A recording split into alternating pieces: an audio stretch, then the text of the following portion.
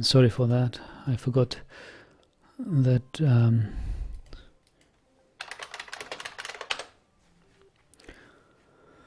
turn on my microphone.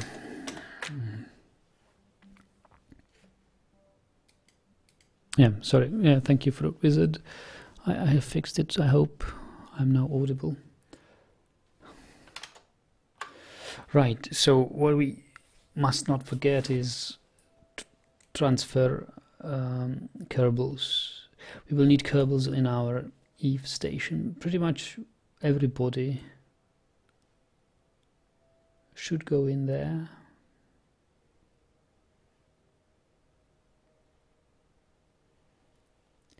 Two kerbals should go into Gilly module.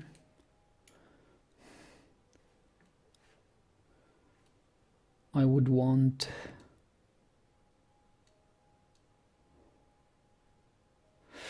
well, I need an engineer and a scientist in the Gilly module. So I must make notes. About the professions of my kerbals. I wish it could be distinguished somehow. They would have some sort of a marking on their uniform to show whether they are a pilot, engineer, or a scientist. But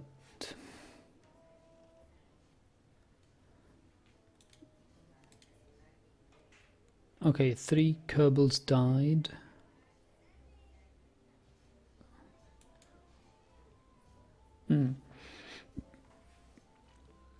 I have pilots, which are Jeb. Is he a pilot? Yes, he is. Jeb and Valentina and Megson. Valentina, Megson are pilots. I need Jeb is level 2 pilot. Valentina is level 2 pilot.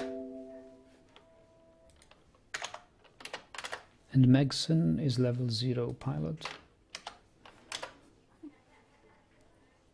Okay. I will need, so Megson is definitely going. Then I will need an engineer, and that is level 3 because Matgas and Gilmal. Matgas, oh, engineer.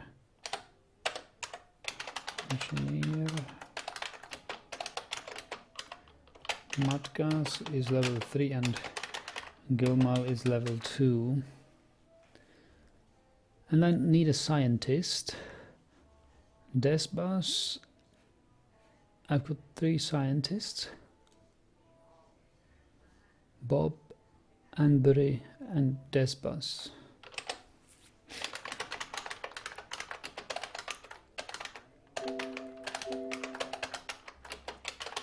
Bob, Anbury, Desbas. And Bob's level 3, and Desbas is level 4.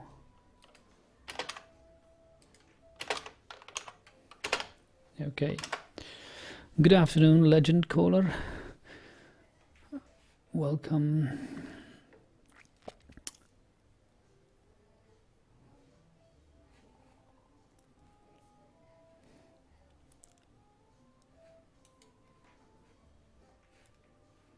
Okay.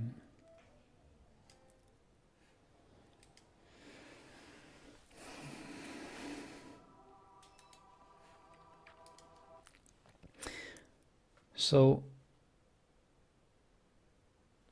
I will send Matgas to Gilly.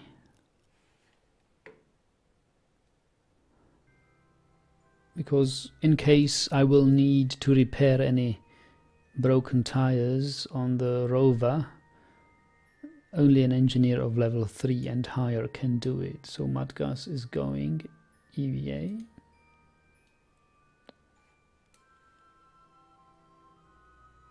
Oh, there he is. Okay. He will man the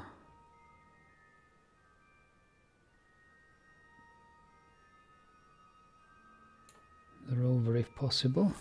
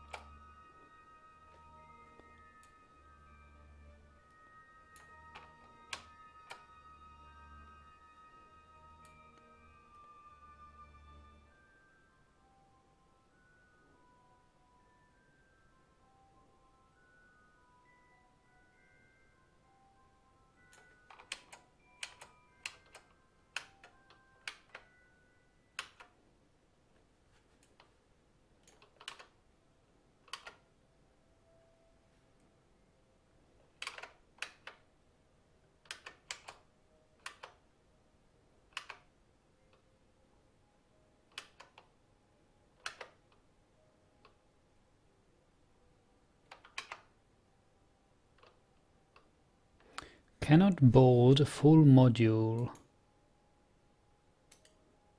I wonder who's in there. Alright then.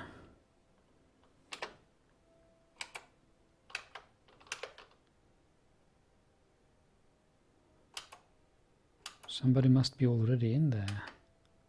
I guess it's Valentina and the other engineer. Gilmal then.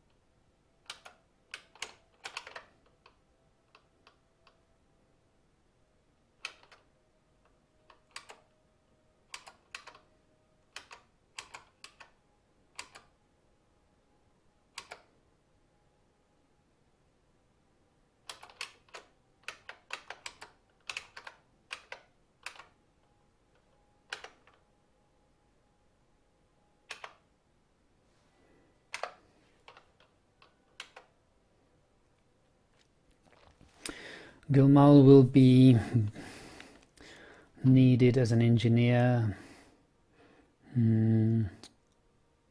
Let's say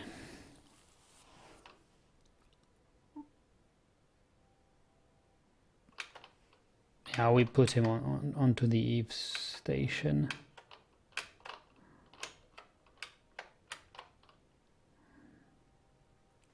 Put him to man the Eve station.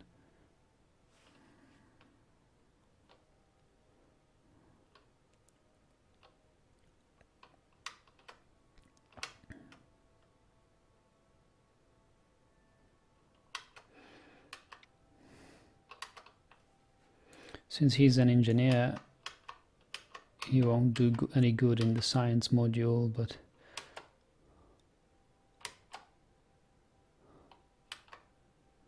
he can always be in the hitchhiker's container of the Eve station.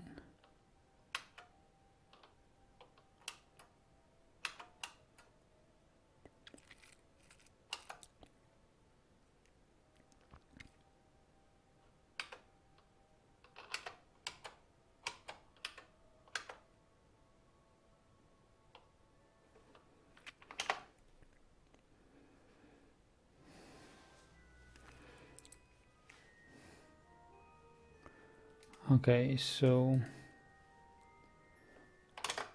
mud gas, and who's in here?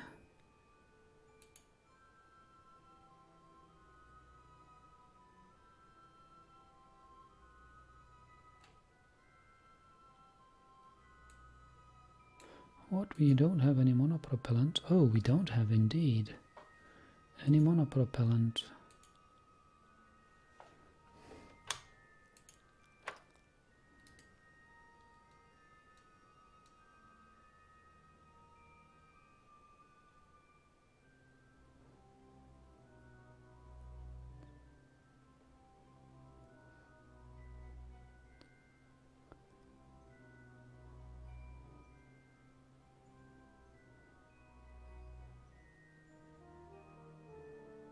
Okay.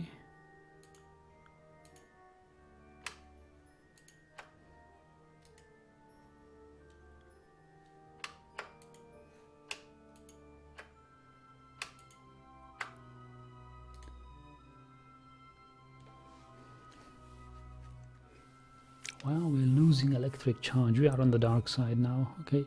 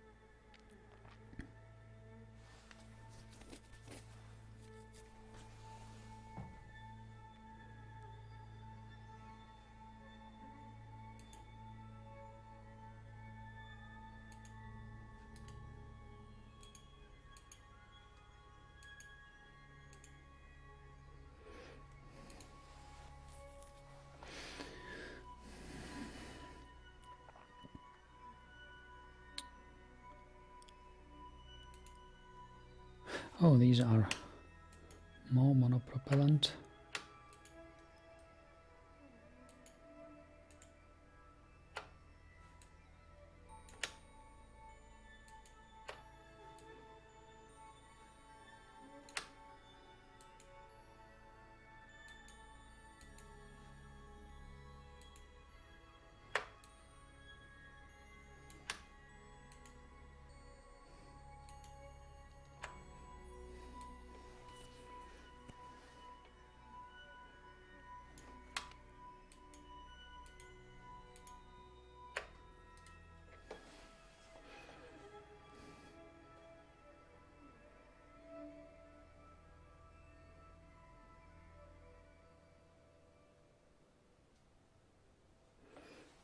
Yeah, better fill it now than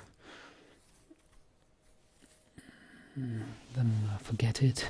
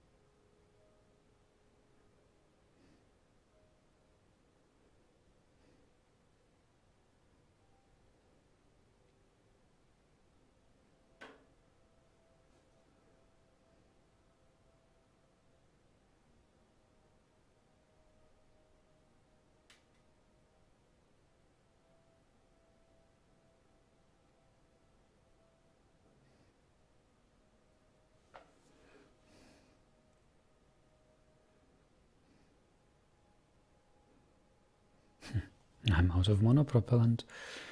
Would have never thought.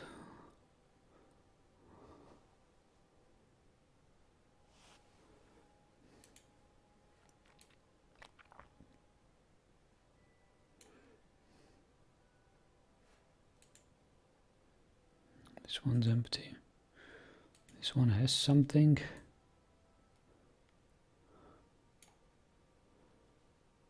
But it will be needed. This one has something. You shouldn't be needing it.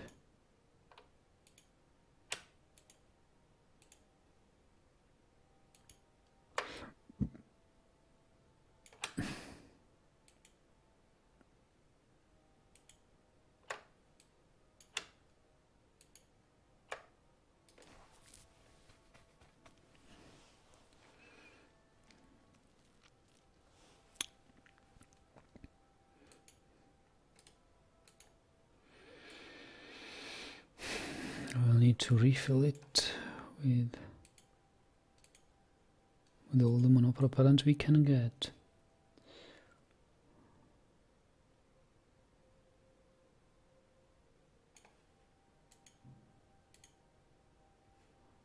This one has. This one has. All right.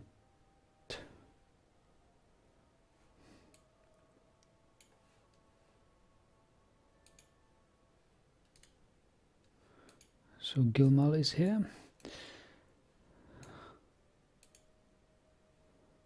Transfer crew. We have Valentina here. Matka's here.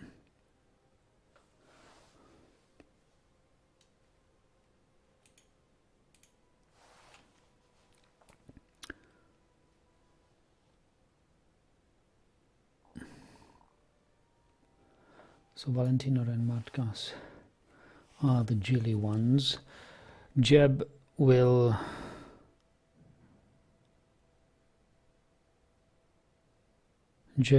man the atmospheric diver in Eve.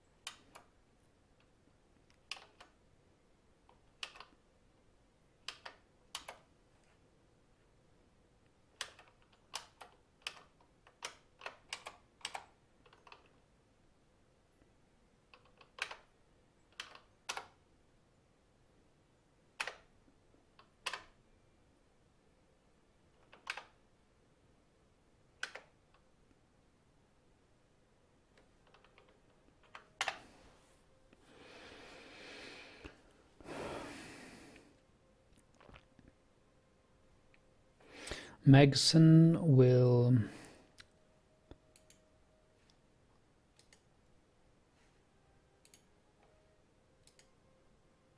where is Megson?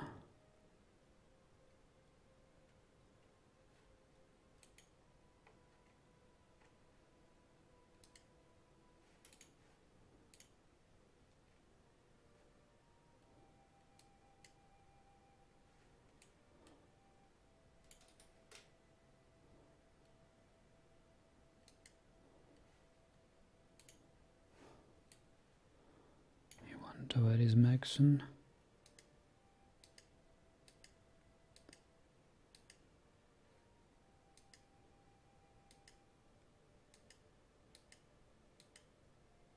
We don't have Megson with us.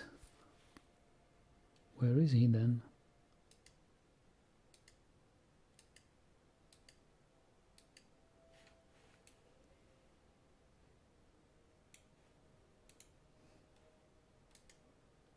It is Despas, Bob and Anbury,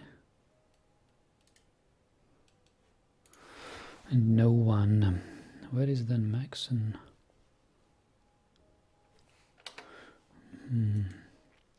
I must see.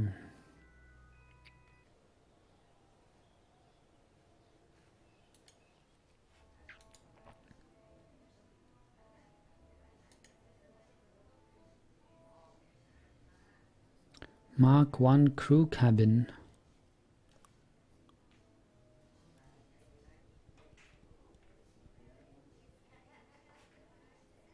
Ah! No. Wait, where is Maxon?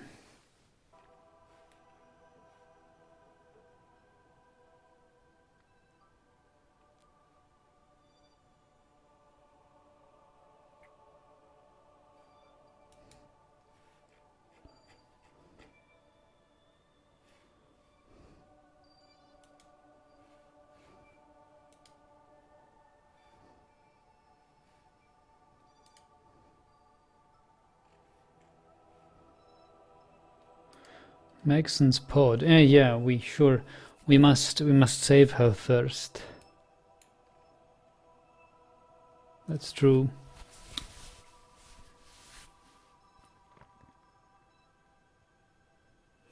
Okay, so that's why.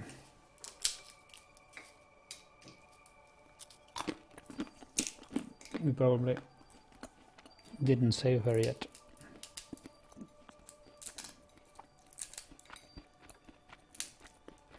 Strange that he appears as a part of your crew even before you save him.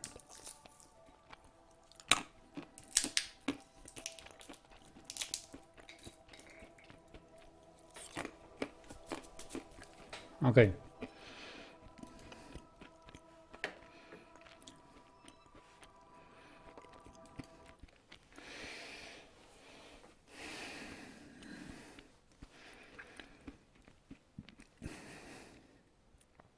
I would pretty much send everybody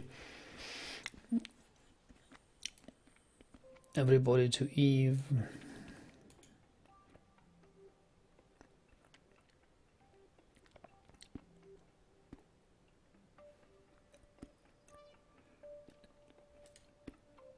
Desbas,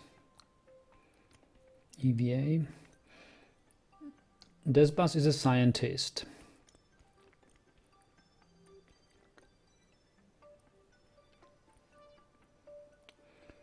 We should go to the other science module.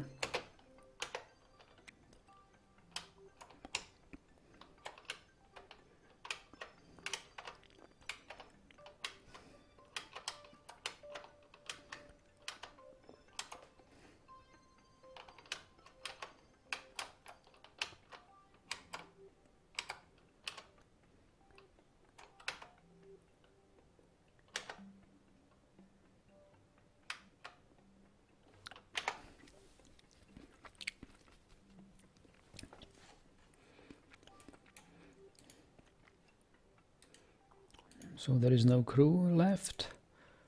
How about here? We have Bob and Anbury. Bob is a scientist, so Bob will also EVA.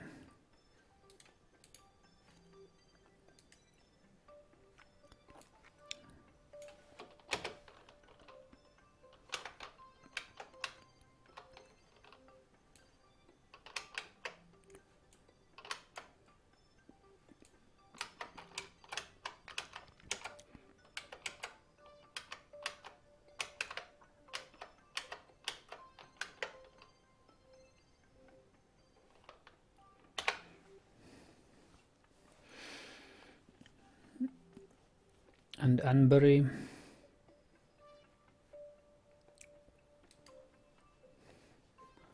will go to the hitchhiker's container.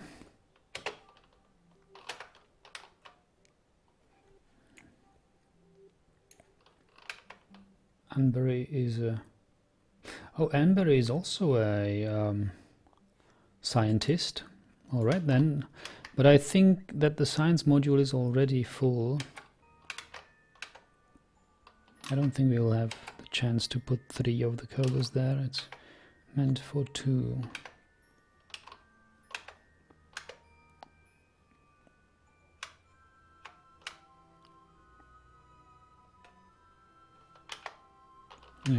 It's full.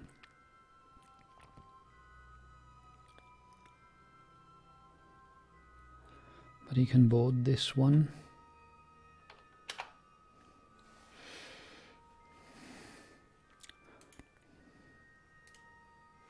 So this is empty. This is empty.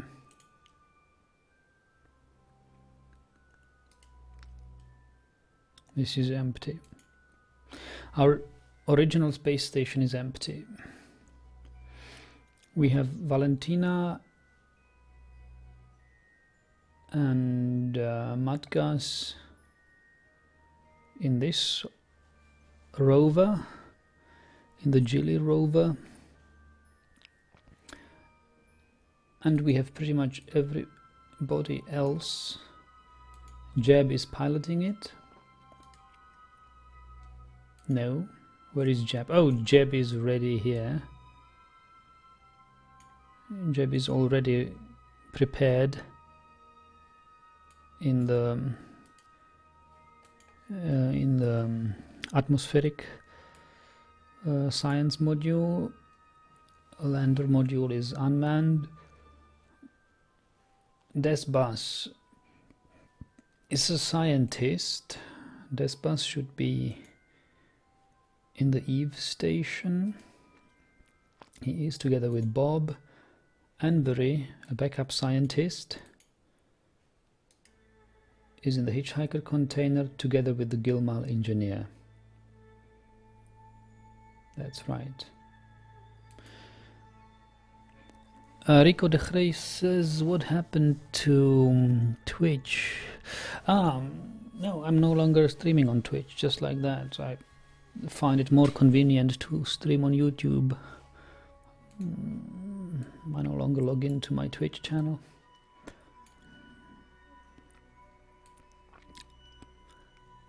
Okay. So, and this space station is in need of monopropellant.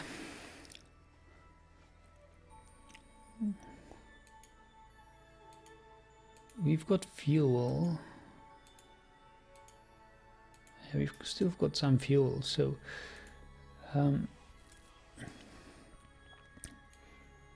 don't need as much monopropellant, but these guys are full, almost full. Yeah. Okay, so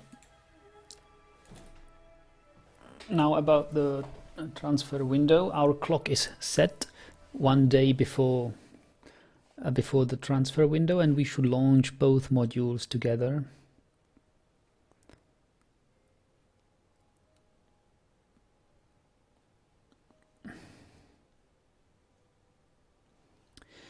So I think we now go to Space Center and wait until a suitable transfer window for Eve.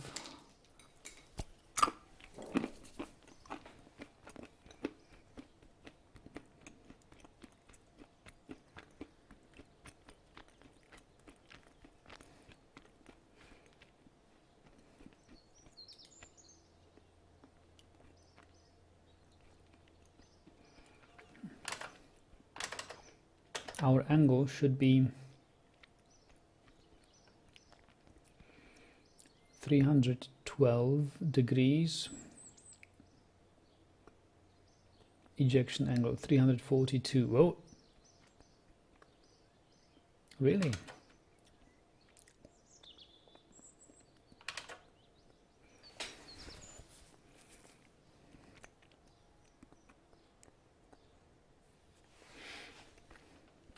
Oh, that's right.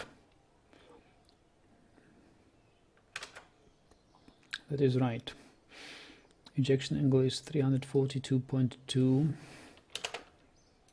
360 minus this 17.8.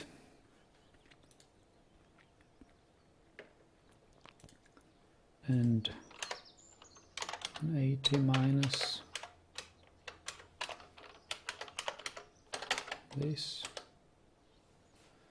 162. All right.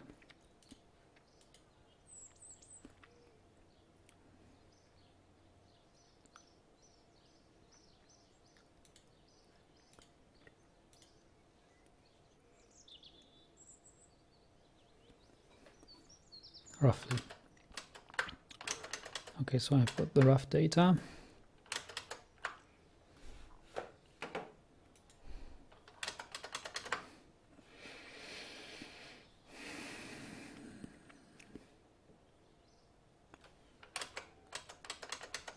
Phase angle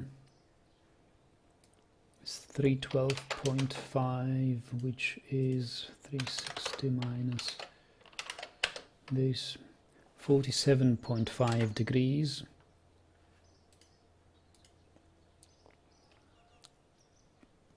(47.5 degrees) before Eve. Okay.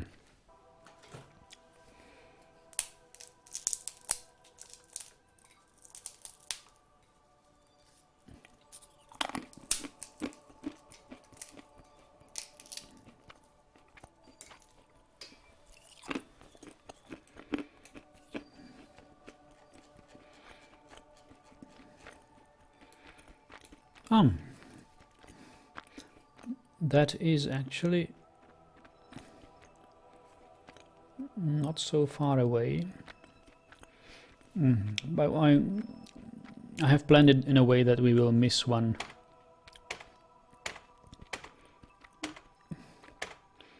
window which is not as suitable as it seems. Yeah, it would be this window roughly now, but I'm going to wait one more revolution of Eve.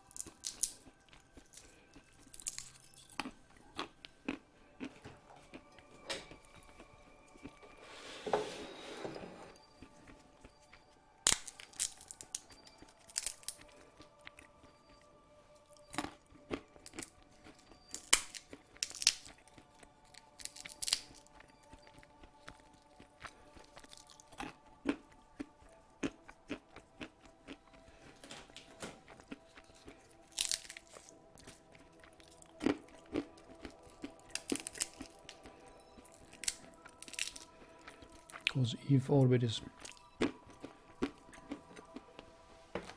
a different eccentricity. What I'm eating? No, peanuts.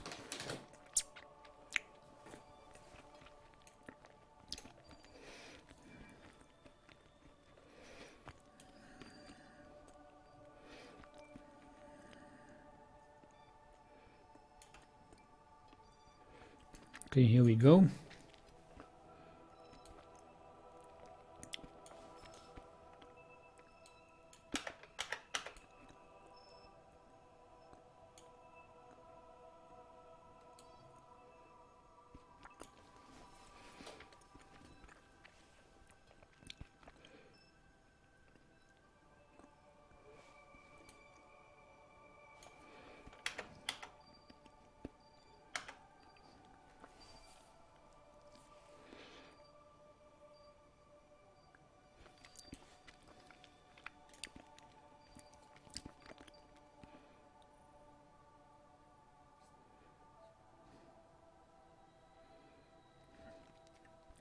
So, and from now on we have one more day.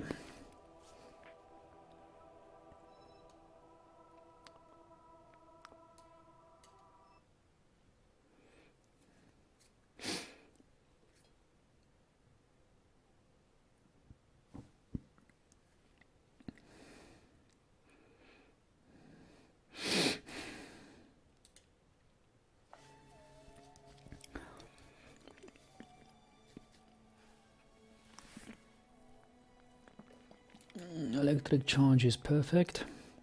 So I will decouple this.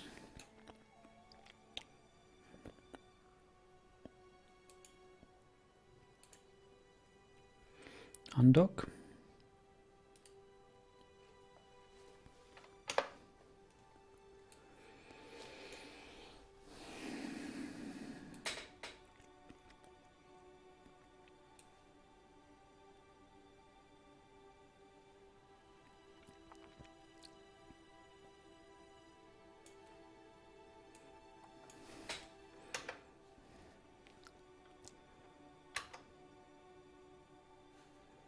Okay.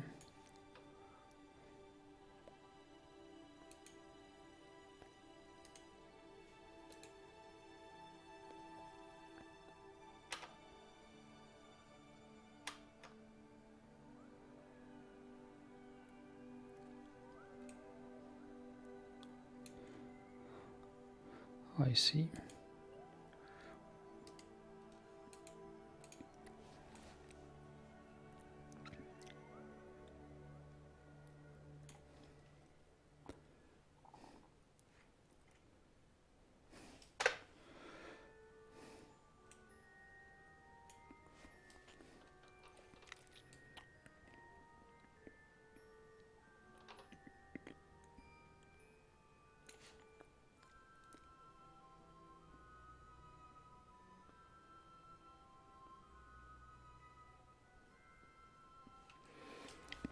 Okay, it shows that we don't have all the oxidizer, but that's correct because we don't need oxidizer since we are using atomic engines here.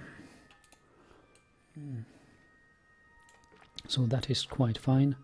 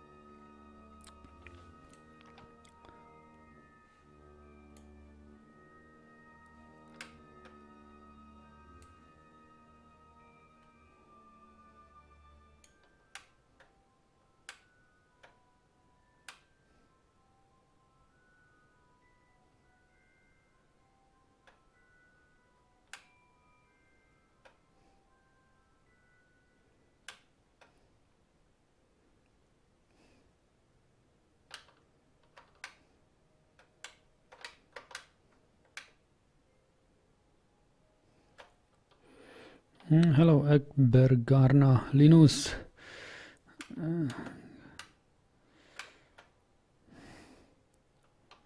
So the Eve mission has started. I'm preparing first craft for launch.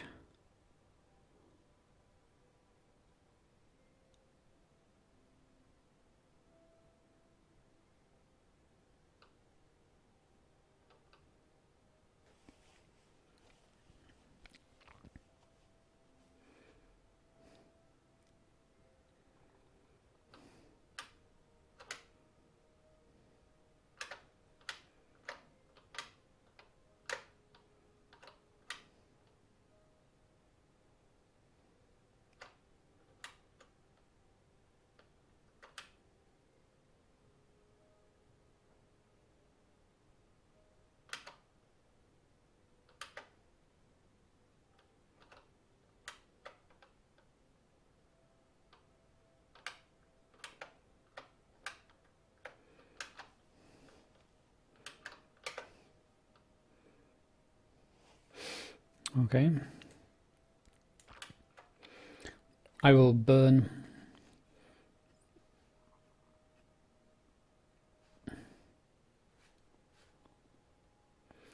okay, so this is not good. These engines aren't activated. Need to activate these.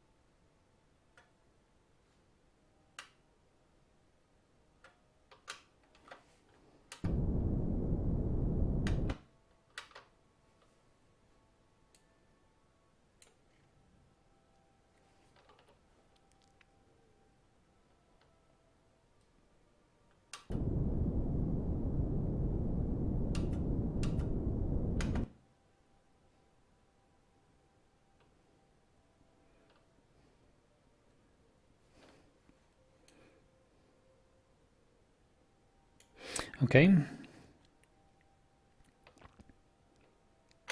That should do.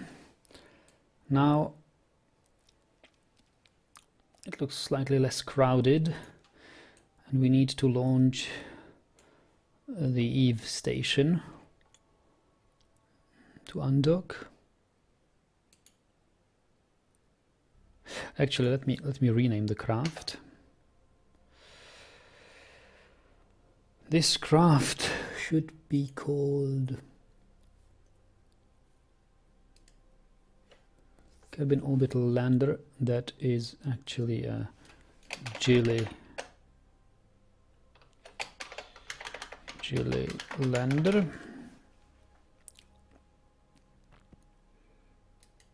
Okay. Good. Now, and hello Exosolaris, and thanks again for your gift on Steam, the Rodina game. I'm curious to see what is it like. Undock.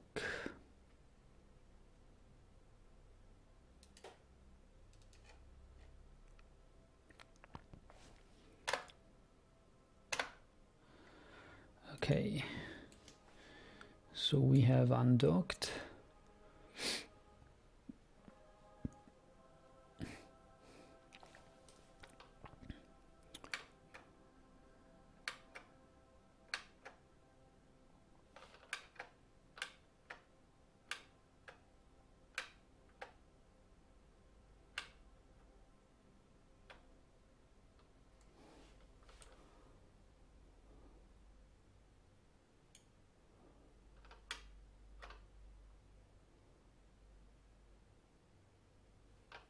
I should probably disable talk here and disable talk here.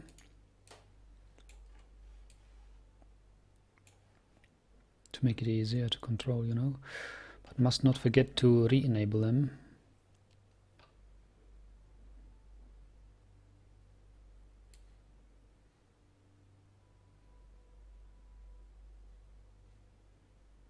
Yeah, this sort of rotation looks safe.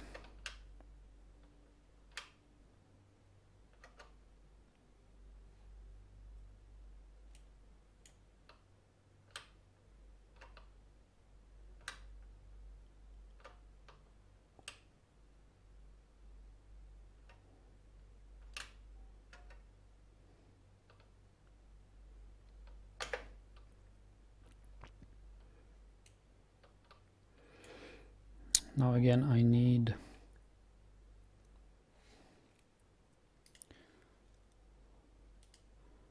Probably another group here.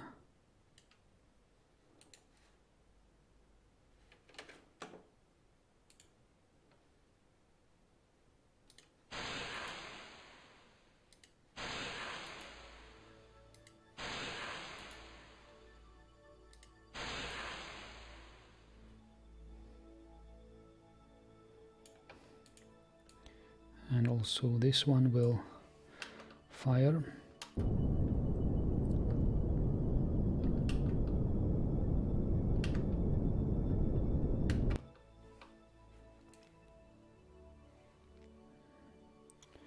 Say our station goodbye.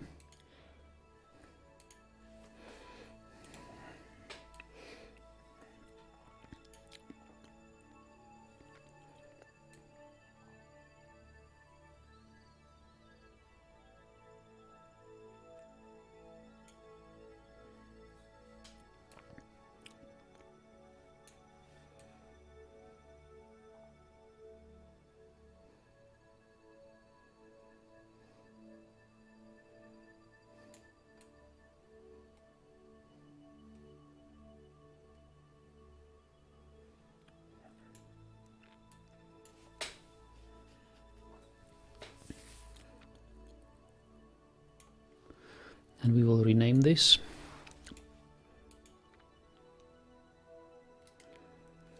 Eve Orbiter, and it is a station.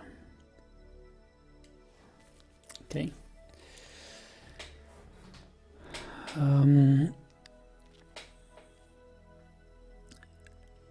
Ekberg is saying, where are you from? Denmark, Sweden? No, I am from Germany, but I very much like both Denmark and Sweden. I've been to Denmark, but haven't been to Sweden yet. I plan a trip to Sweden sometime in the following years.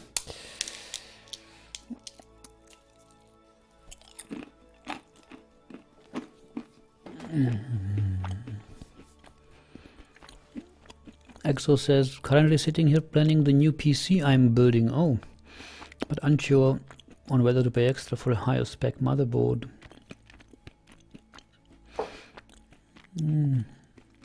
Linus advises not to spare on the motherboard. Hello, Cookie.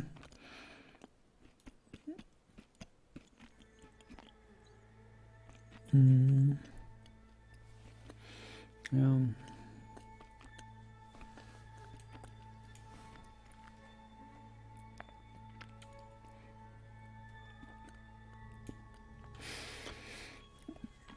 Okay, so we've got about 5 hours and 50 minutes until we reach our window. The ejection angle we need is 140, 154, is it? Let me double check in the ejection angle is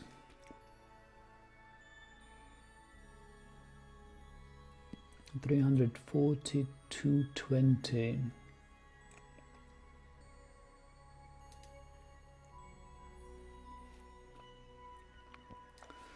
Which is about about 18 degrees.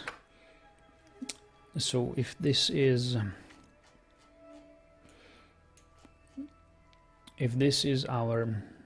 our planet's prograde vector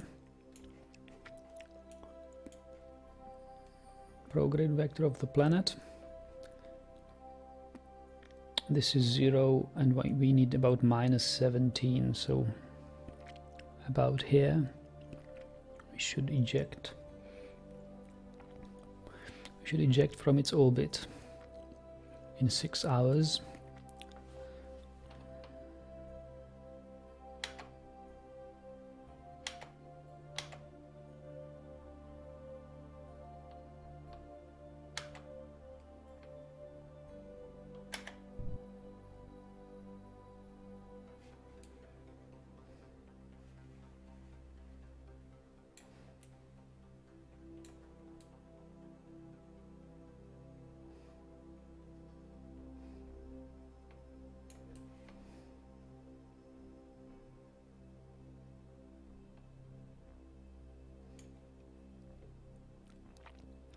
Gilly lander is here. Space station is further and further away.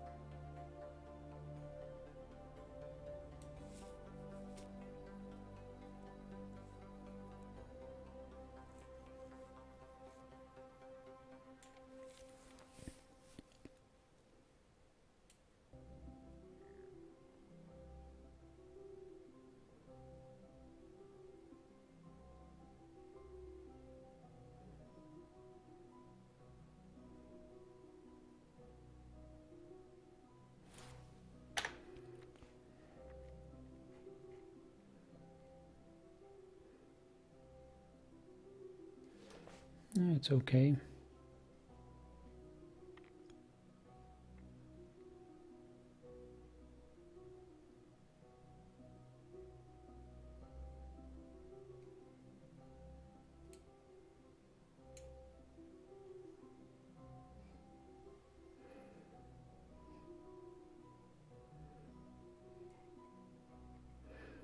Just watching them and making sure that they are not to collide.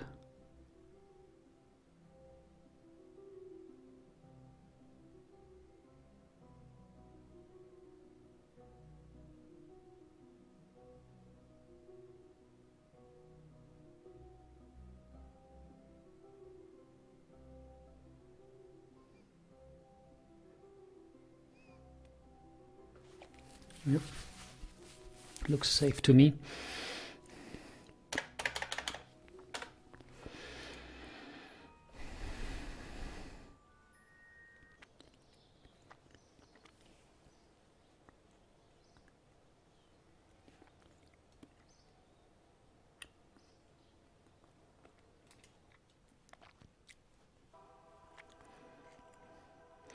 So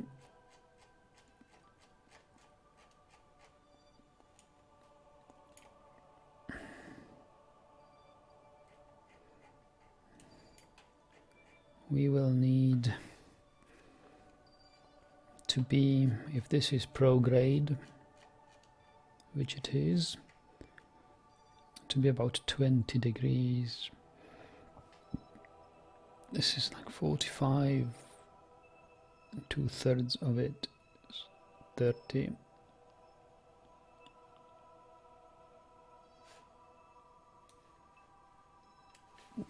I need to be 45, that's about, it's about 60, 30, 15, 20, about here should be.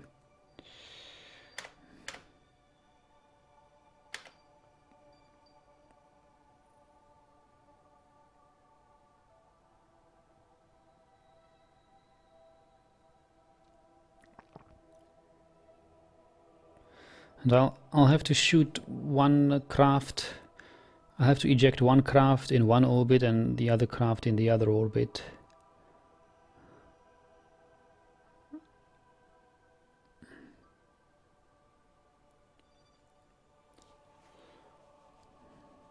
Four more hours.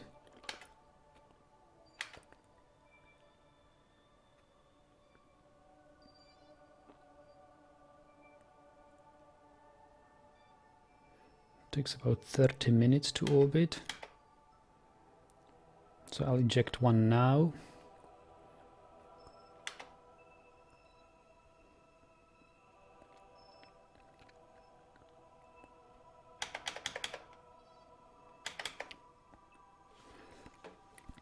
For example, I'll eject the Eve orbiter right now. We must plan a maneuver properly.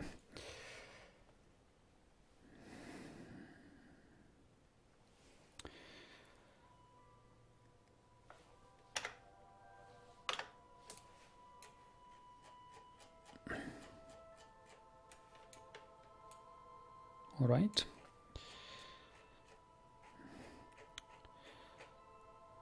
So we need about 20 degrees, 17 degrees here. Somewhere like this. And it should take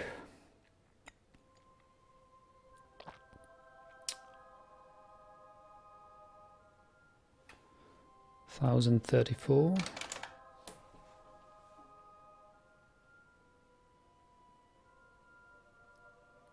And minus 122 normal. And we should set, of course, Eve as target.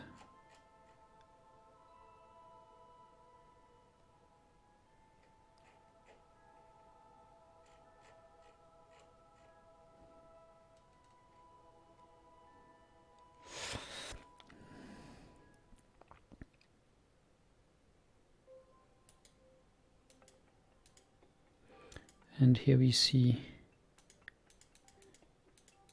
an encounter.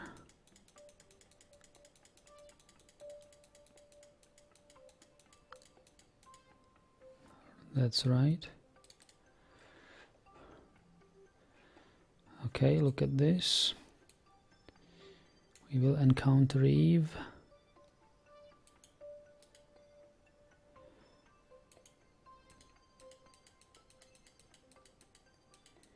We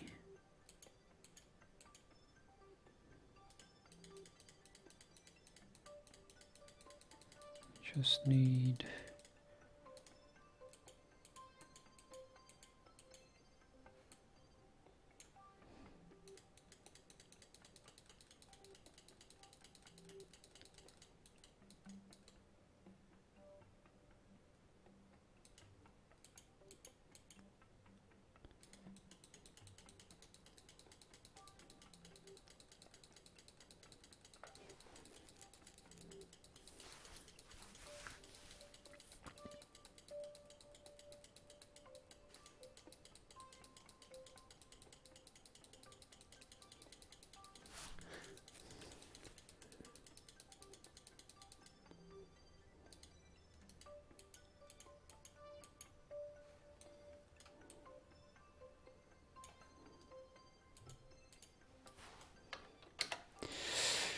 yeah, that's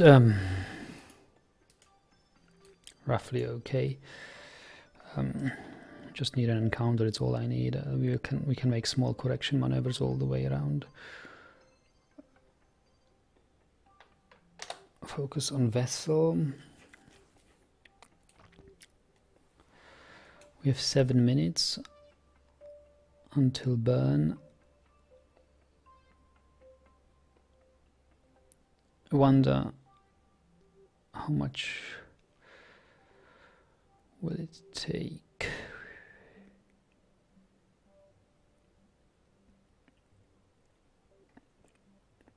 How much time will it take?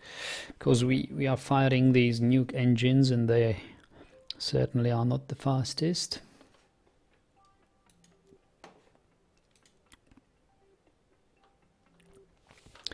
But what we can do is already align with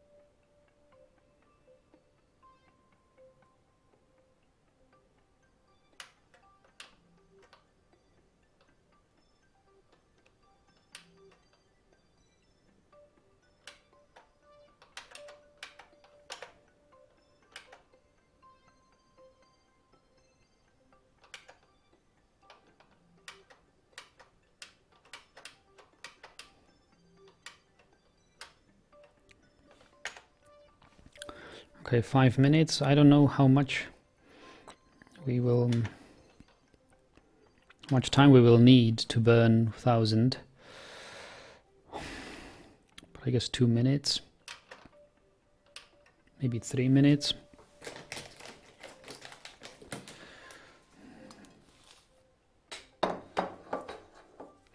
Exo says, did you notice you have reached over 5,000 subscribers? Congratulations. Yes, people have told me. Thanks, guys.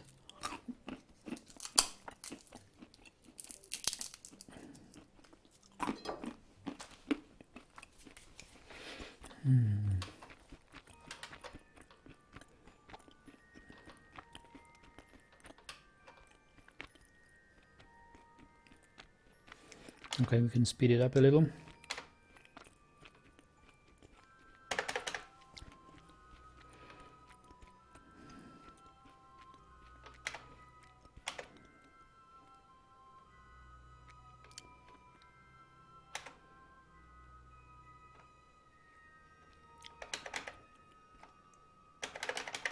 Okay.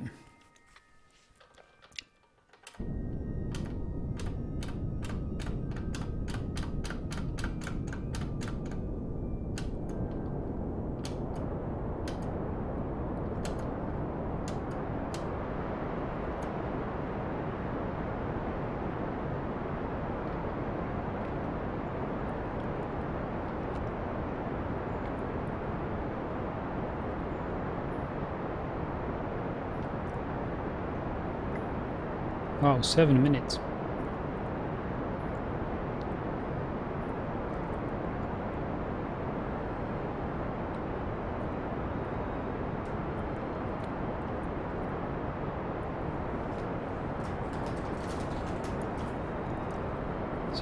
Burn. I've overestimated the power of the engines. 7 minutes. Wow.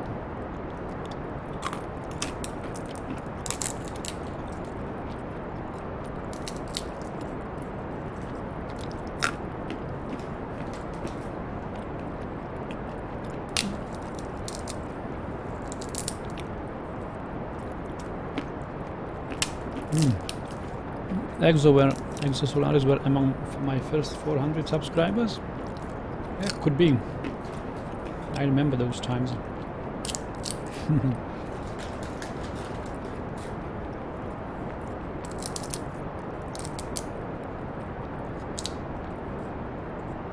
I was still playing Oblivion by then.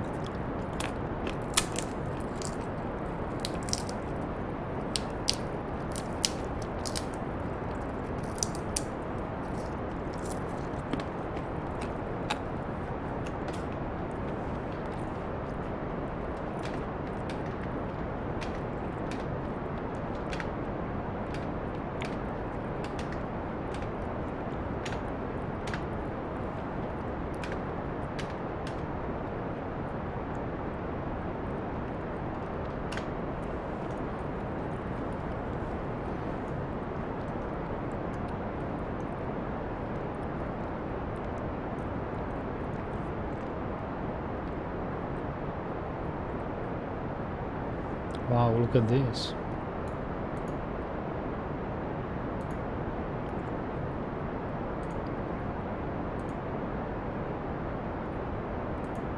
Okay. Clearly it's taking fuel from this one.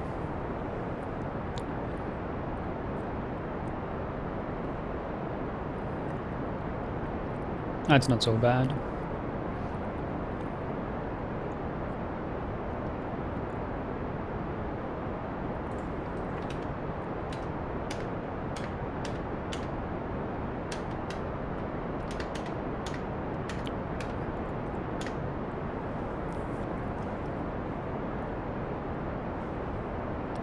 They will overheat, right? Maybe I shouldn't go full throttle on them.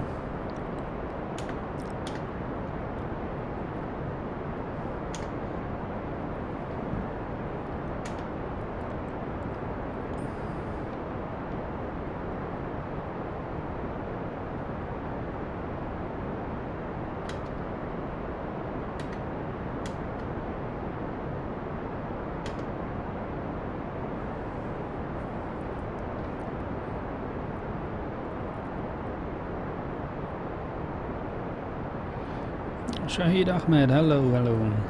How is it going? Thanks, fine.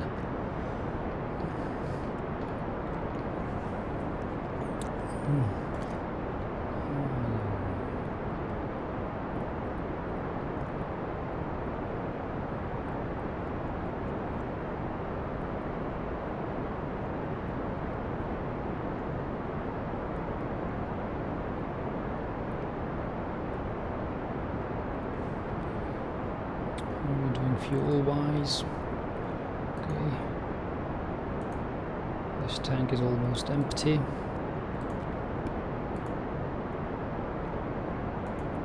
We still got plenty of fuel,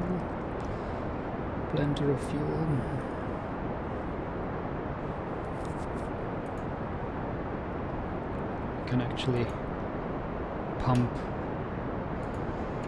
the fuel here.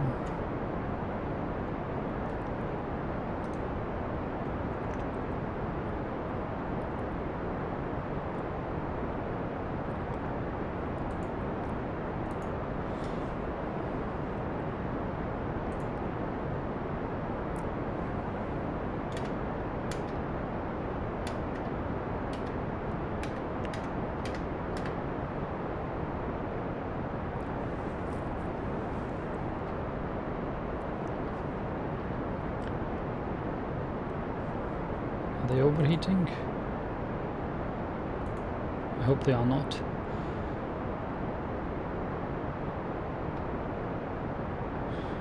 Maybe I should cut back a little more.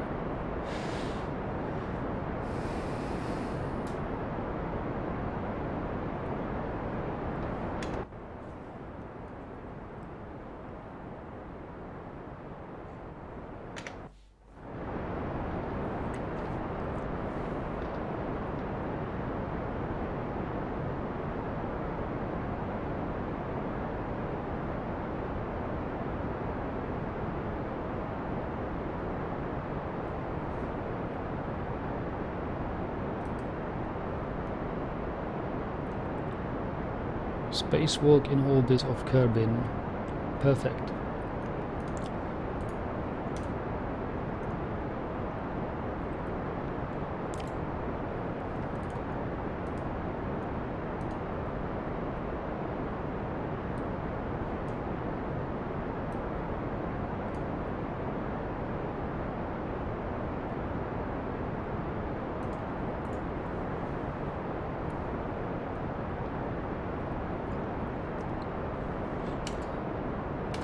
Overheating engines, overheating engines.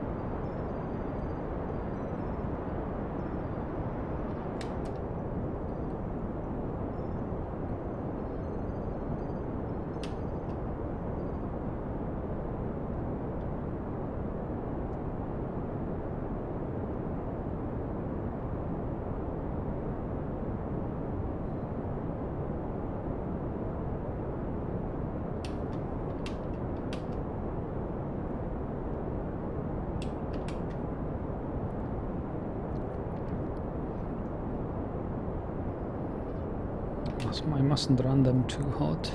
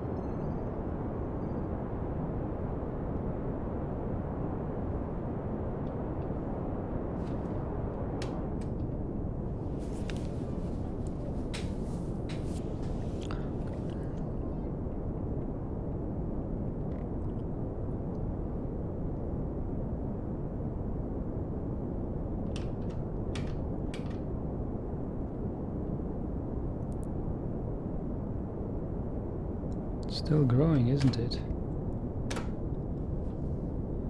1/3 power.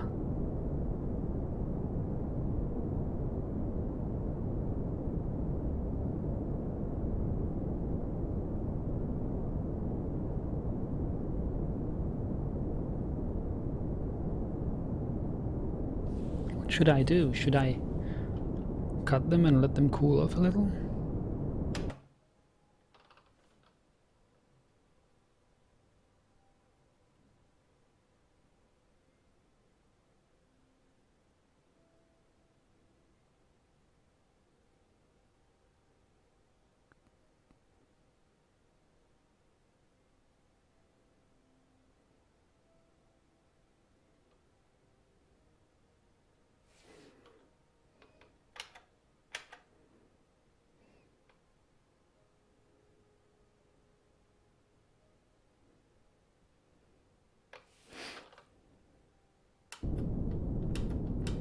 Can't really afford it. I must do the maneuver now.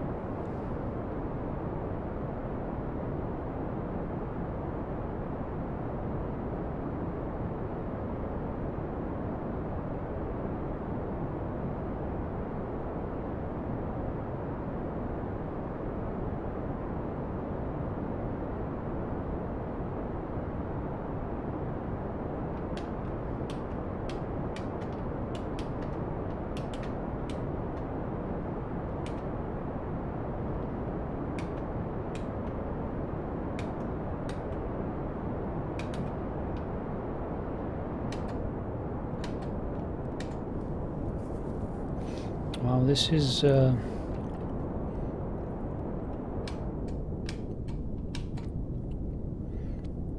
unexpected.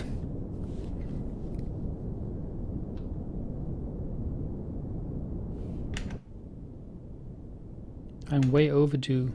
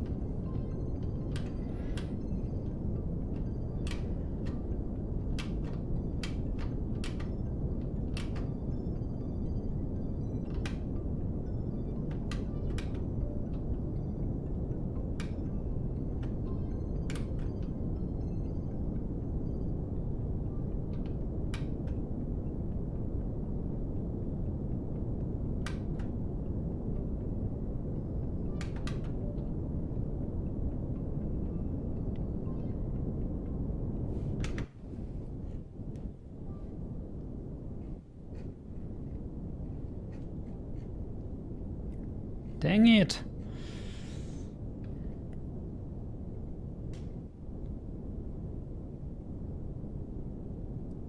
I need to exit now.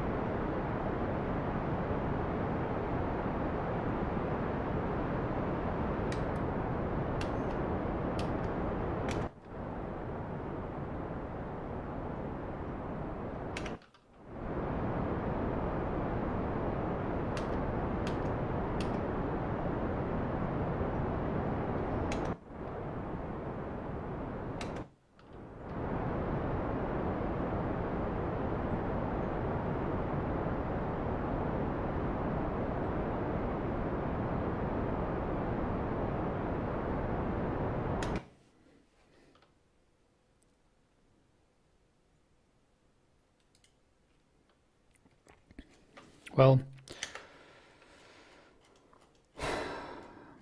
who knows what will happen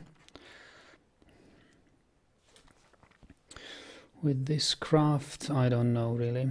That's a mystery. But I will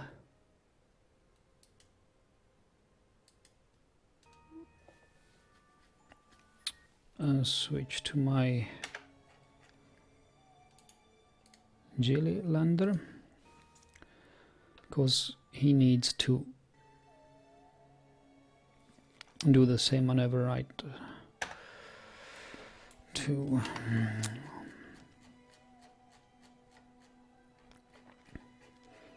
So we will set Eve as target.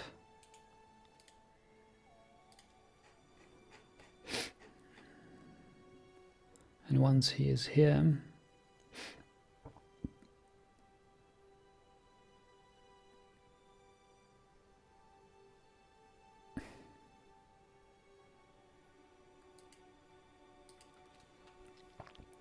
we should have ejection 1034 minus 122. Actually 127, I see. Okay.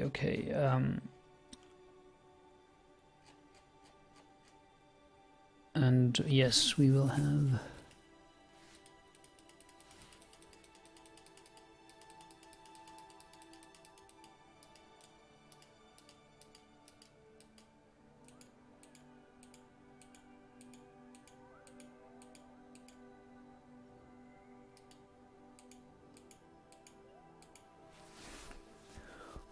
an encounter.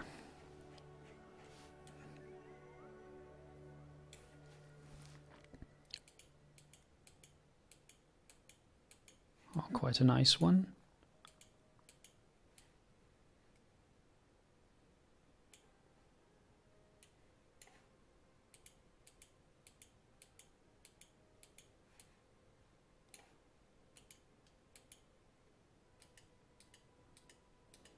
Okay, so let it be this.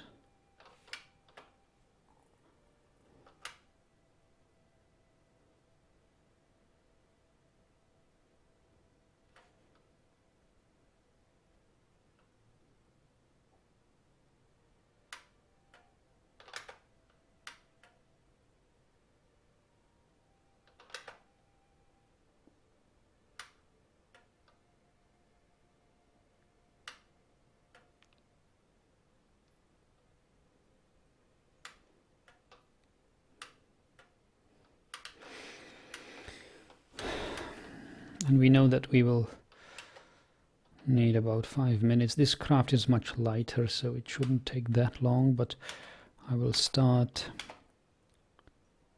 3 minutes prior to the time.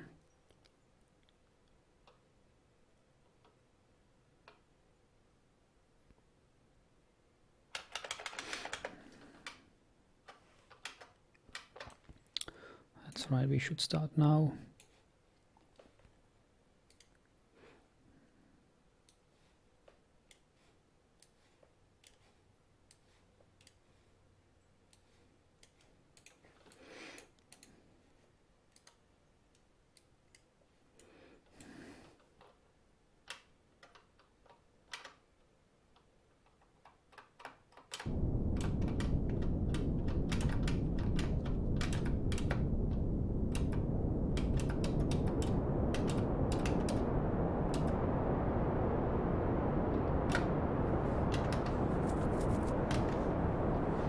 Take about 4 minutes.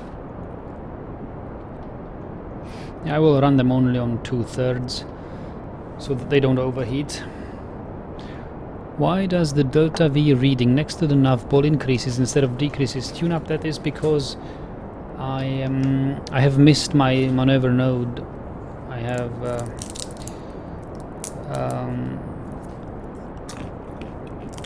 well, it takes so long to burn with these nuke engines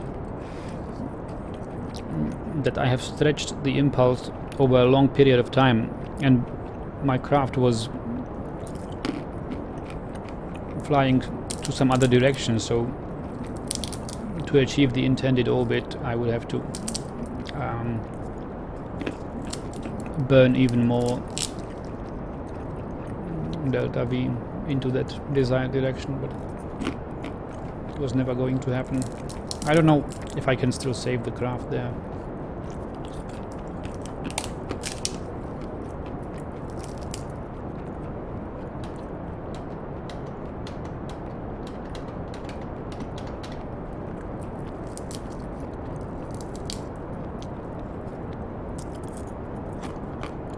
Still got 4 minutes to burn here.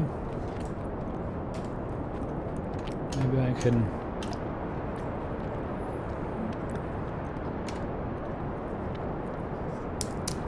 be a little bit more aggressive.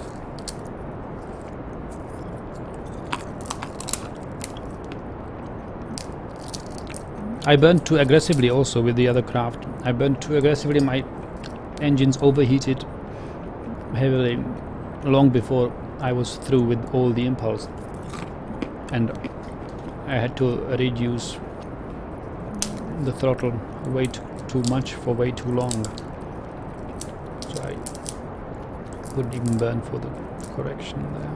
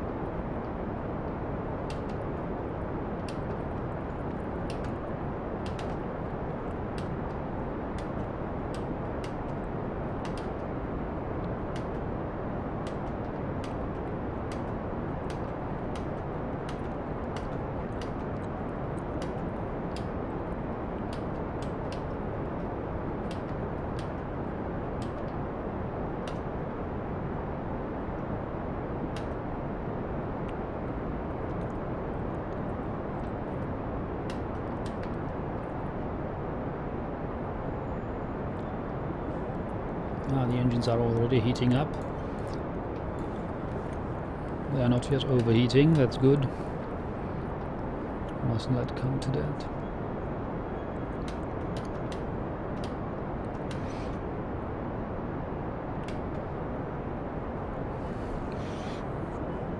Does this game have any asteroids or objects which can impact your spacecraft? Well, it has space debris, of course. Everything you stage away and leave around in space is debris, but you are able to terminate it, like annihilate all debris without, I mean, just by a click of a button, which is sort of unrealistic if you want. But of course you can leave it there. It will just, you'll just run into memory issues, and frames per second will be lower, because if the game has to compute every piece of debris there is in the orbit, then it takes quite a while. But it is possible, and it is possible to crash with it, indeed. And apart from whatever you mess the orbit with, there is an asteroid mission sort of thing, where your mission is to deflect an asteroid threatening to impact a planet, most probably your home planet. So there are missions like that.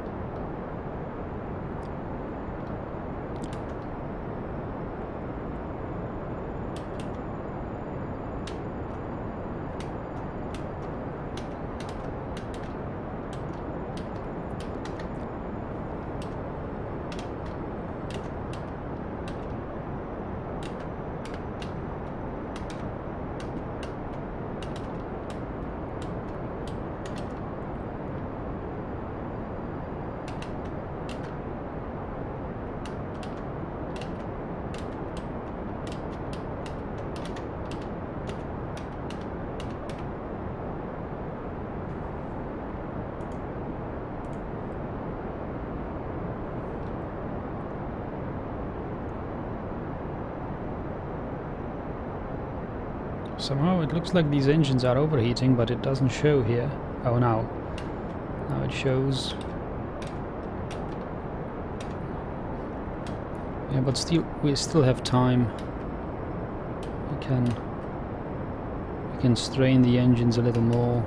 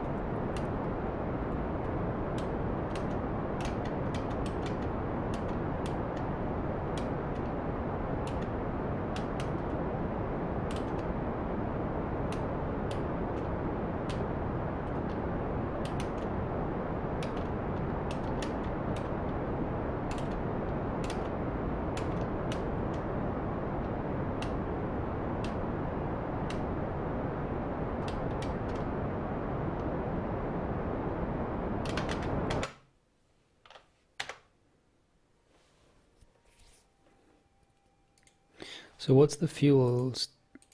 Liquid fuel. They are certainly kidding, aren't they?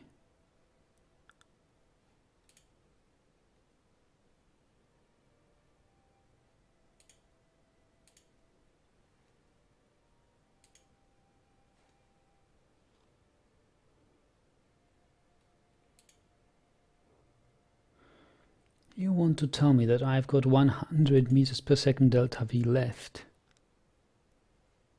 and everything else has to come from the other craft?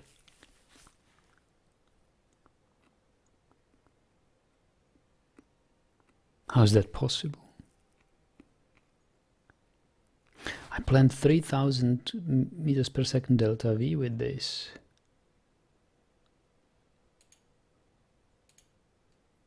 Can't tell me that I've spent 3000 meters per second delta V on.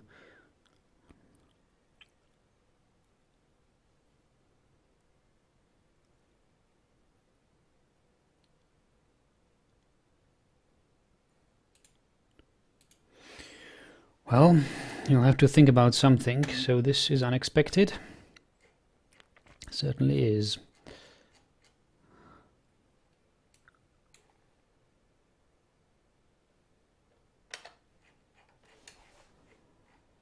Okay, Eve orbiter.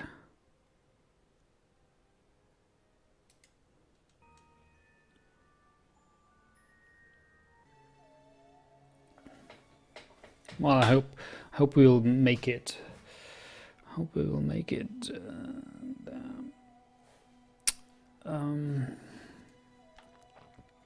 Yes. So now we need to exit the sphere of influence. Then we must see from there.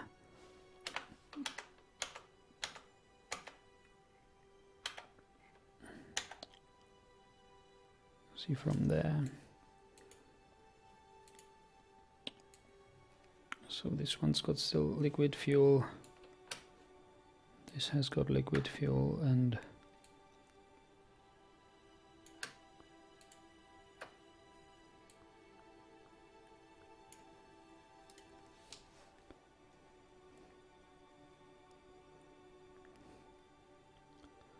this can be filled.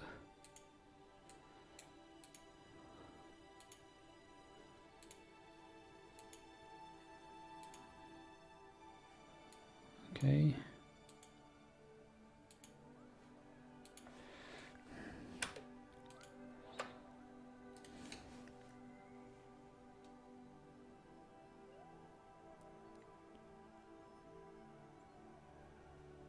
Okay, how about these?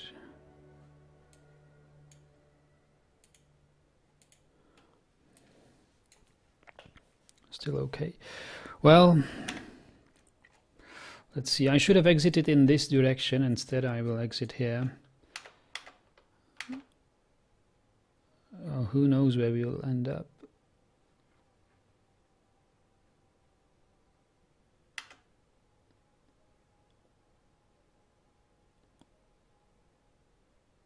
I don't see what's happening here. Oh, a Kerbal alarm. Okay. I don't need no alarm.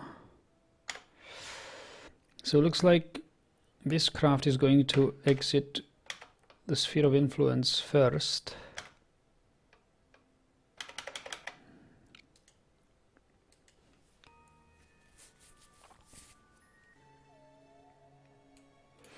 So let's trouble with this.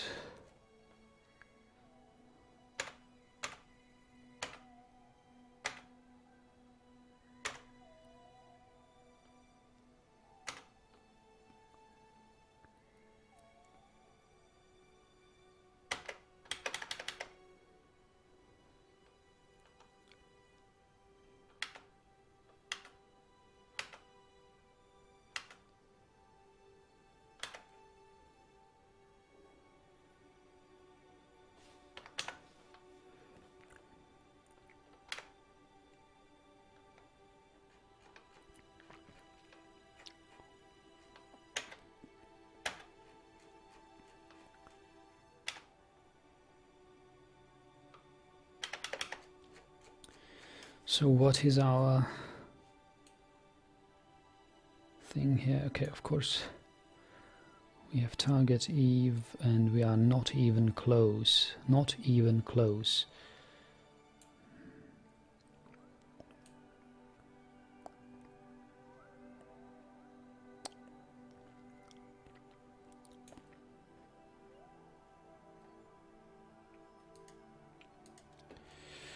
So we need something here. Something like,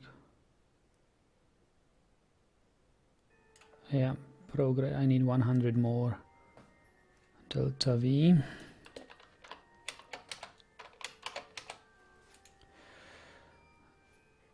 It's either 100 more delta V here, or maybe if we wait and put in a maneuver here, maybe it will be cheaper.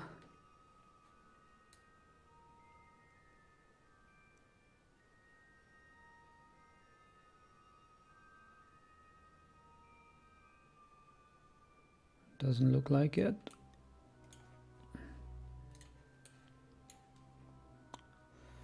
What if I choose this one?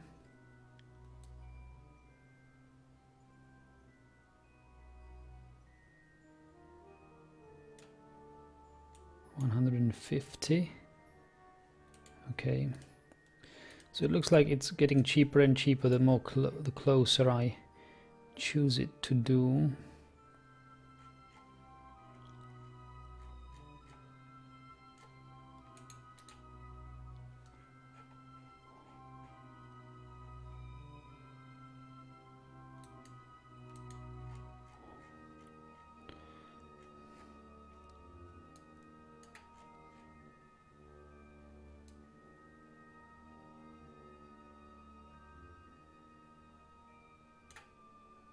Yep.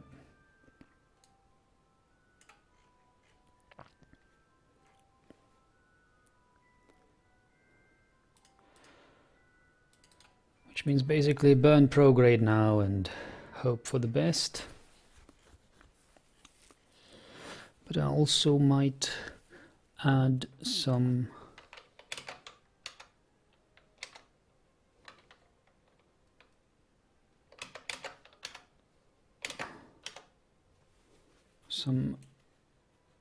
of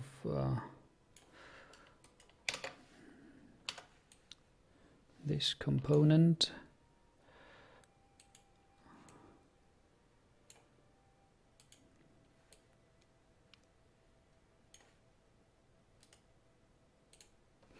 Okay, 123. Right, so let's burn.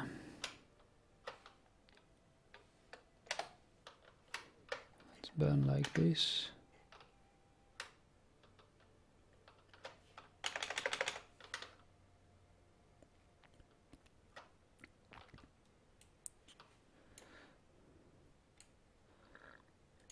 It is most unexpected that we don't have any fuel left.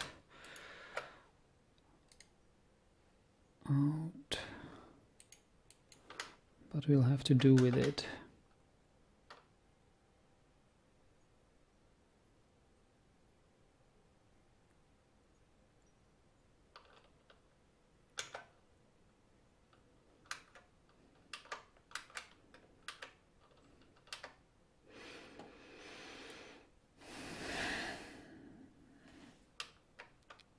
Got about 300 meters per second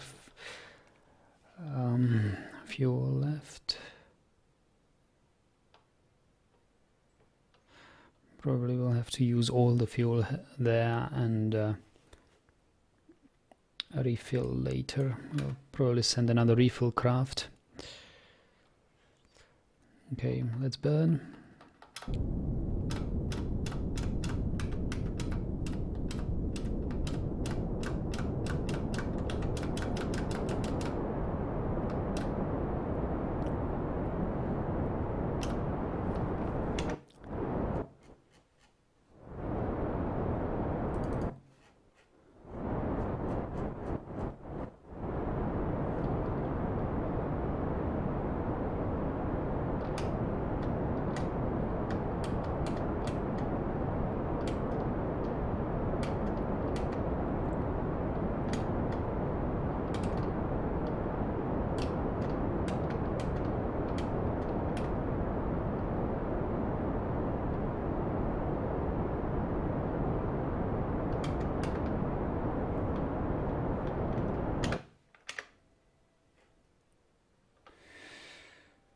Why?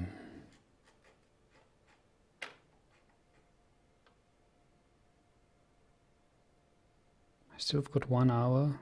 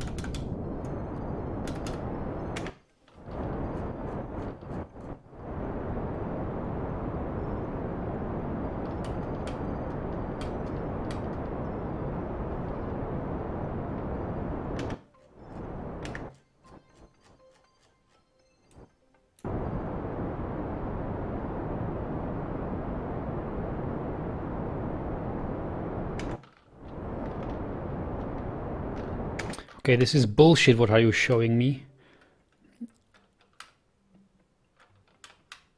I need this. Basically pro grade, come on.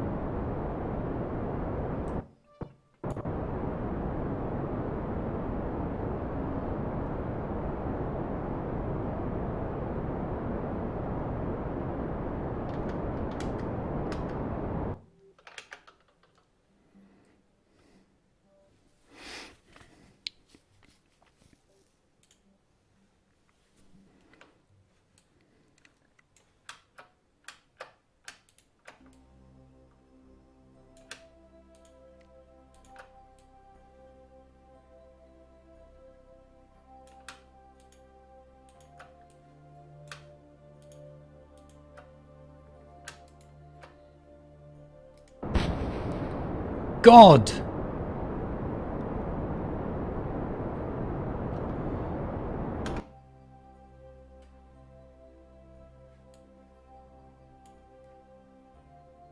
Something broke and I don't know what it was.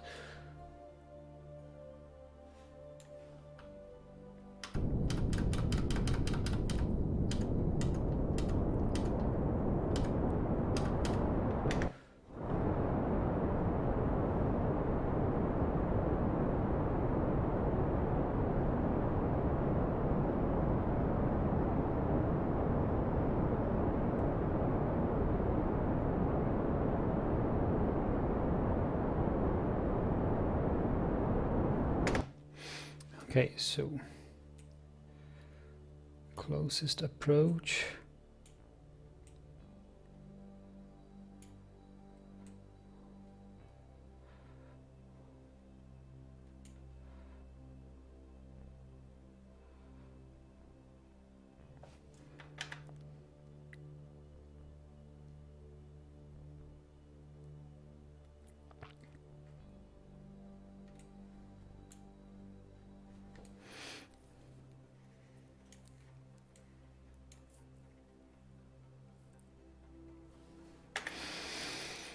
I wonder what else can I do?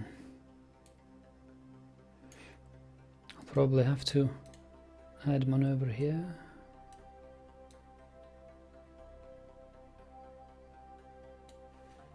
Burn prograde then, yeah. Wow, but how much?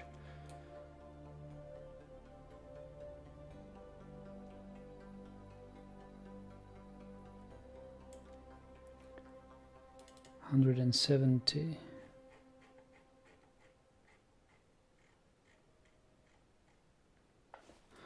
How much delta V do I have left in this craft?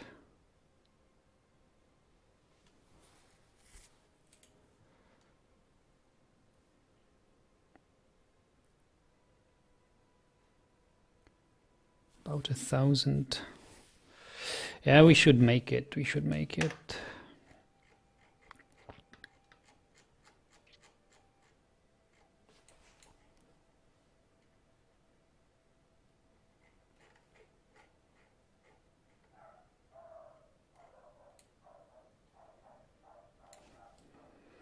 Okay.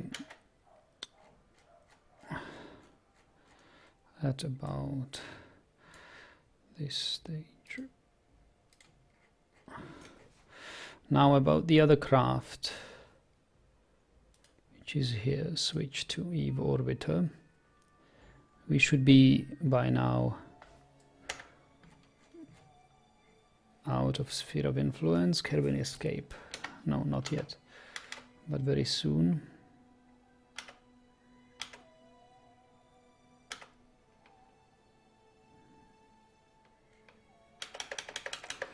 And then we will see.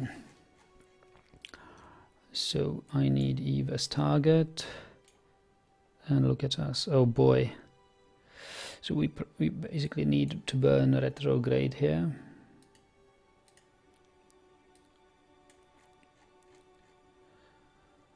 Retrograde a lot.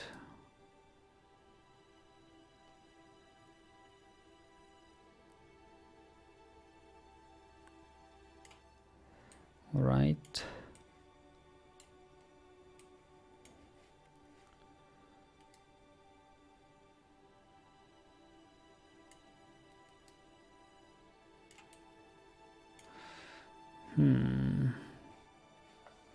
Okay, not so much.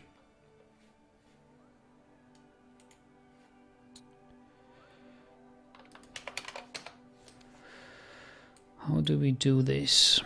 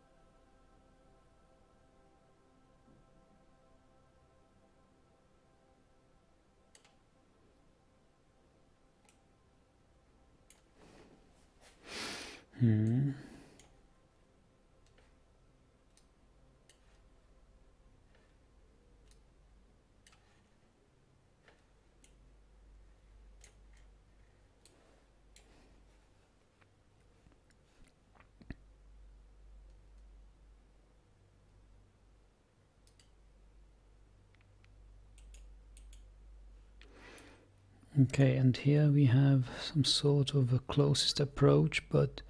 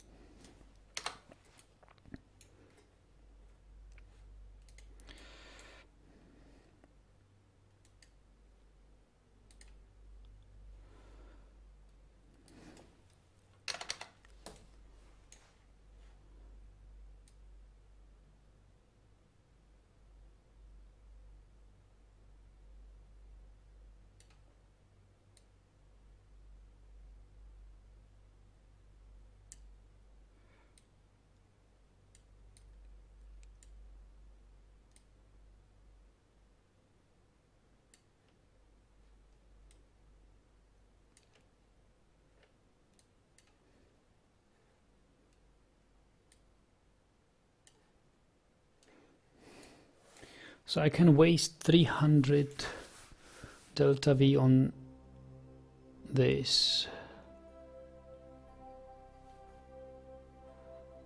But then I also need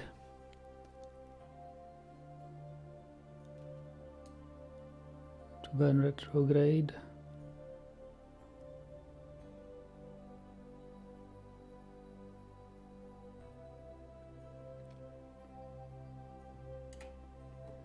Dear God. 500 delta V.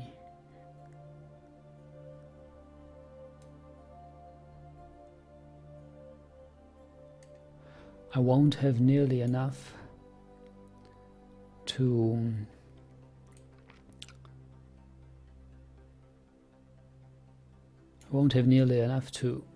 break.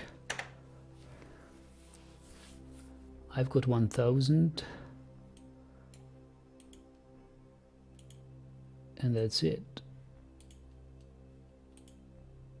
That's it. I've got 1000.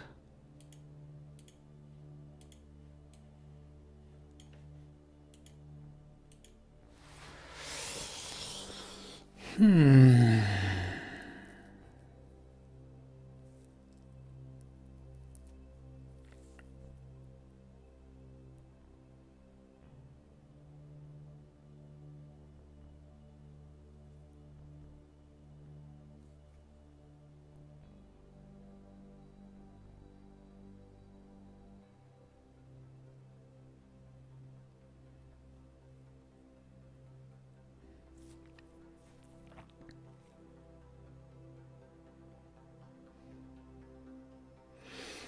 And I am to waste 500. I'm to waste 500 on this thing.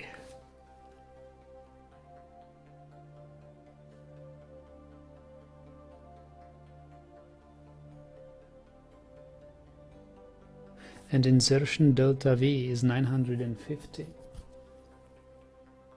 This was grossly underestimated. I planned 3000 meters per second 3000 meters per second delta V, knowing that it takes 2000 for Eve. But it looks like I have wasted much more than that.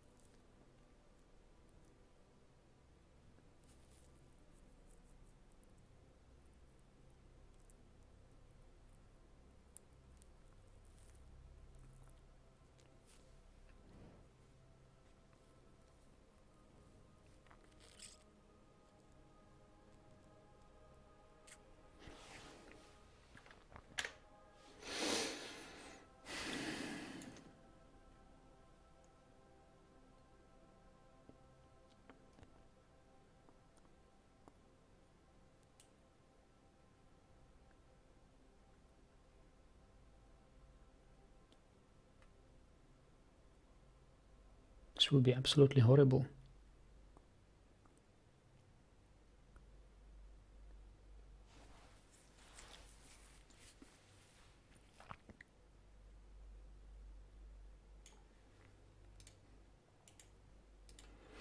Can't I plan something else?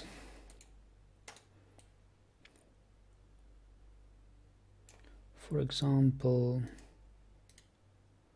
just a retrograde burn here.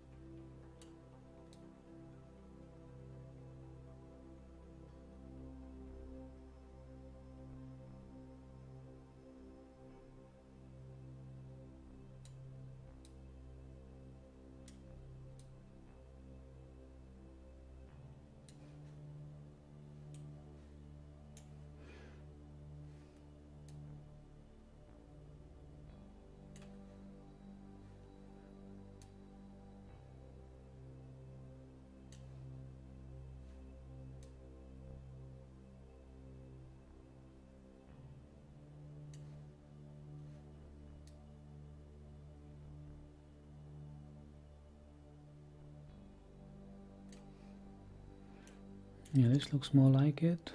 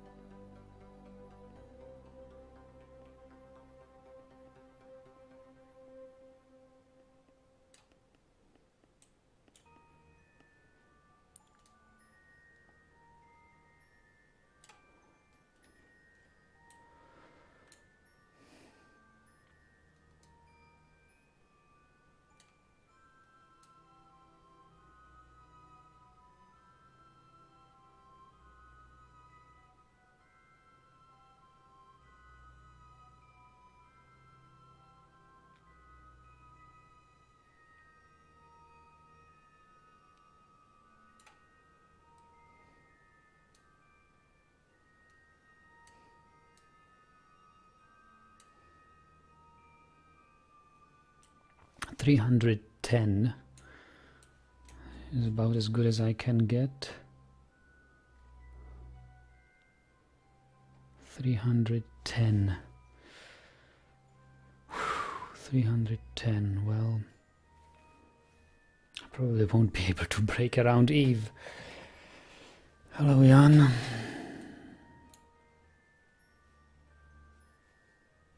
Wow. This is going to be a disaster. I've wasted all my working fuel.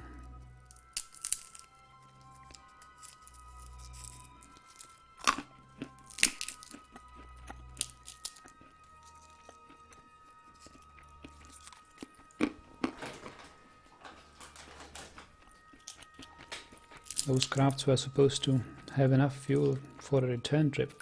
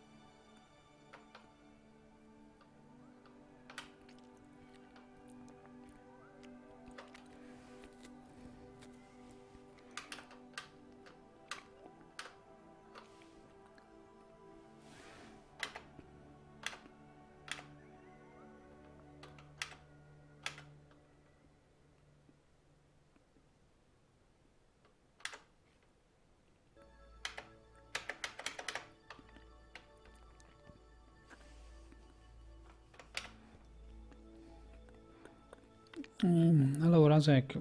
What time did I start streaming? I think about 2 hours ago. 2 hours and 18 minutes ago.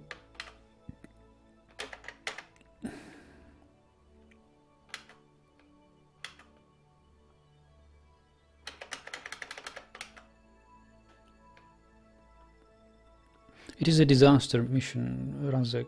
It is. I thought I have almost enough fuel for a trip there and back. And it looks that we shall be happy if we make it to Eve with all the fuel we have, including the fuel in the payload. So there will have to be a refueling mission.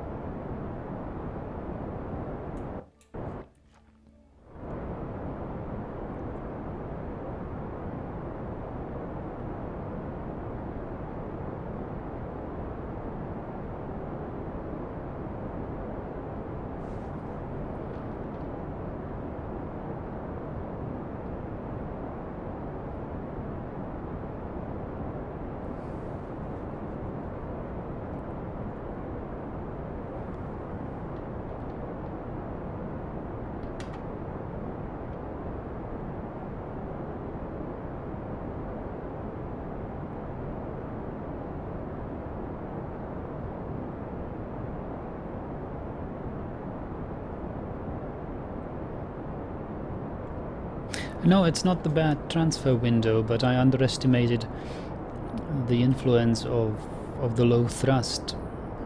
We can't have fast impulses to our crafts. We have to spread the delta V we exert on the craft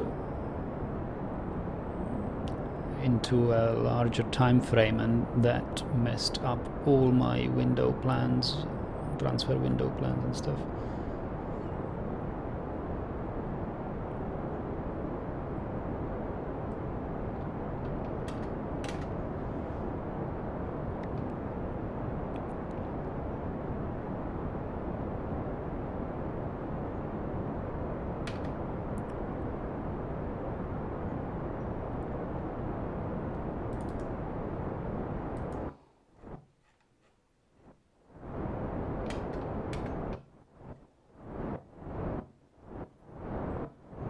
I'll be happy to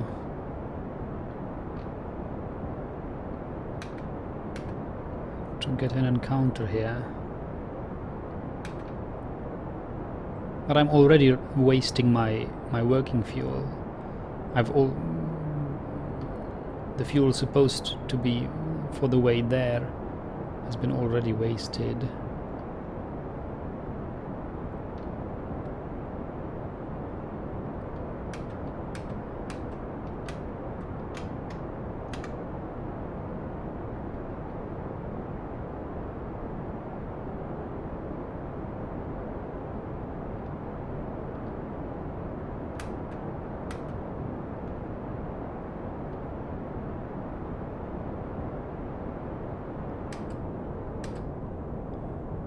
We don't see...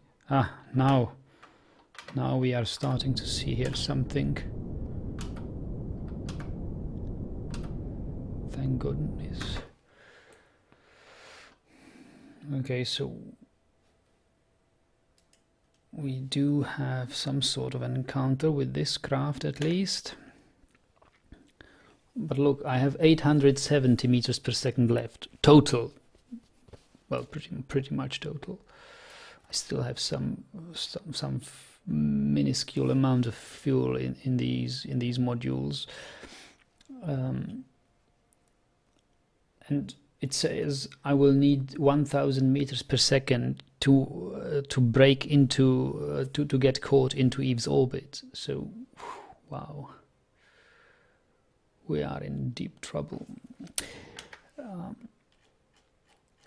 Anyway, we also have another craft to fly, which is the Gilly lander, and that has even worse fuel troubles. This one has got something like, well, yeah, this is already empty of all fuel. Oh, we have 1,100 fuel left, so pretty much 200, yeah, about 200 meters per second we can waste for correctional maneuvers. But he is on an encounter course, or what's his? Oh, I found a maneuver. Okay, I found a maneuver of 170 meters per second, which could get us an encounter with Eve. But I think we can make it better if I prepare a node right here. So we will have closest approach there. We could probably, if we burn prograde, no, okay, retrograde then.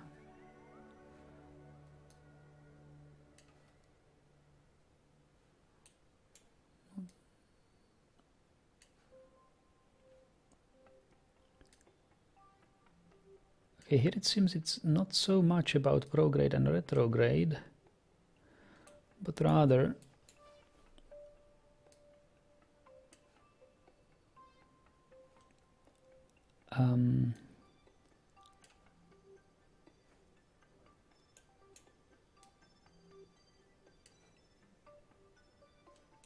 okay, not even this.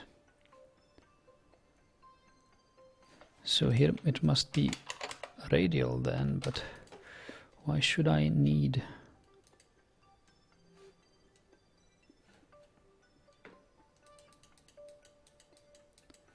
to burn radial?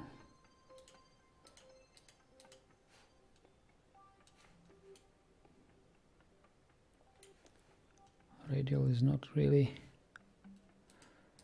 the thing I would want.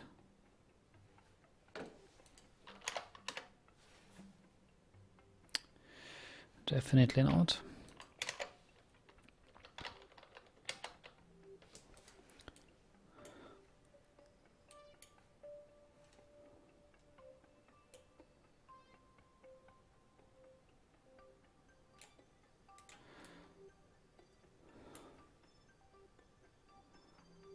But yeah, it's probably here. 152. Retrograde burn 140, 136, 149, 136. Looks like 136.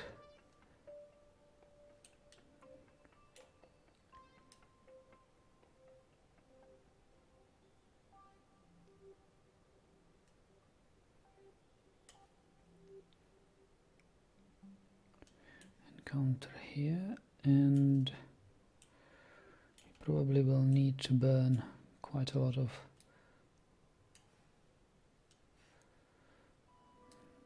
normal. There we go. So I could reduce the planned 170 to mere 85, but still 85.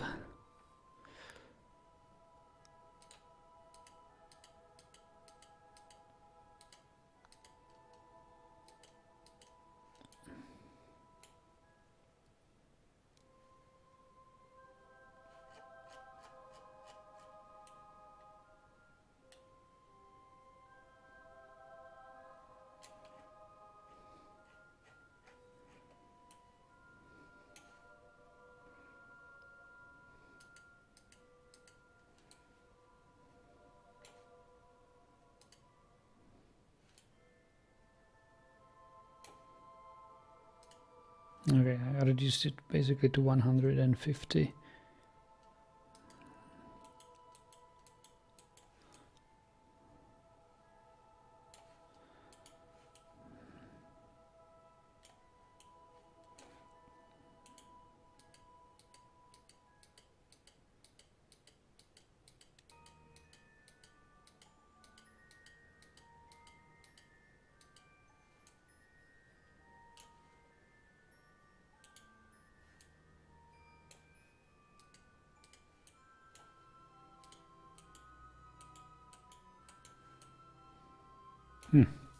Okay. Well, 150, so...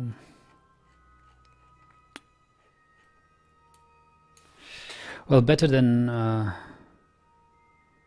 anything, right? Lesson learned for next time. Well, I think we just burned about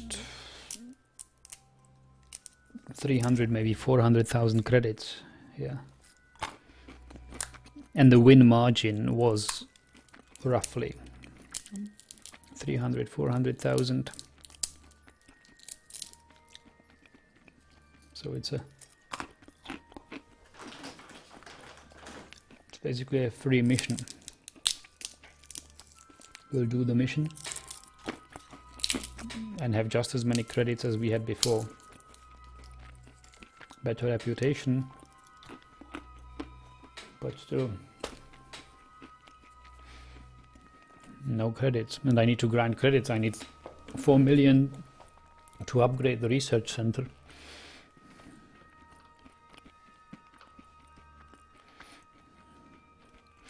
Because I will have to send refueling crafts to Eve. And not just any, but really heavy ones.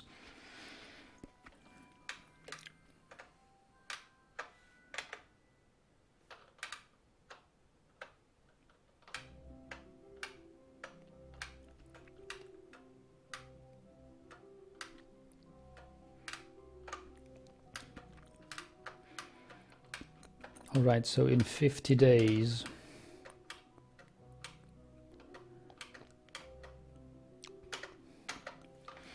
you must do this maneuver.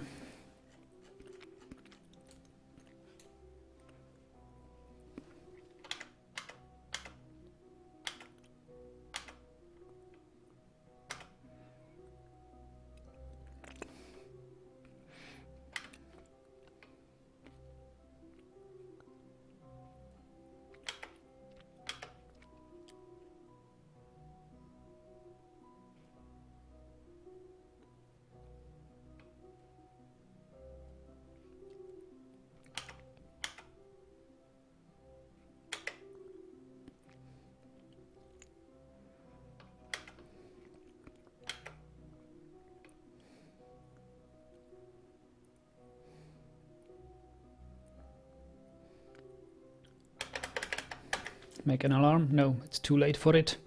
2 hours. 2 hours now.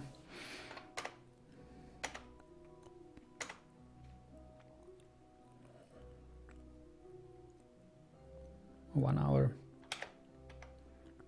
50 minutes.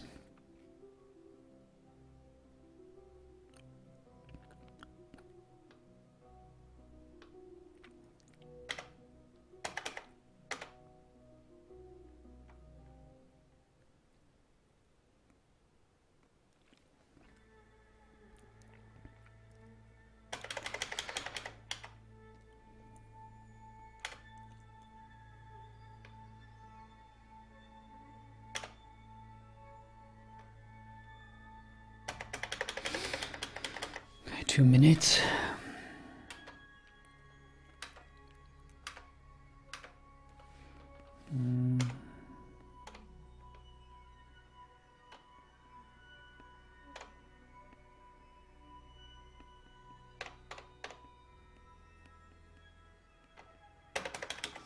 Okay.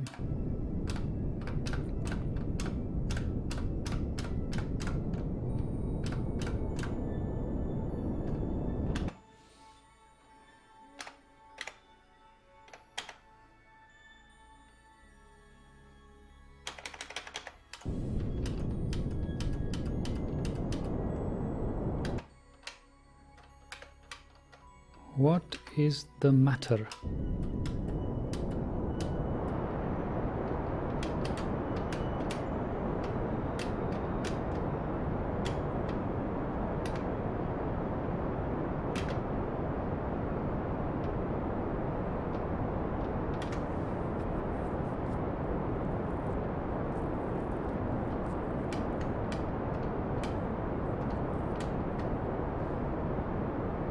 Do you see it? How do you explain this?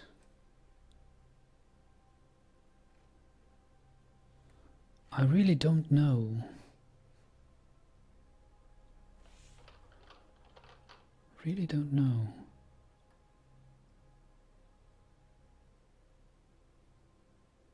Something happened with my node.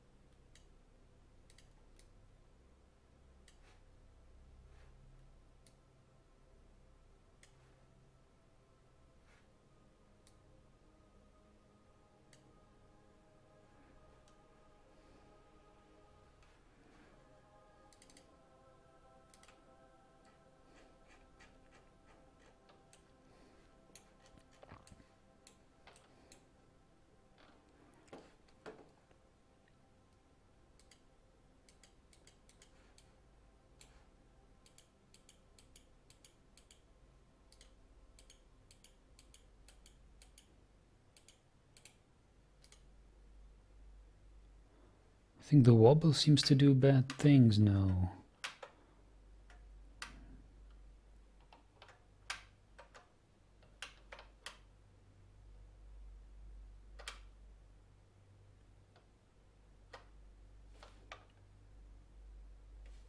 It looks like I'm still...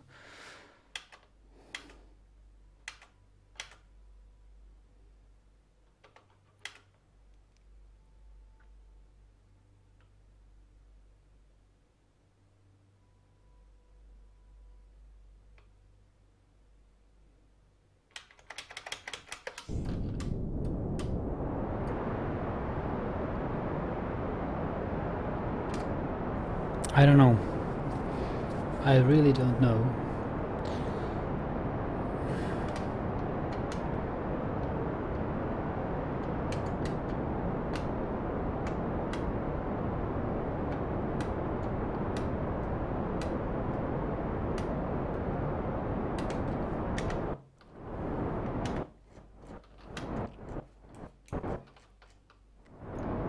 Is this thing bugged somehow?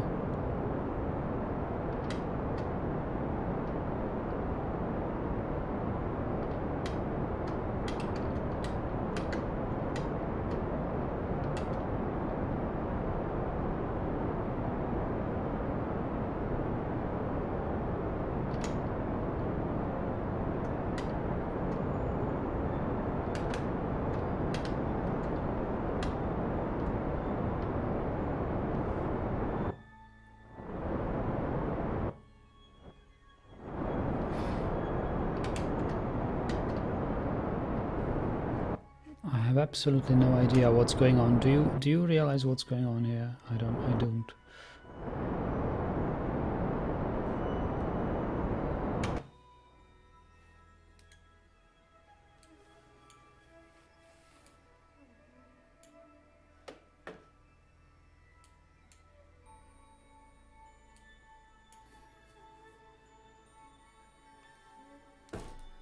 What can I do in this case?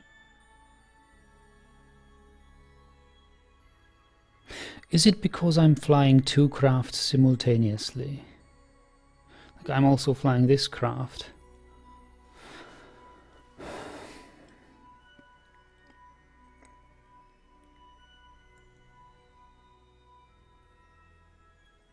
I have to abort. In that this is... I have to load the backup save.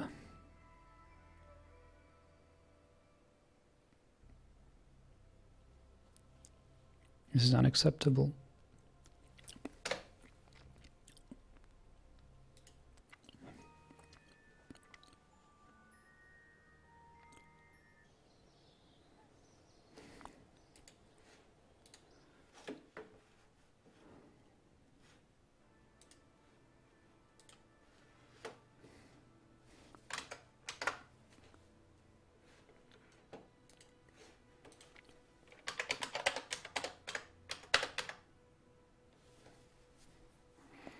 Try to change the control point of your craft.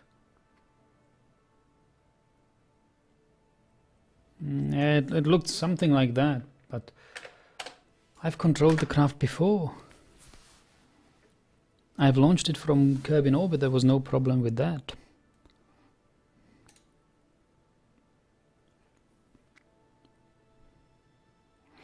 Rezak says, I fly 3 to 4 craft at the same time, no problems there.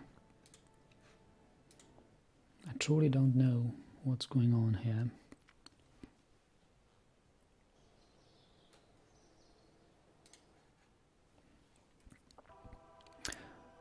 Well, I've reverted it.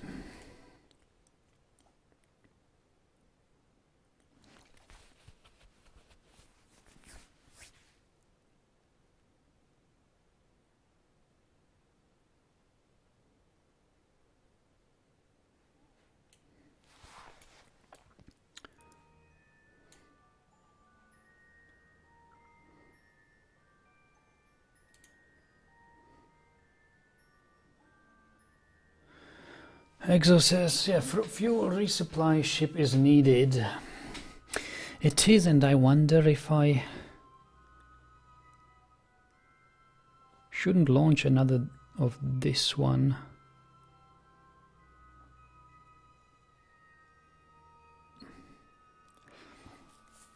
But you know, Exo,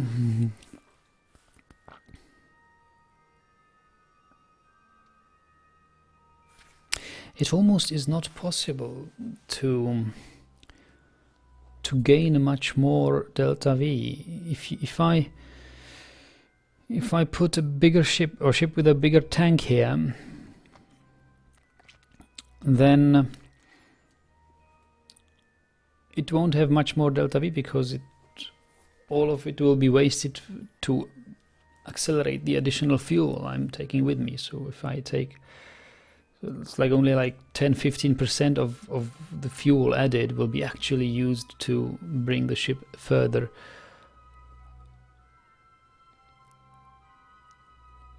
I believe we've been visited by aliens. I'm not so sure. There are cultures which suggest that, like Sumerian culture and the Australian Aboriginal culture, which suggests, yeah, that they might have had contact with aliens, but you know, can't really know it.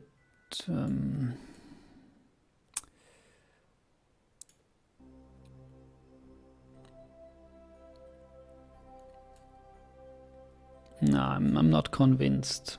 I'm not convinced. I'm interested to see the facts, but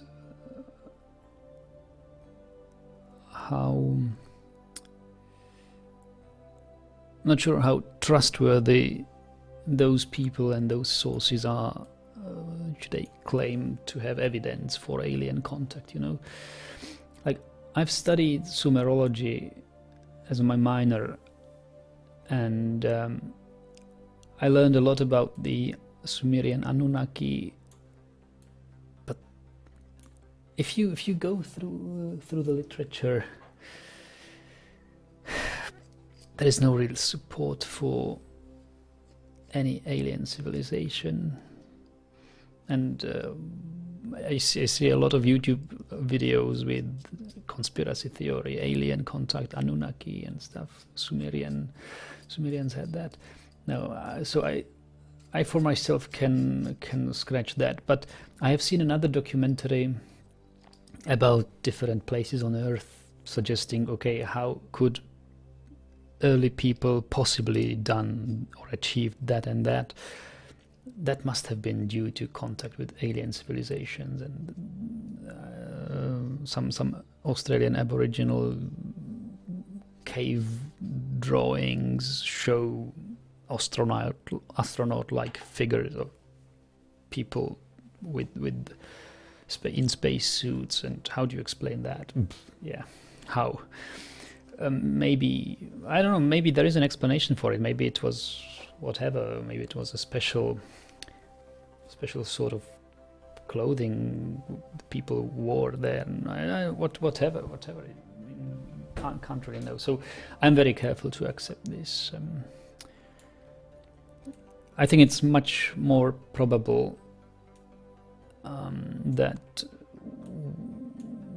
we haven't been visited by aliens. It would be, of course, an exciting thing, and we could hope for more contact in the future. But yeah, let's be realistic. I mean, it's you have a. It's quite hard to support the alien contact theory. I think you've got an easier time to explain those alleged facts and pointers in a different way, in a way such that there hasn't been any alien contact. Hello, Barkalar.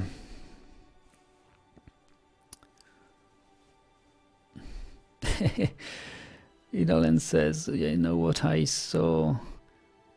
2015 best UFO HD movie. What was it? Is it on IMDb? Post the IMDb link, or the IMDb part of the link, like what is behind /imdb.com/.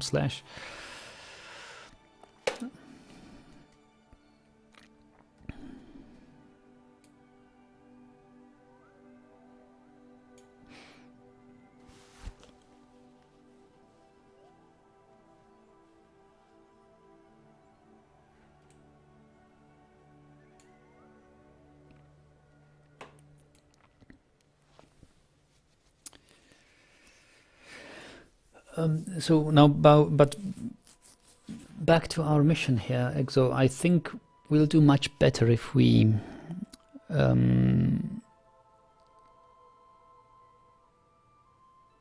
plan the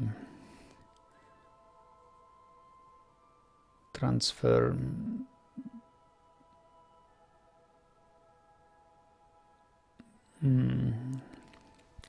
If we plan the transfer ourselves. So there is not much point in doing precise nodes, because we won't be able to hit them. We'll have to accelerate the craft for such a long time that it is highly unlikely that we will ever hit the right spot. Okay, that being said, I need to transfer the Kerbals. Jeb is going to EVA.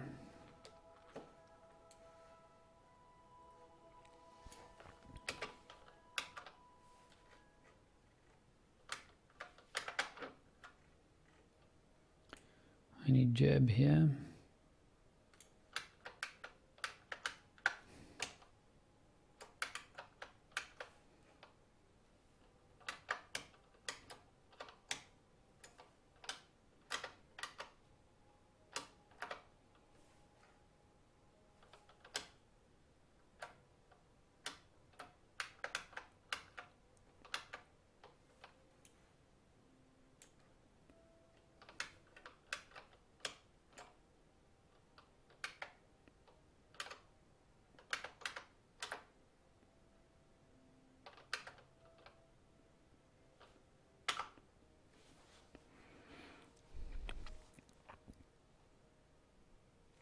Exosolaris says, the interesting question is, did the ingredients for life develop here, or were they brought here via comet? Yeah, that's much more exciting question to tackle. I'm well, as we know, comets have organic molecules on them, so I think it's very probable that the life did not evolve here in the ancient oceans by some UV light and whatever. They were brought here by comets. It's quite likely. Or at least they both have mixed.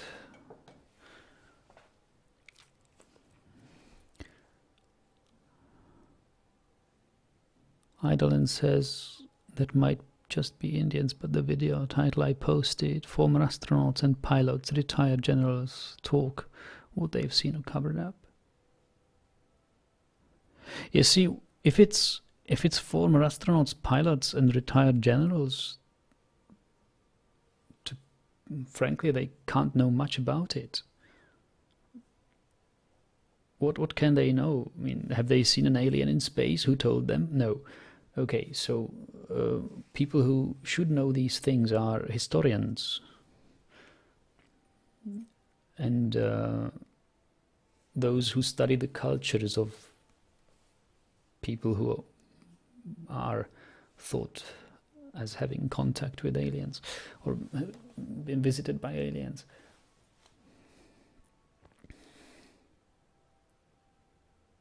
And I don't think there is much serious discussion going on there in the proper scientists who really work with the original historic materials, where people think they see support for aliens. If you, I'm not sure if they still see it as that. You should talk to the scholars who really study the culture of those civilizations.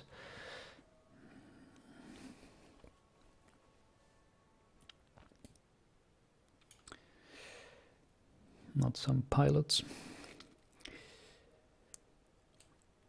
At least that's my opinion on that matter. Okay, so I will need scientist Bob and Anbury in the science module of the Eve station.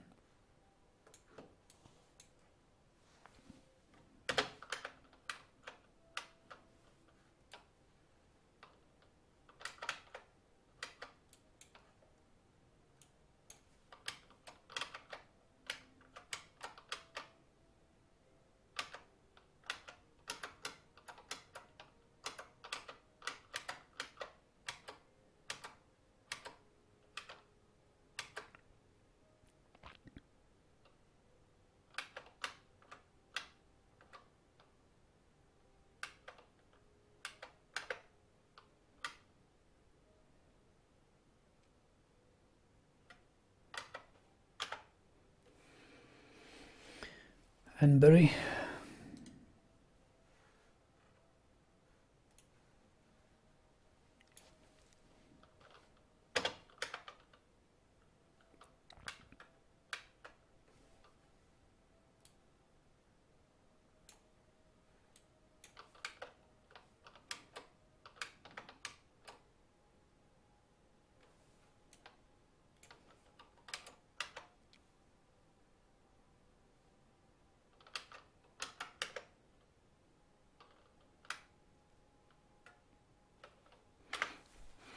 Timothy says, all I've got to see is those mountains. My instant judgment is that the only practical manner they could have come into being is giant laser.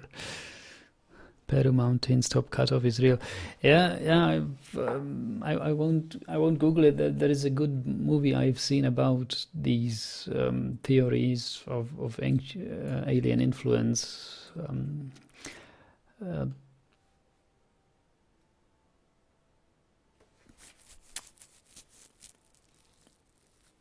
What can we know about this? Oh, it's like I remember a class in Sumerology where we had visiting Egyptologists.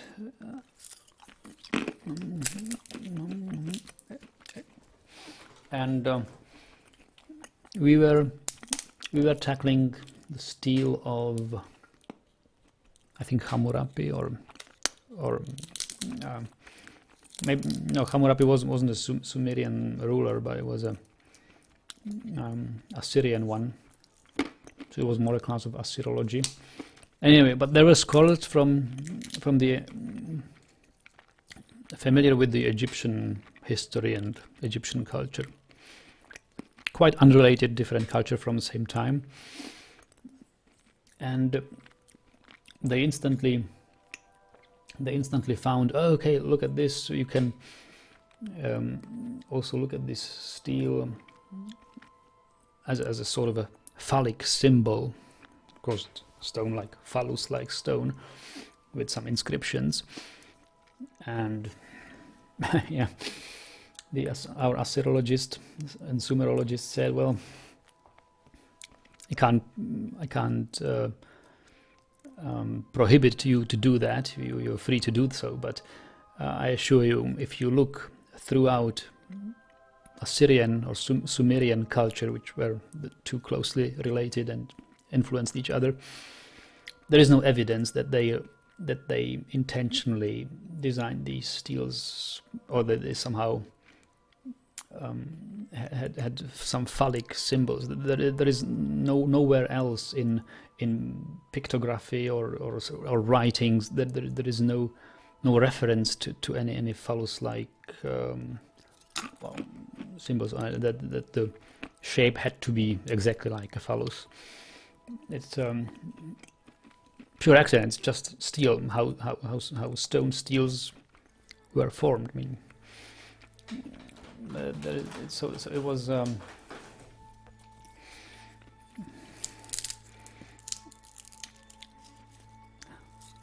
So it's very similar to that. I think if some conspiracy theory hunters see, oh, look, this is clear evidence for alien contact. You see,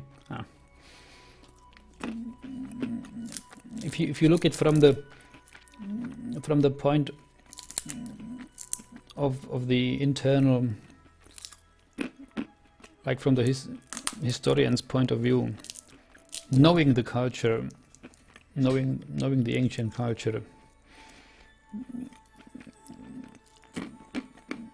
then you probably find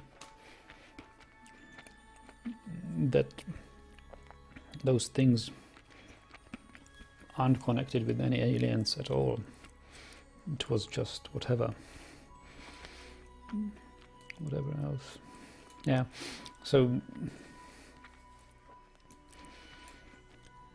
as I say, I'm quite skeptic and careful with this.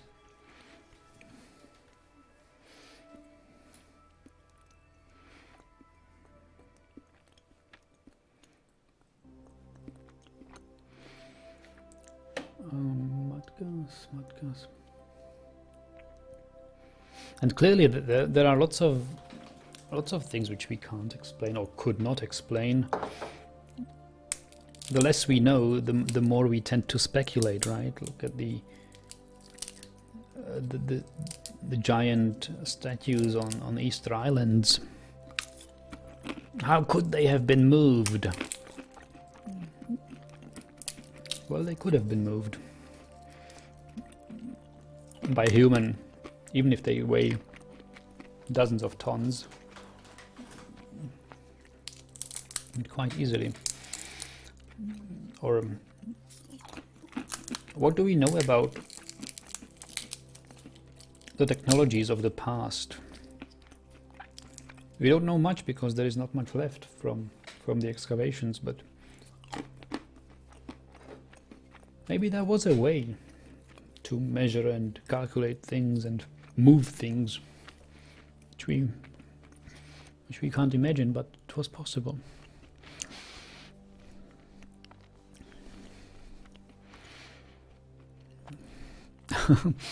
Yeah, Timothy, the runways in Peru is a great example. We don't know what they served whether it's really runways or whether they were some served some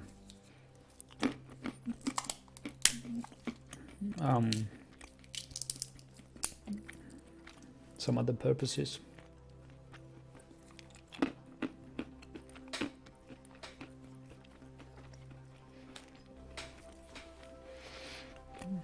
Runways in Peru.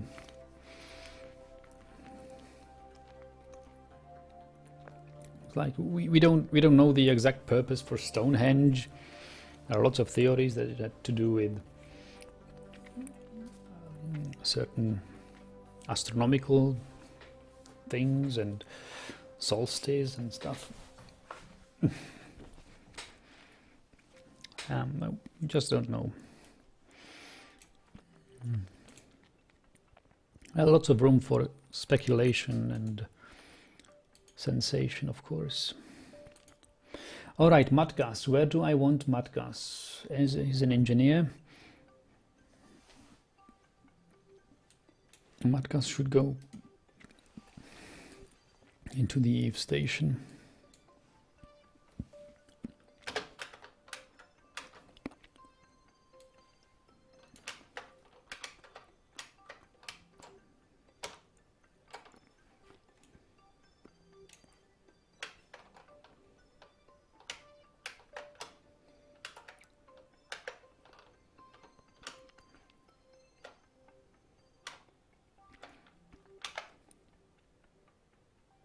Oh, it is full.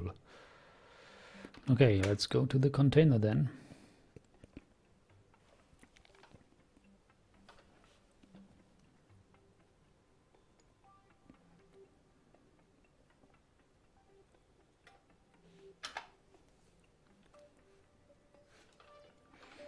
Desk bus.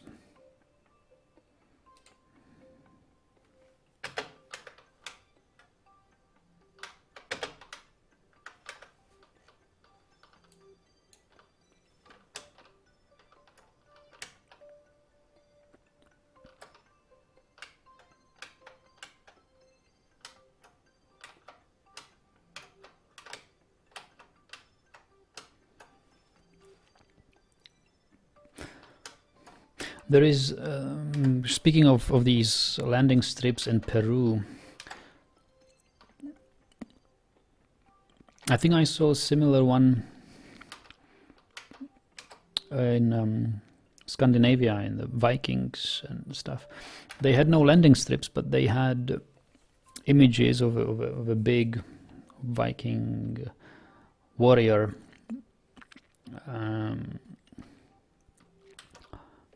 with his penis clearly depicted, and it was also huge, because how could have they drawn it like warrior with, I don't know what he had, spear and some, but they said, okay, it was a symbol for, I mean, for how do you say,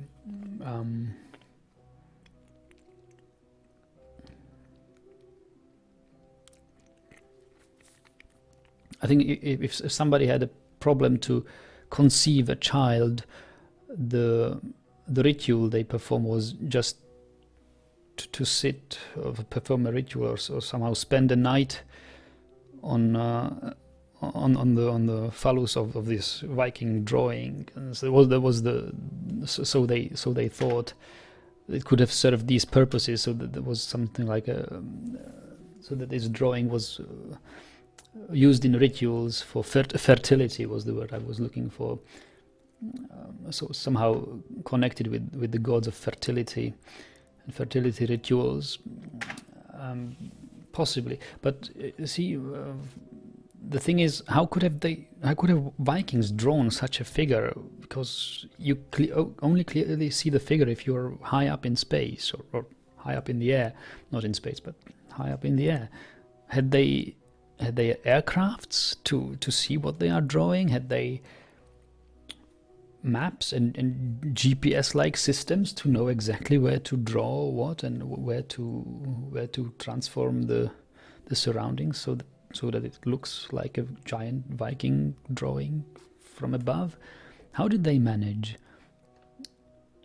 So we clearly they must have some sophisticated location devices, whatever. I mean, there must have been a way how they are exactly aware of position in the terrain where they are, and been able to draw these big things.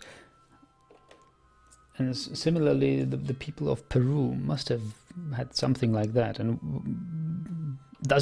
it does look like airstrips, but who knows what it actually depicted back then.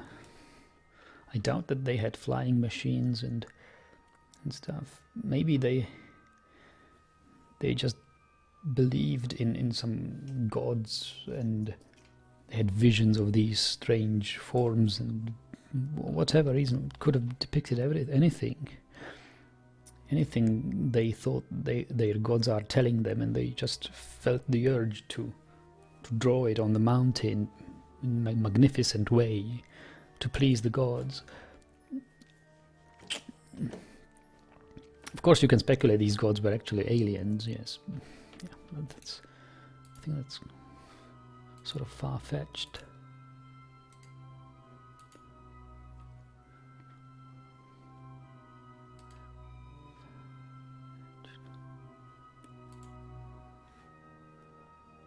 Gilmal. I want Gilmal as an engineer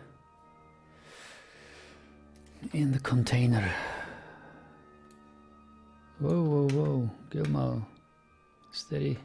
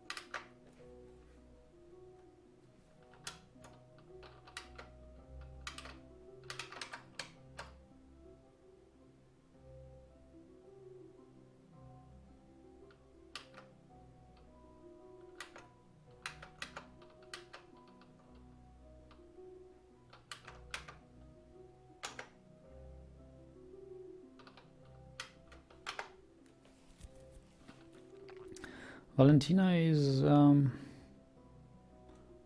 think, where she's supposed to be already. Valentina is in here. That's right, I just need Matgas to join her in the other module. EVA Matgas.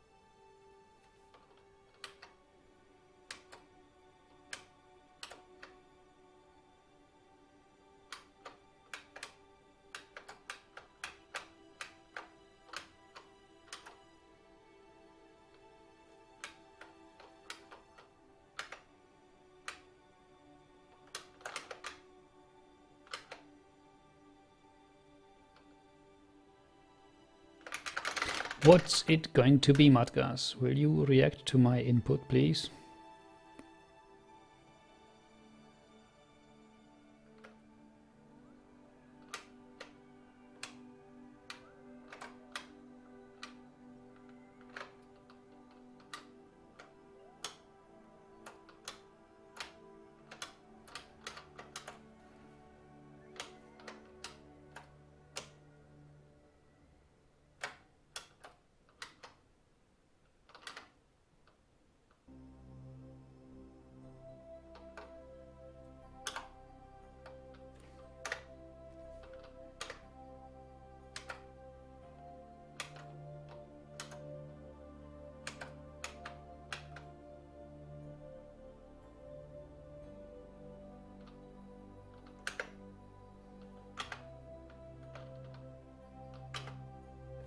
Okay, there we go. Matgas is there.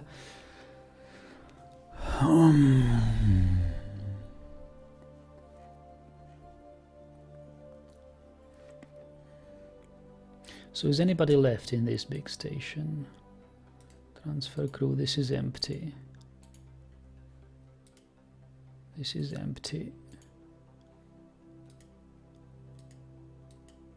This is empty. Okay, now we had problems with RCS fuel in this one. Right, this, and these three had to be filled.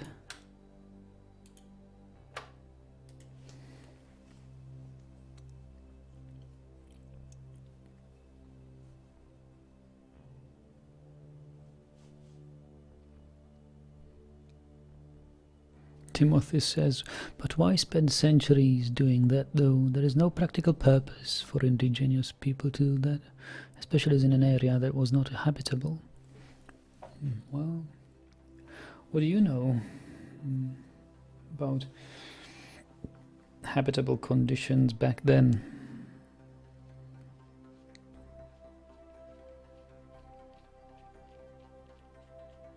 Maybe it was habitable back then, and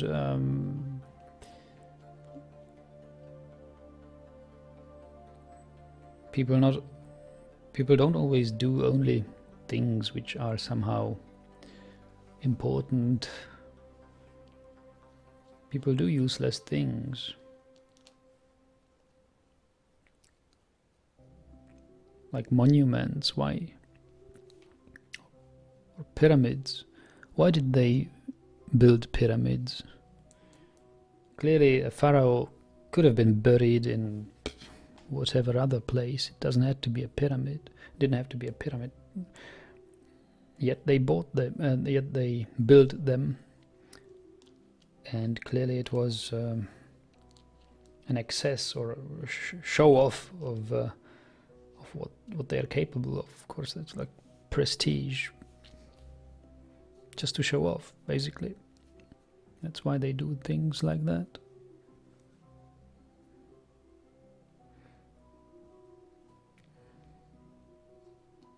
If they have the money and the manpower to do it, why not?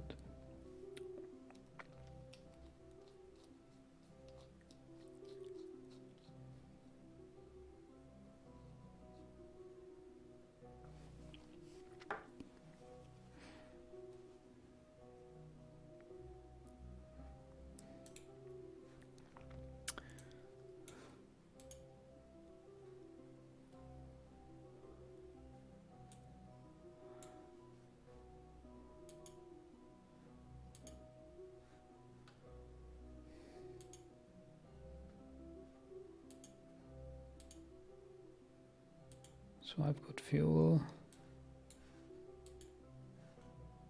Just double checking on my fuel supplies here.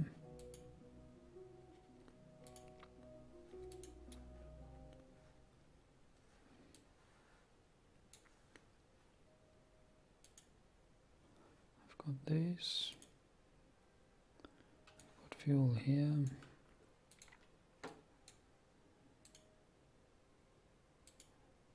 Well, I don't have much monopropellant here.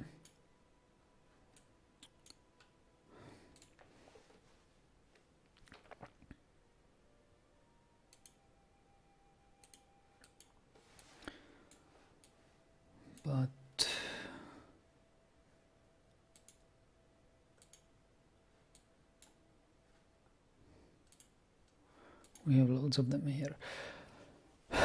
Okay, I think I should back up my save game here. Maybe wait for the transfer window and back up then, and try to do my best.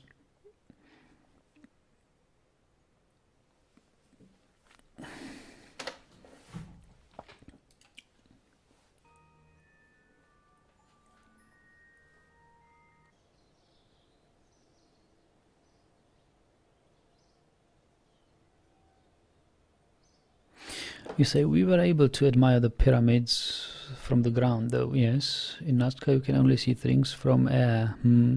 Well, that's true. That's true. Pyramids could have been admired from there, and those paintings in Peru couldn't been. But what if they knew hot air balloons or something? Is it so improbable that they didn't know them? Or, I mean, whatever. Yeah, of course, there is an easy explanation with aliens. Yes, aliens are the easiest explanation. It was to have some landing zones for the aliens.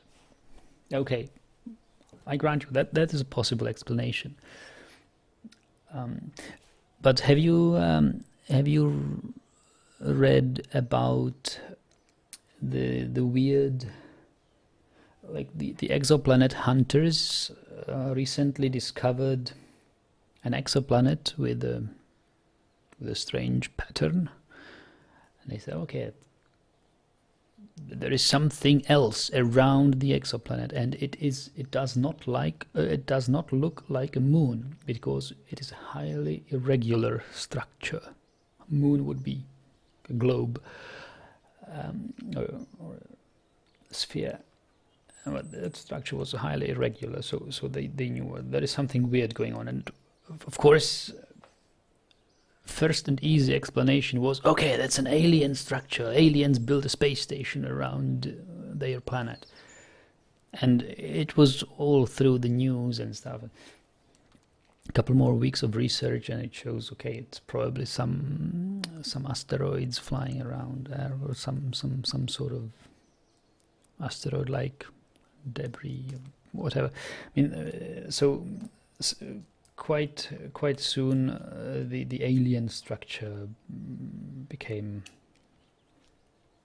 improbable, or practically as an unacceptable explanation for it. So you see, the less we know about something, the more we tend to speculate. And okay, I take a break, and we will see for a suitable transfer window.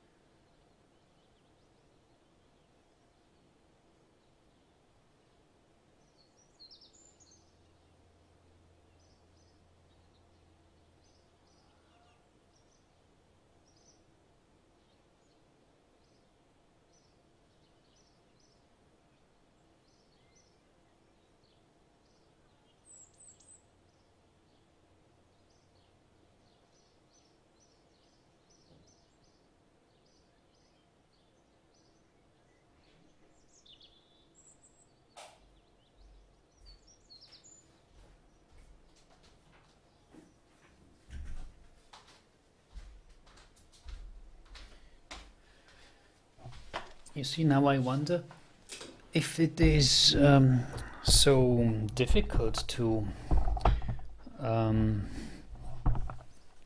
escape the sphere of influence of Kerbin from our current orbit. because adding 1000 meters per second delta V takes quite long with these nuclear engines. But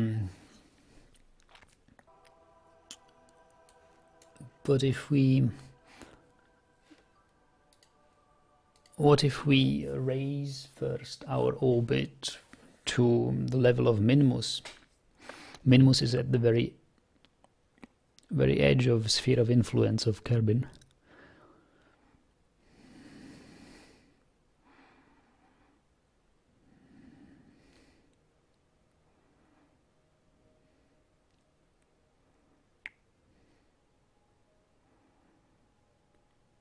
Maybe a space station around Minmus would be more suitable for missions. What do you think, guys? Do you personally use a Kerbin station or the Minmus station to launch interplanetary missions? Maybe Minmus is the way to go.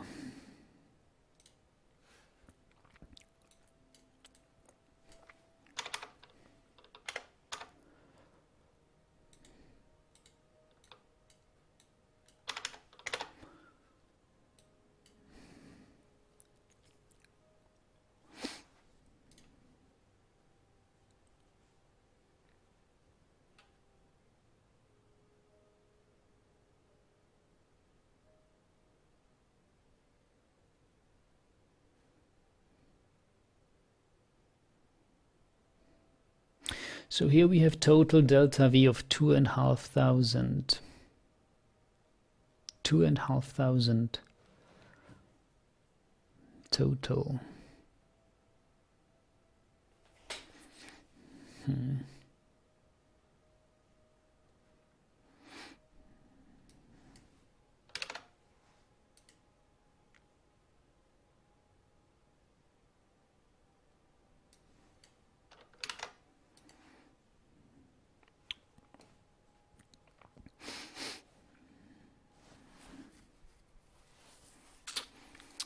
Yeah, it's difficult.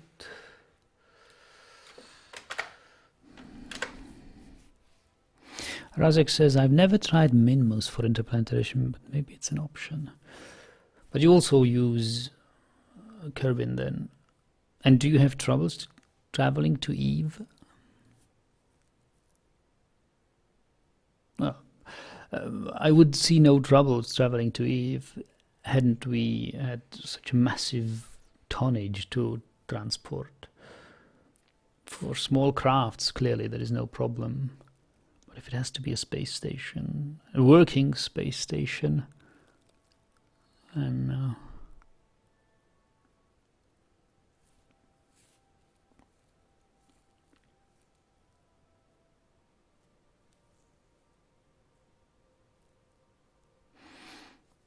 Timothy says, can't say that there aren't any aliens. You can only dispute whether or not they have made contact with Earth.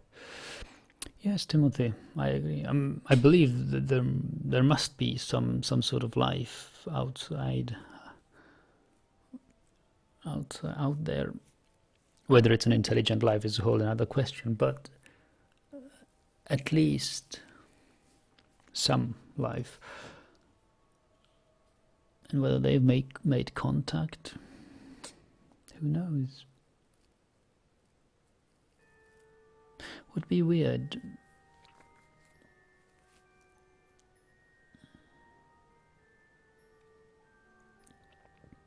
It is unimaginable for us, of course. It's unimaginable to travel to the next star for us humans now, with what we know. So, if there are indeed aliens who can manage travel these big distances, or maybe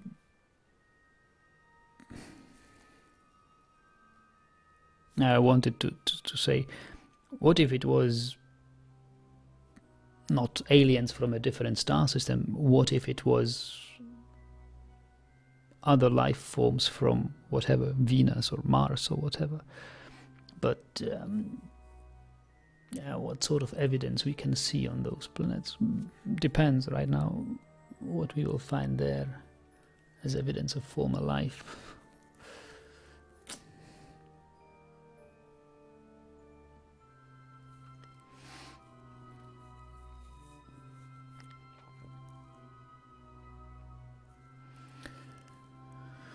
Okay, so I've copied the details.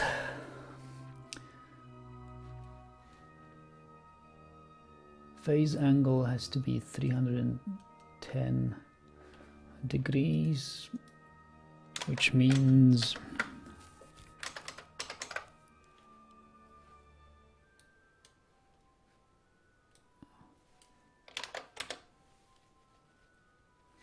phase angle 49 degrees, okay.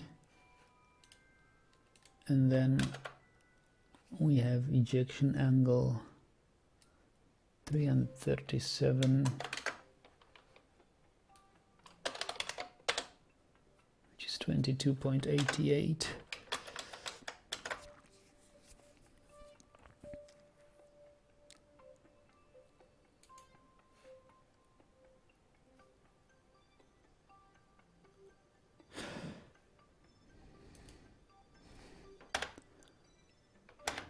Which means we will create an alarm.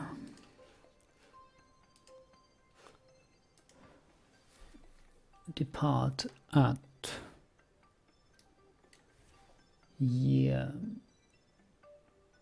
29, date year 29, day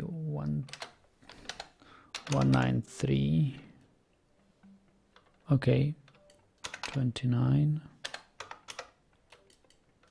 193, 125, 21, and I will make it 1 day earlier and repeat after 1 day.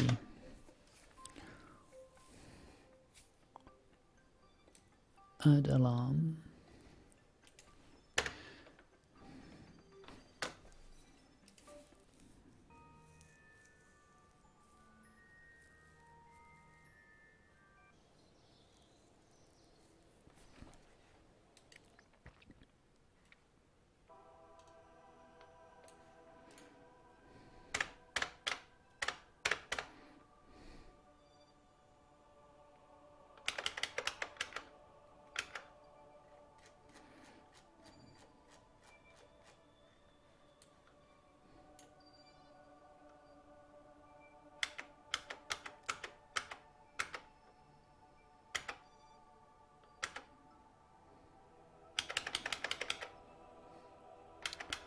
I doubt that this is the right thing.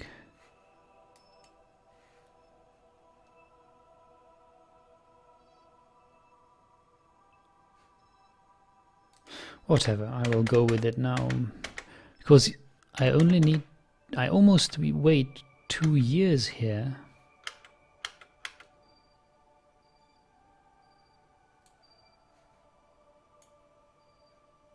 It's definitely 2 years. I only missed 1 revolution of Eve last time.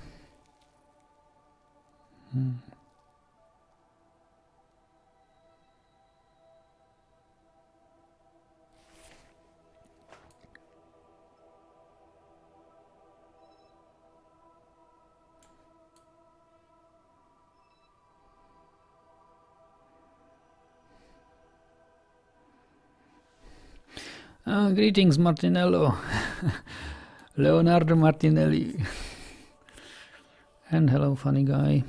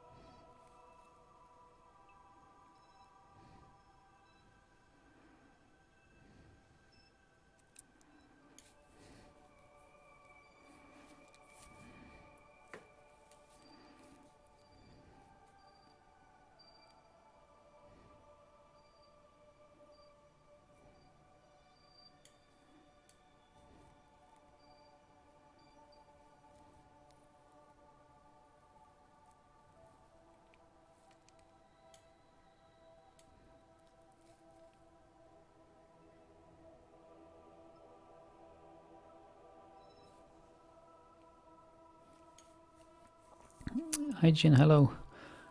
Evening Nagila, quite the conversation that's going on in the chat. Maps and aliens, yes. What could one more? Well, it is certainly an interesting subject. I'm just the non-believer right now. I think it's very convenient and easy to explain it. Okay, that happened because of aliens.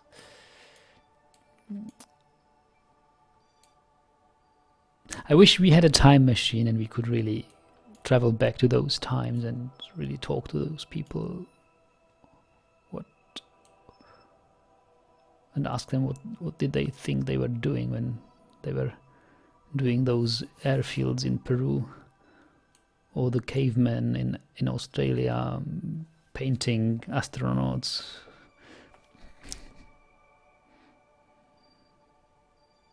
And ask Sumerians about their gods. But we don't have the time machine.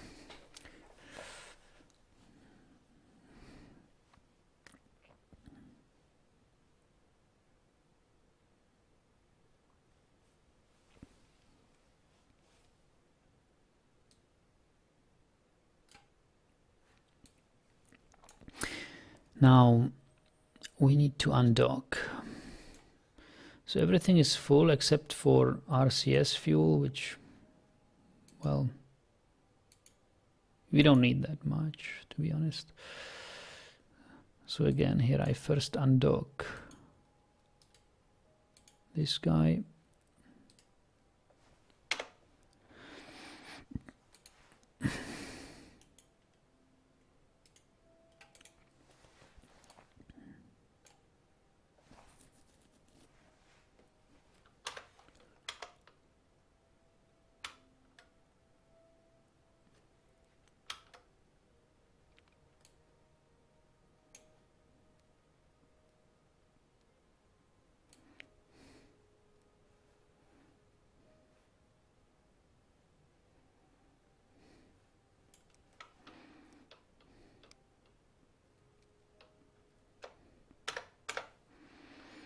Okay. And I will burn slightly prograde.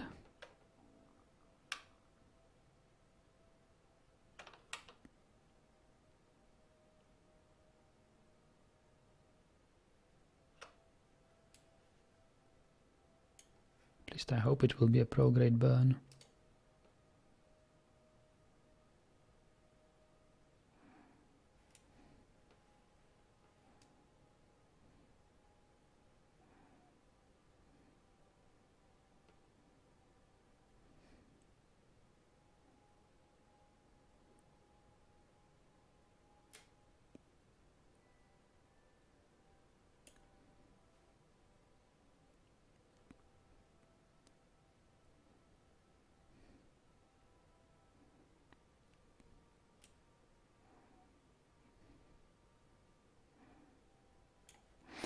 These autopilot progrades are really, really inefficient. Valentina, you can't do it. Should have done it myself.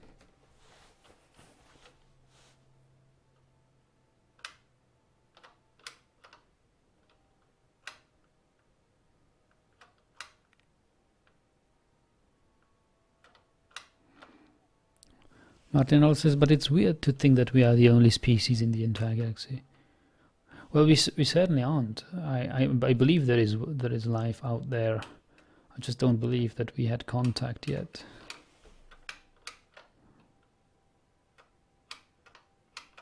I mean, it's not so easy for me to believe that we had contact yet. I have to have quite some convincing facts. So do you think if I press it now, these engines will activate? Yes. Okay. So now let me just fire away here a little bit.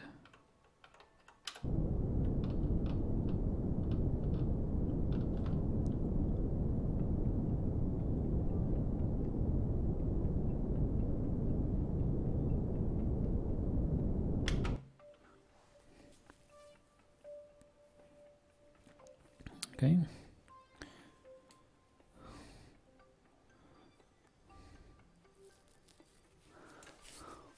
Wow, look at the delta V we've got.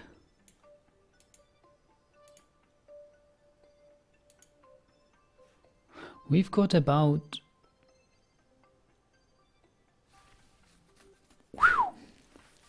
1,200 meters per second delta V. And we need 2.5. What was I thinking?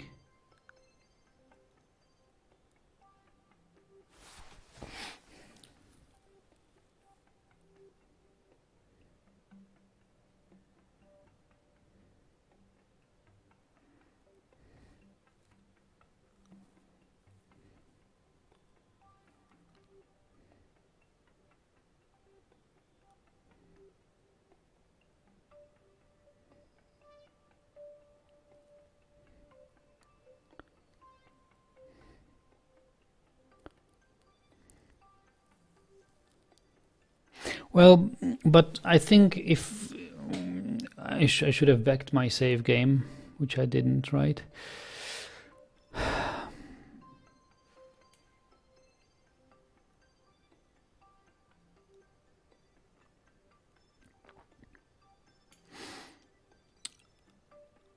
We need 2.5.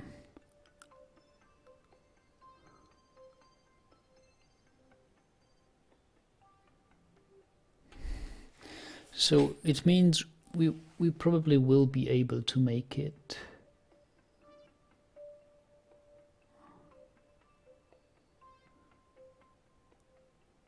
We've got just about 2.5. We've got just about 2.5 meters per second, 2.5 kilometers per second with this one.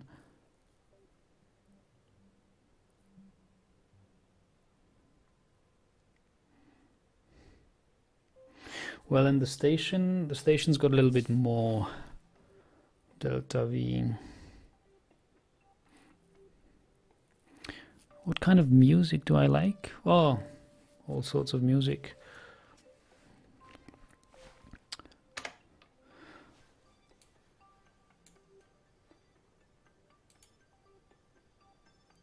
Oh, look, there's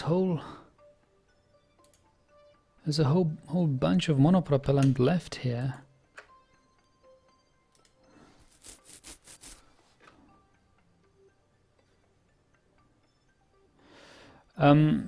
Music, well, I listen to old music a lot.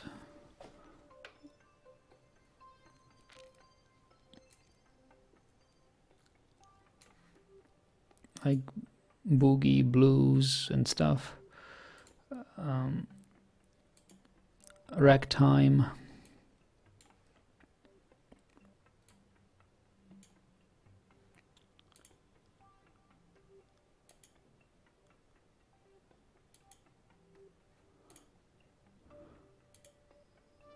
Some old pop music as well.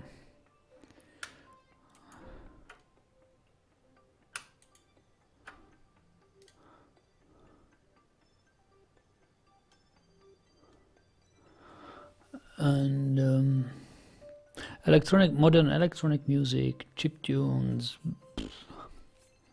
folk music, world music. Well, not so much world music, but folk music, old western and country music, American western and country, skiffle. I like that.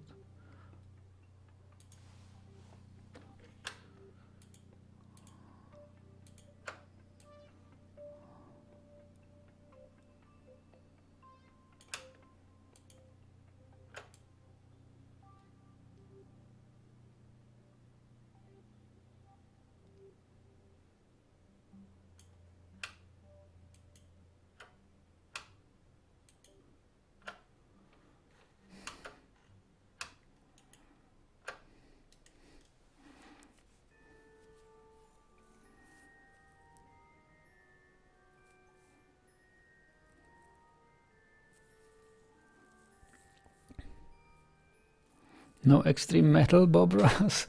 No, I don't listen to metal music, no.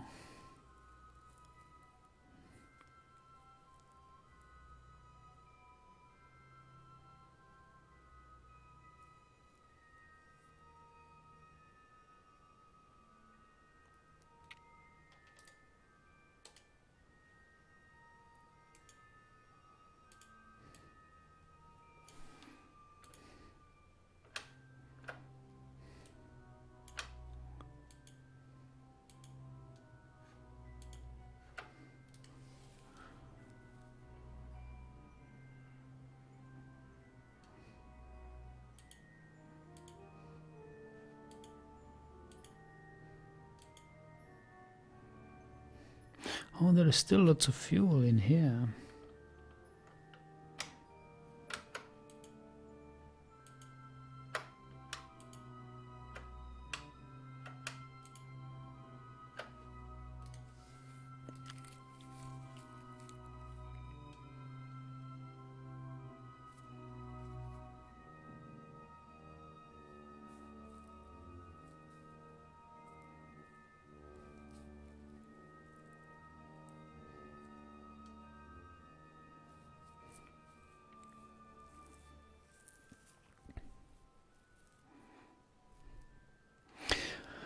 .2k is only half. I can't remember how you get to this low number. I wonder myself as well, because when we measured it, we had a dummy payload about the same mass as this one, and we designed a craft with 3.5 kilometers per second delta V.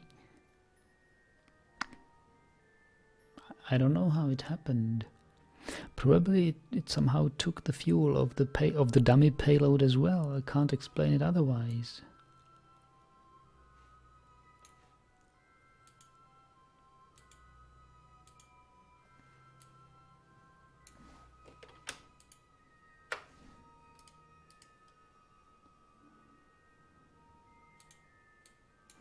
Okay, so this craft is now totally empty. We can decouple it.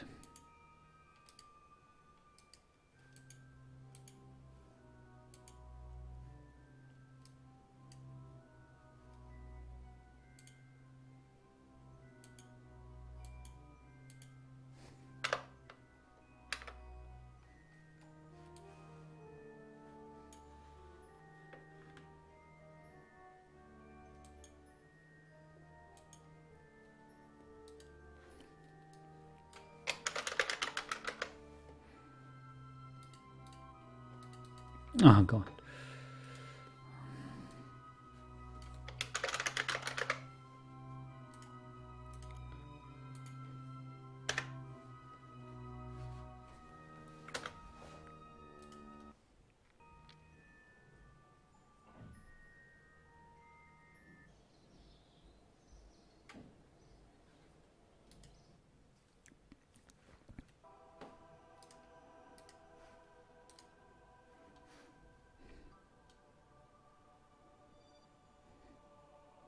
Okay, Kerbin Orbital Lander will be our Gilly lander.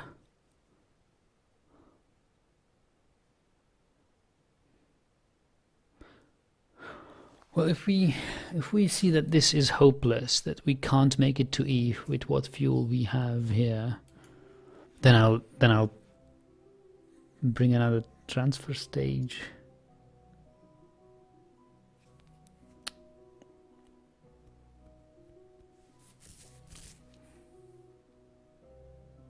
Although it certainly would be cheaper to do it now, right, rather than later. To have a proper transfer stage.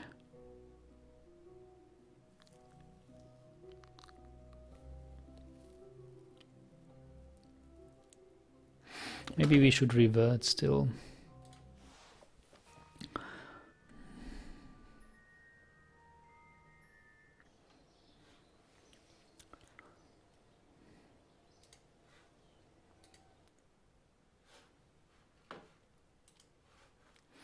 Because this I don't like to fly with no reserves on Delta V.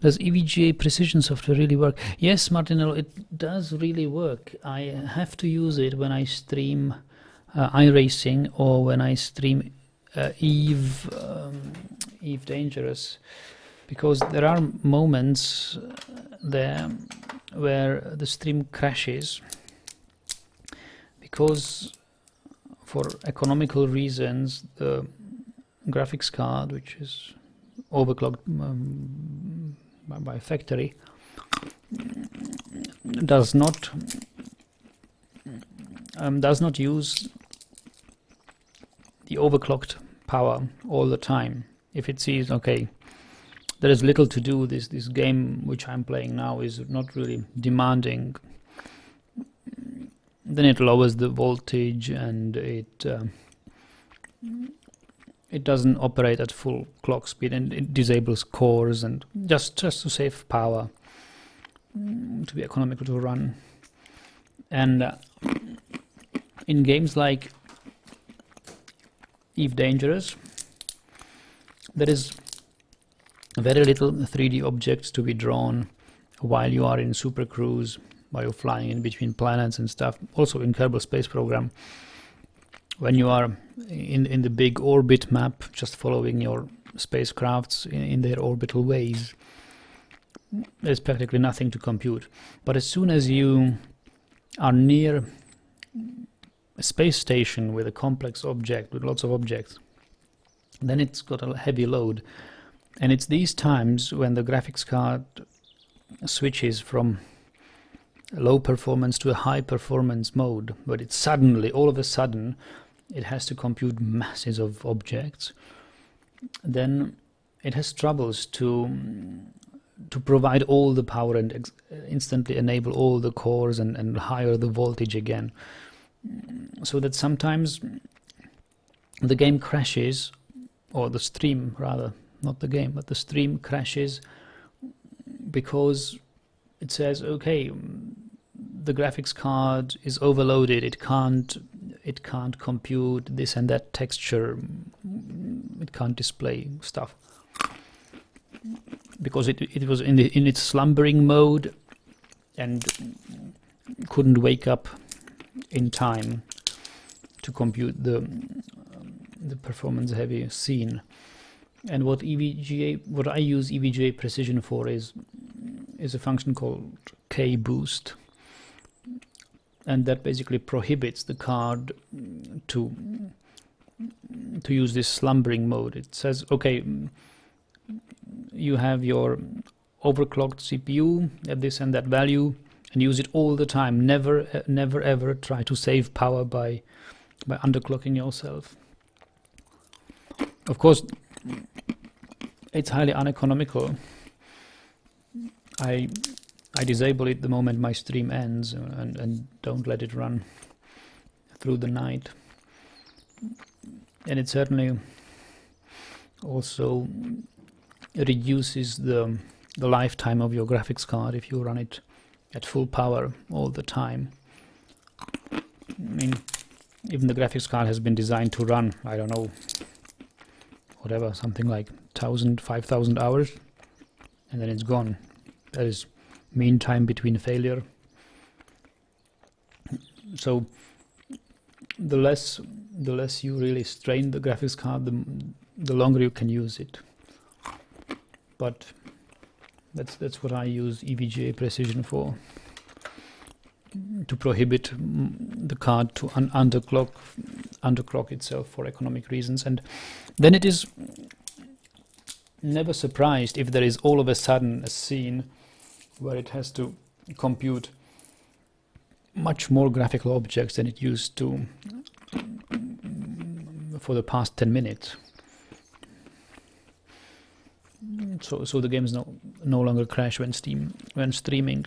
And it also happens, it only happens when I stream. When I play without streaming, it doesn't happen. If I tried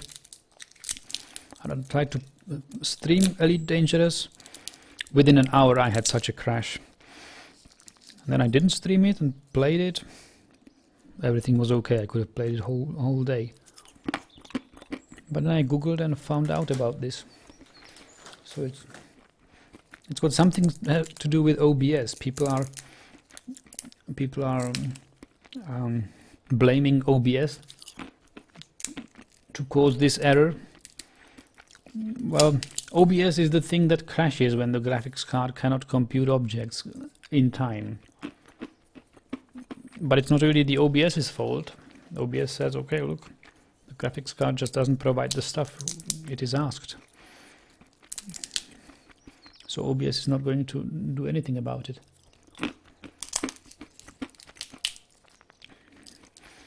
So your only option is to prohibit underclocking.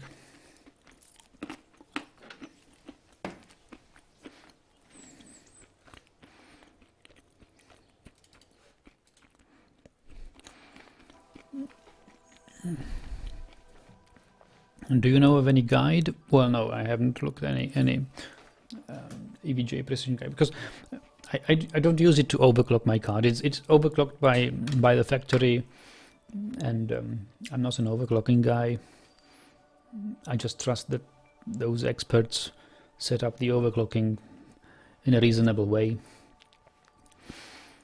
I only use it to force the card not to slumber.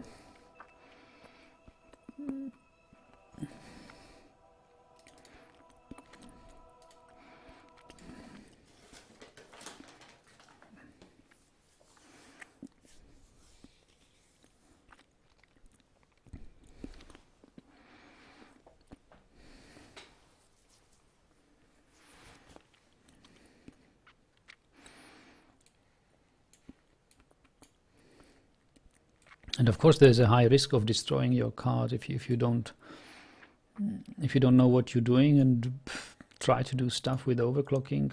But you have to understand overclocking properly to do it right. And certainly it's a good thing to do and good thing to know. But you see, for me it's not worth the time. I know I could learn all the overclocking stuff, but I would have to spend months and months with it to keep myself really current in these issues, because with every new processor, with every new card, it's slightly different. So you have to be really stay tuned and be always familiar with the current situations.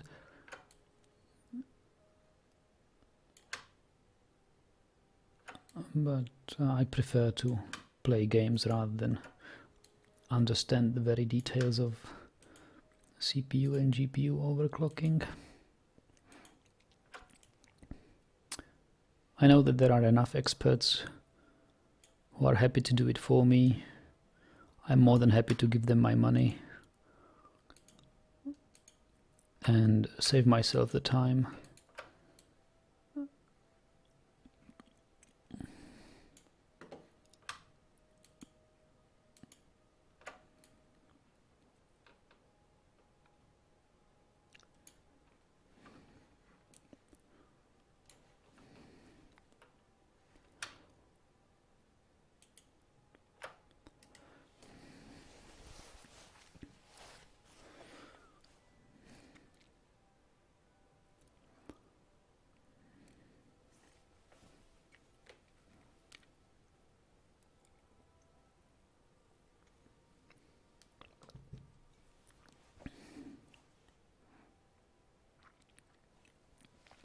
So I think we will launch another transfer stage for the Gilly lander.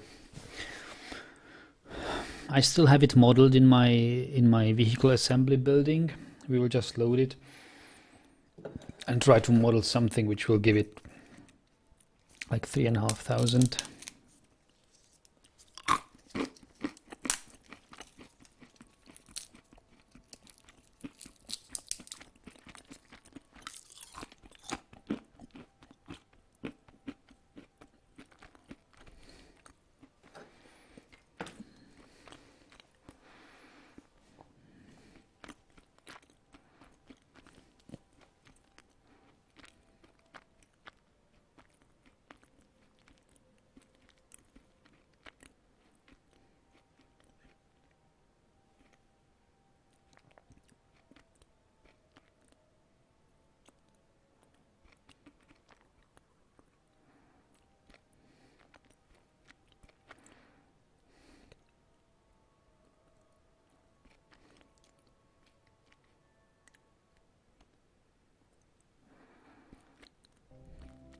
Seeing you eating a snack got me hungry. Gotta grab something to eat here.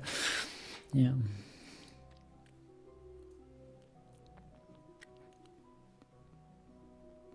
I haven't eaten peanuts in years. No, not in years, but months.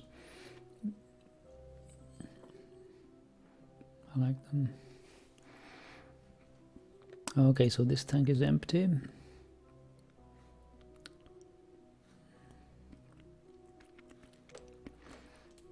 clearly could use some more.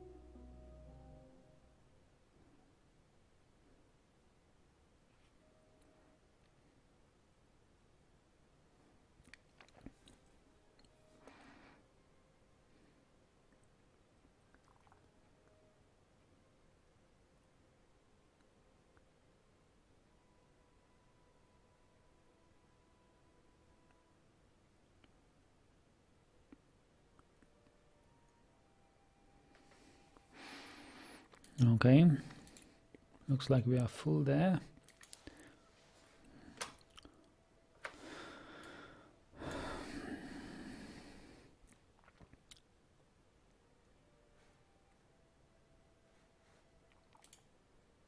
This is full. This is full.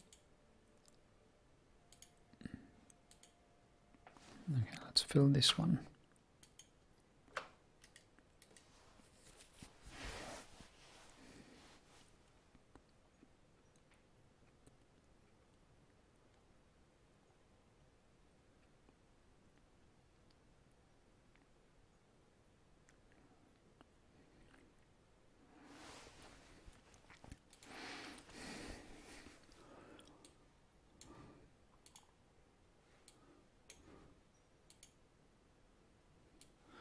Okay, now we can decouple.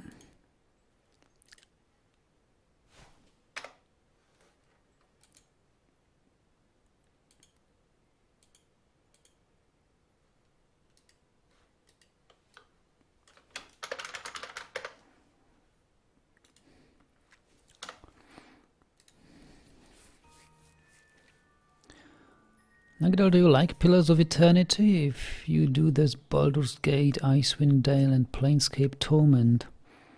Out of the three, Icewind Dale probably is the best looking one. Well, I like it, but not too much. It is playable for me, Pillars of Eternity, yes. As a matter of fact, I have published part 7 of my Let's Play Pillars of Eternity today, about 4 hours ago. I don't know whether you've seen it. I think I will continue to play it. It's a good game.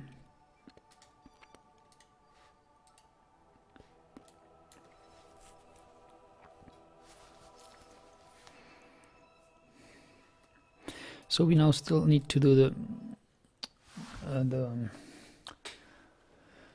EVA transfer.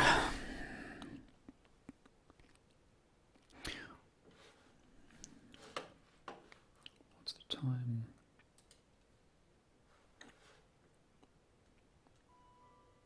Oh, 8 p.m. Okay, I still have got some 2 or 4 hours of time.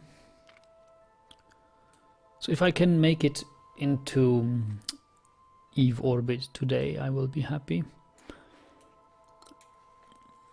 Jeb, you know what's your task? Which module to man? Go there. You'll be the pilot.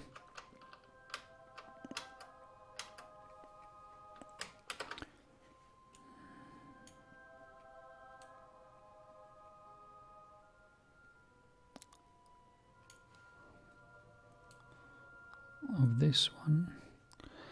Oh, I see. We still need to decouple this.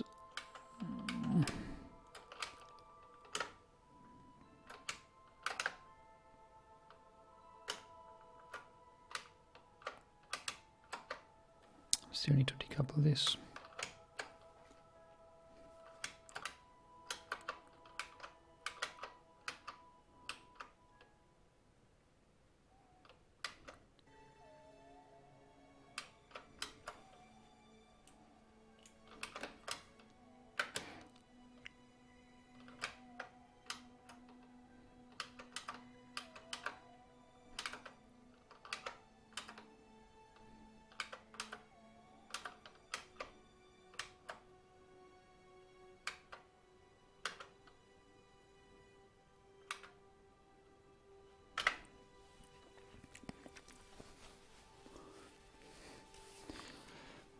How was your Christmas? Did Santa bring you any gifts? Oh yes, certainly did. I was quite happy. I met my parents and brother, and I have new sim racing pedals.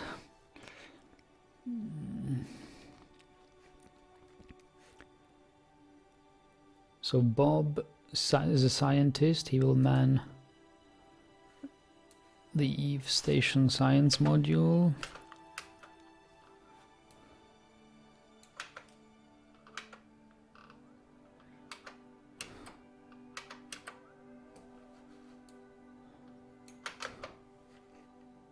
I believe you also have had a pleasant Christmas, Martin, didn't you? Bored. Bob Anbury is going to man the science module.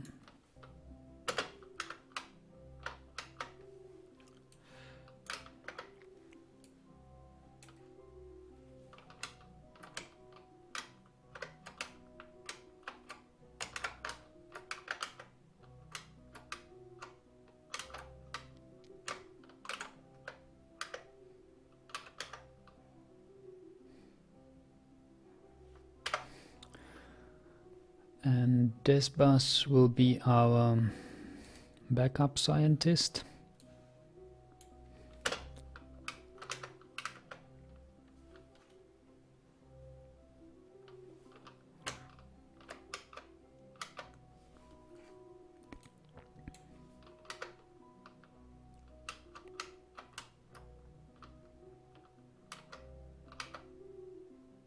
I got a new cell phone. Oh, which one?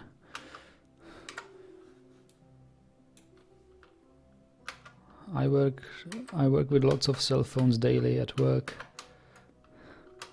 I'm testing the cell phones in the car, how they interact with the car entertainment software. So I'm quite familiar with lots of cell phones.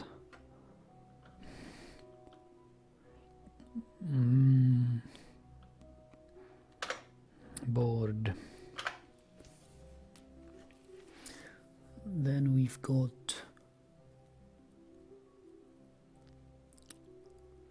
Matgas Galaxy J2. Okay, it's one of those which I haven't had in hand yet.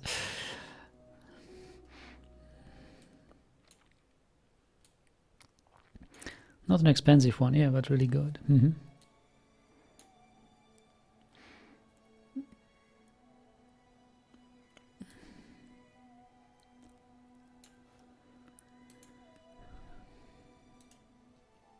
Gilmal is here. I don't need Gilmal here. Gilmal needs to EVA.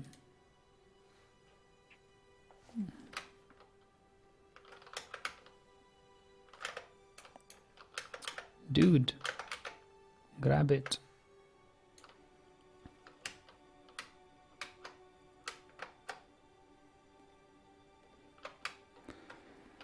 Gilmal, you are going to the Eve container.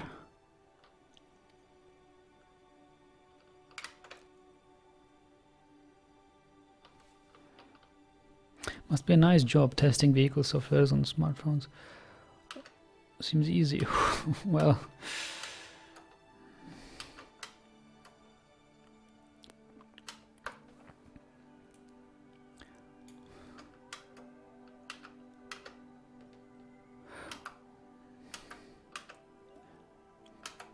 yeah, software testing is not not the difficult job, but it's difficult to do it the proper way. But pretty much anyone could do it with a little technical versatility and skill. But yes, car software needs to be tested. You know, it's like you're testing stuff like how reliably can or does the cell phone connect with the car via Bluetooth. If it's connected via Bluetooth, is the call handling working properly in the car software, and stuff like that. So call handling, and there are lots of restrictions in the car software itself. For example, it only allows you to have this many phones connected, and you have to make sure there's nothing wrong in weird situations.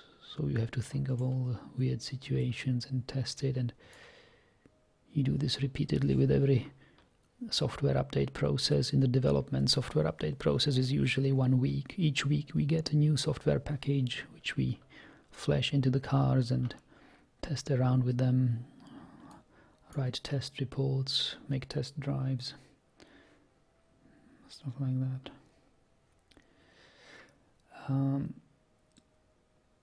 Who else is here? Yes, Matgas needs to man that module.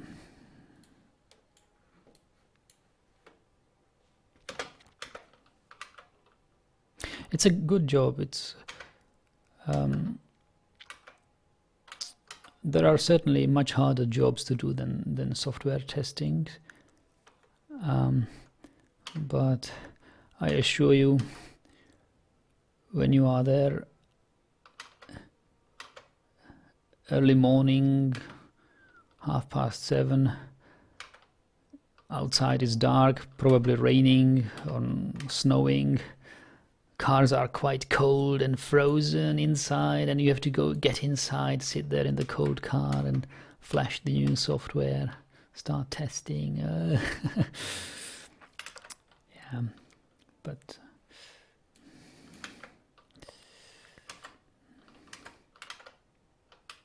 in summer it is easier than in winter. It's also not always in the car. We all, mostly test on a test bench in a laboratory conditions on a desk. We have a test rack with all the electronic control units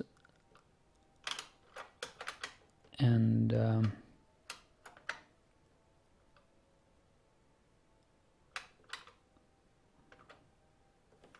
dude, what are you trying to do here?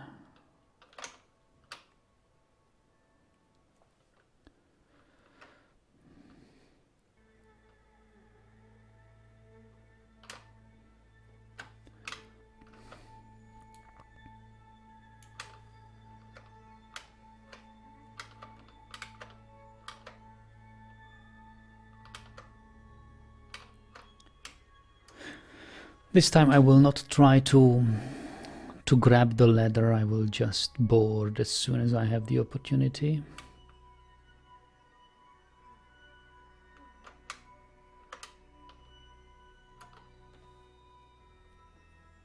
Do you work for a specific company? I'm not a freelancer. Yes, I work for a consulting company, Altran. Altran is a well-known company. They do all sorts of engineering consulting for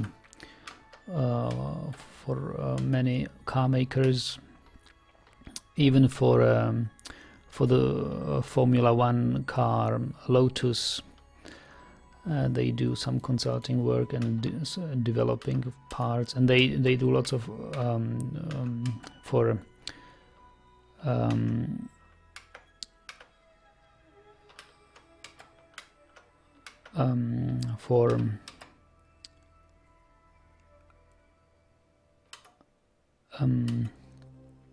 aircraft manufacturers like Boeing, Airbus.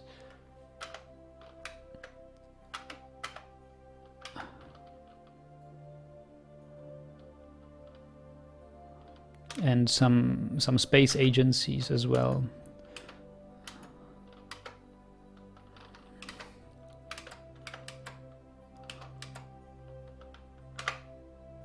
Okay.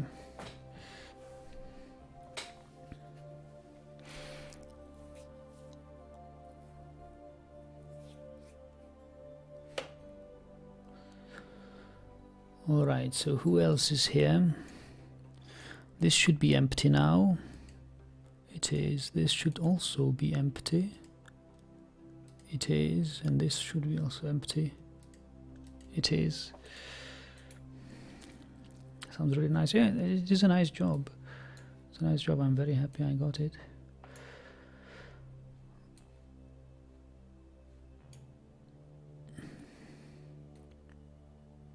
It's not too demanding. I mean, I still have loads of free time.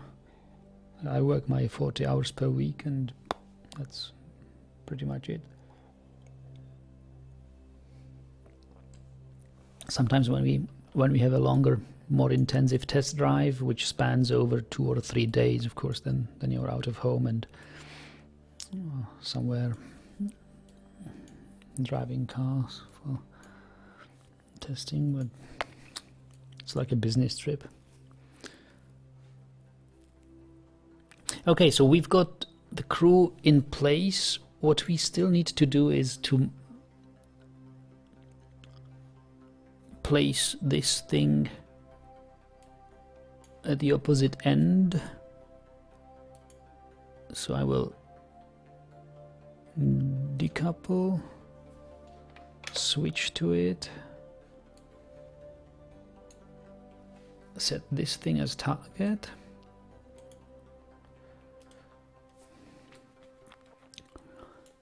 We will control this from here.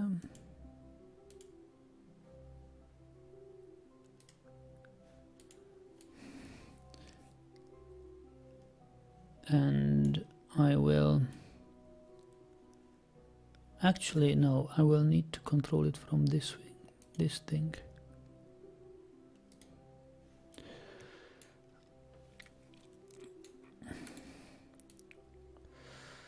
So I will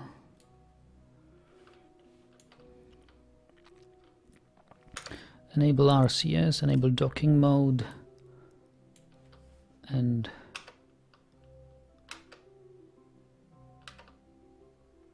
hello.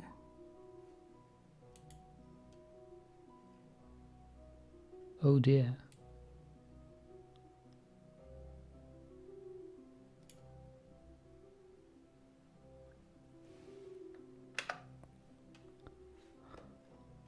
I have undocked without having any RCS.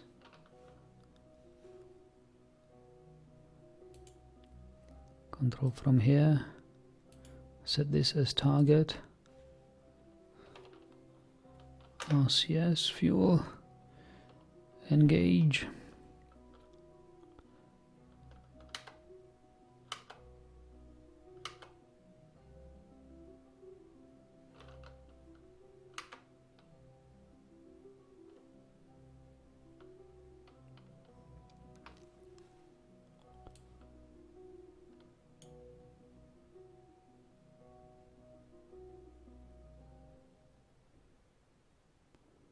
Please dock, please dock.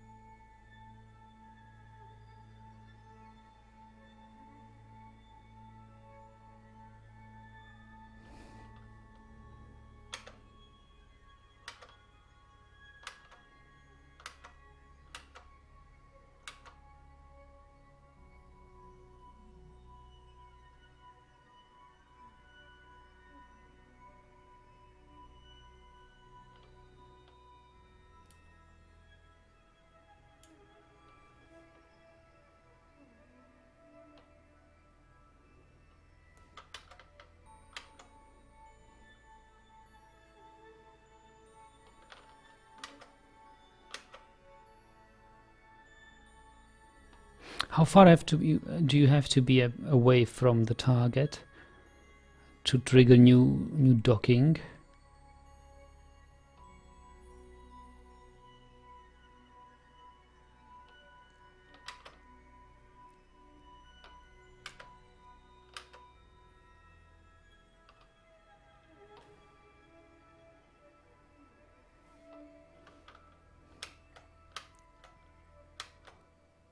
I hope this could be sufficient to redock.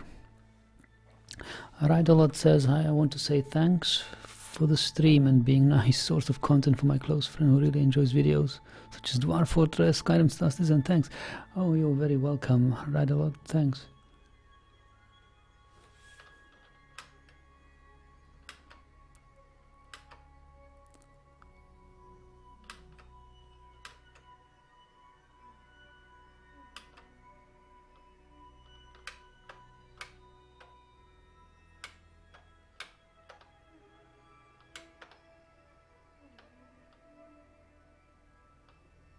Well, clearly, it is not enough.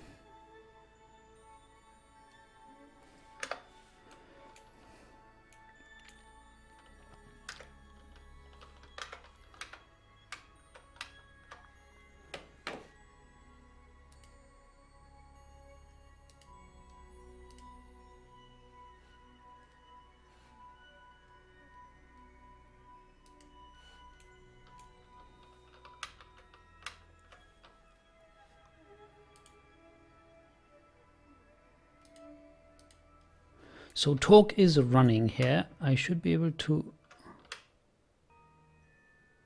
rotate this craft, right? Why am I not able to rotate it just by talk itself?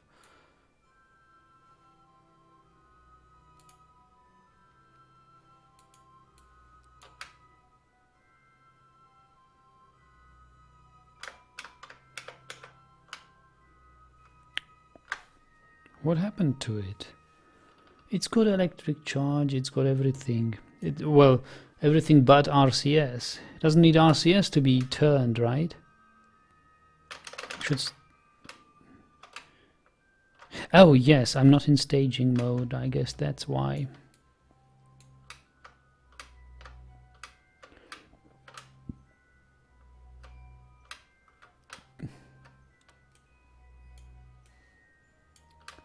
Good, now it's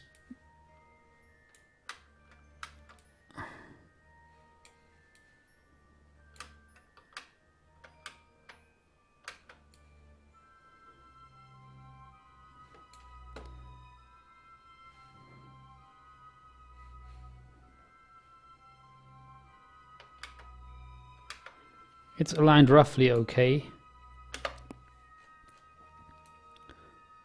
We will control from here.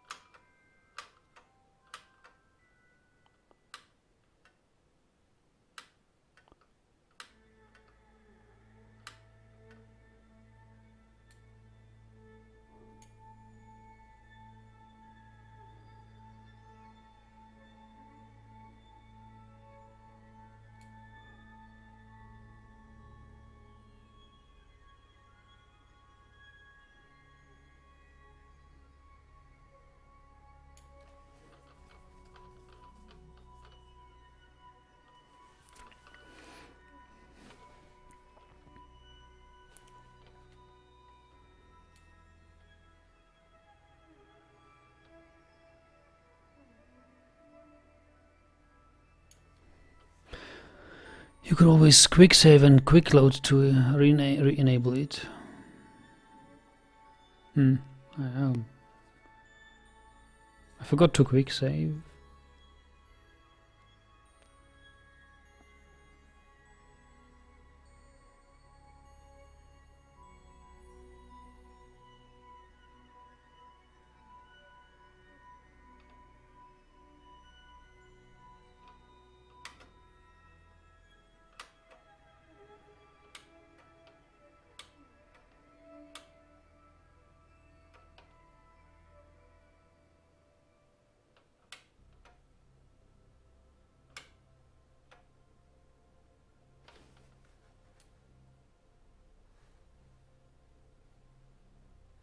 So I now need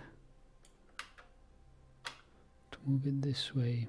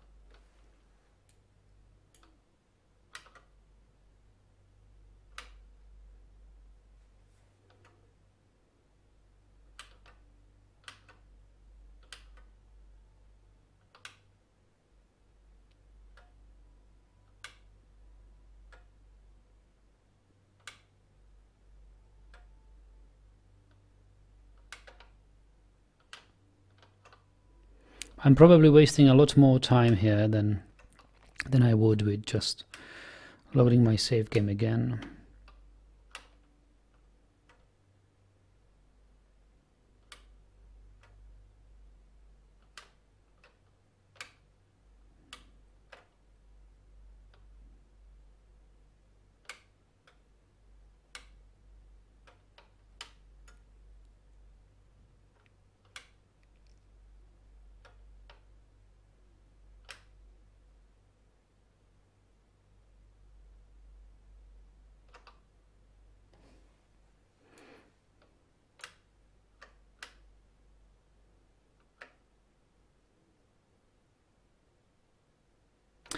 I think I am.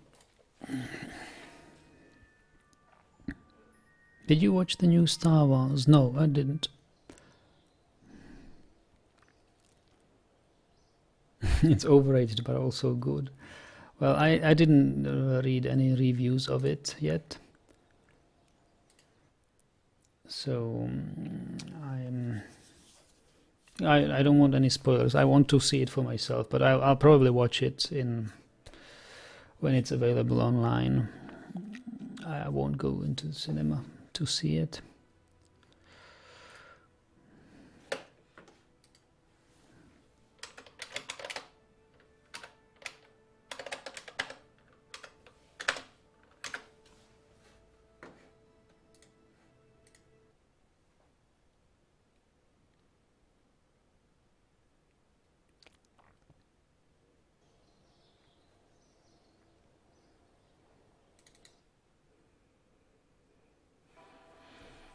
Yeah, the first 3 movies were great. Yeah, I like them a lot. The original, episode 4, 5, and 6.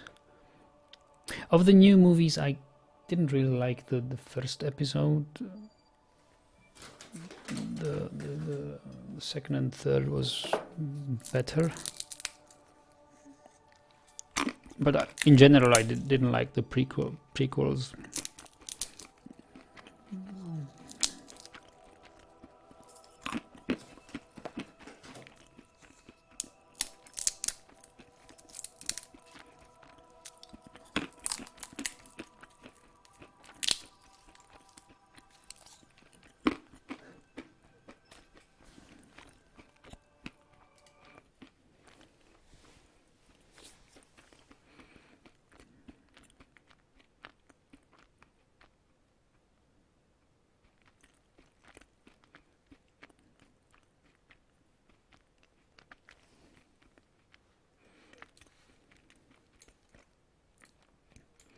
So first fill this monopropellant.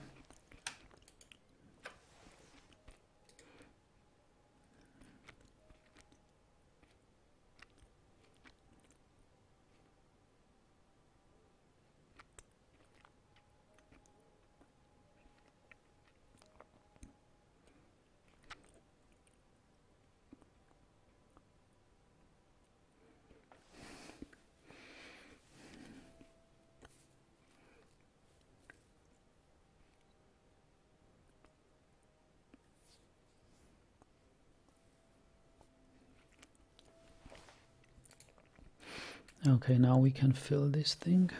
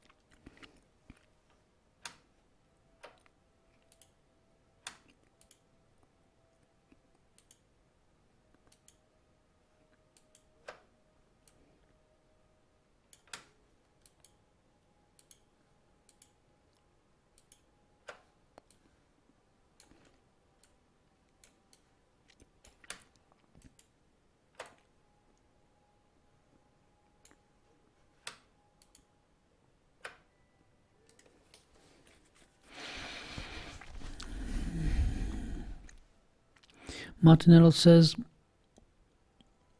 the new trilogy wastes too much time talking about politics and midichlorians or whatever they are called.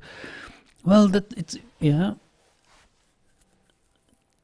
The only scene I like is the duel between Anakin and Obi-Wan.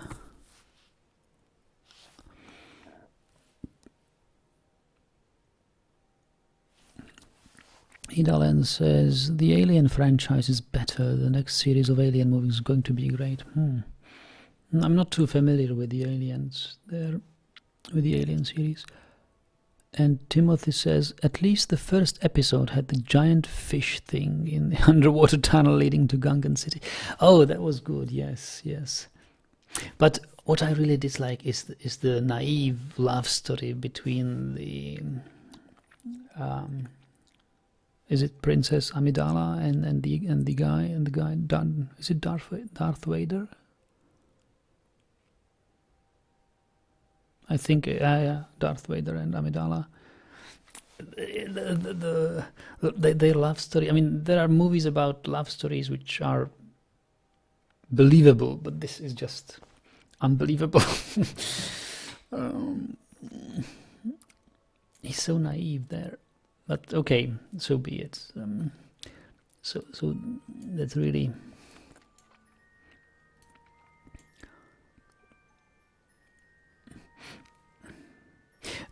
I think it could have been the whole fiction, right? Why does a Jedi, or actually a Padawan, fall in love with Princess? Jedi have forbidden any feelings. Love is forbidden for Jedis, basically. because it distracts them from concentrating on the force. Why does it have to be in this rebel kind of way? I don't know.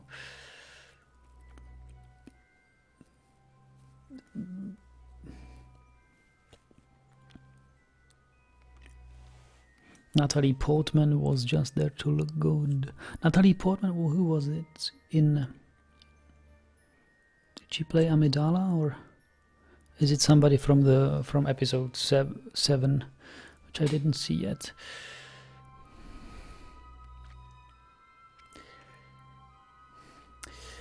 Anyway, we have this module. It needs to be dock. So how is quick save? Quick save is F5, right? Quick saving, okay.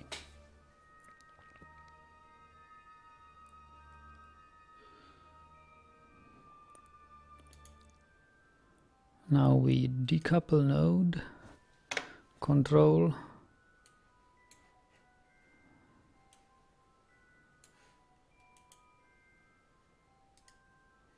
from here, and we set this one as target. We enable docking mode, we enable RCS, and here we go.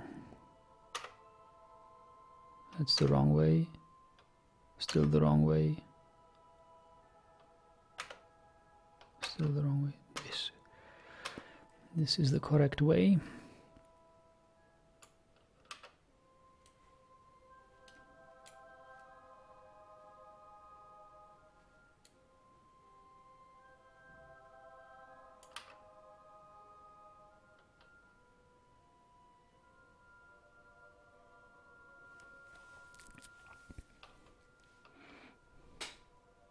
Oh, Padme, not yes, Padme and Anakin. Yeah, sorry, you see, I'm not too familiar with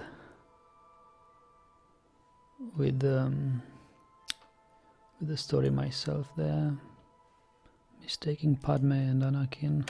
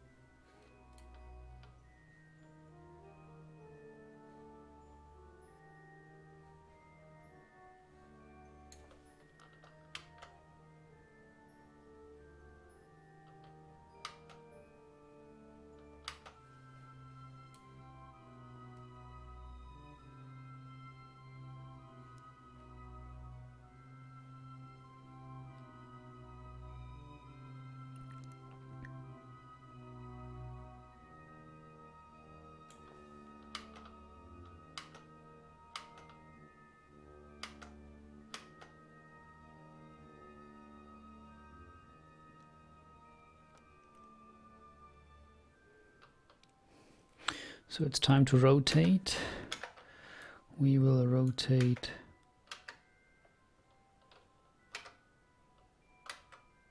this way.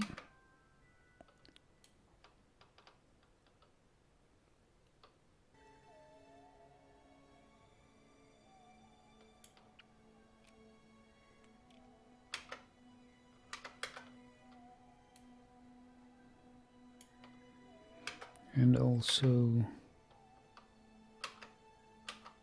this way. also this way a little. Okay.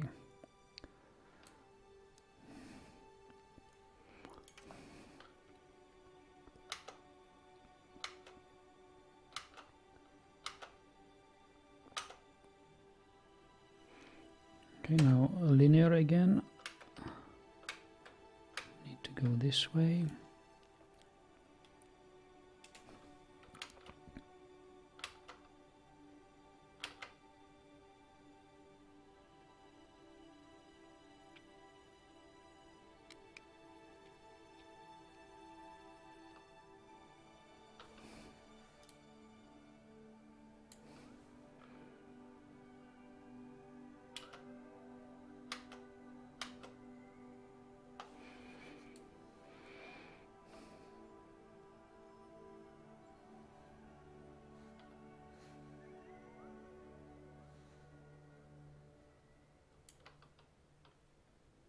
I don't quite have the rotation I need, right?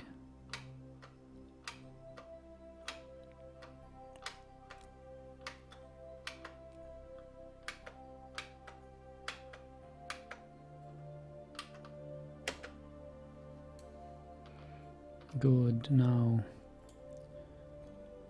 we practically only need to do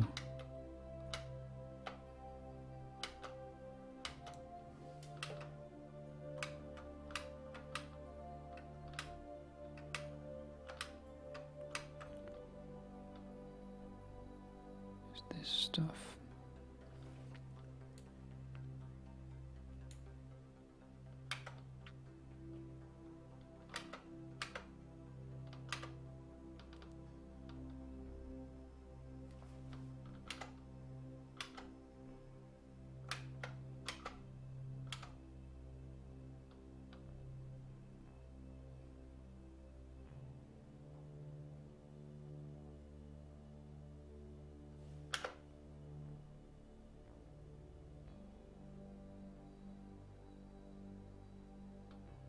Docked.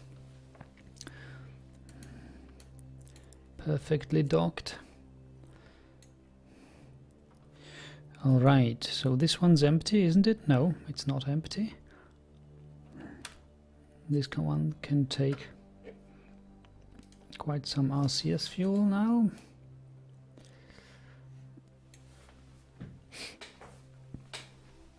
So this was important. Quick save this.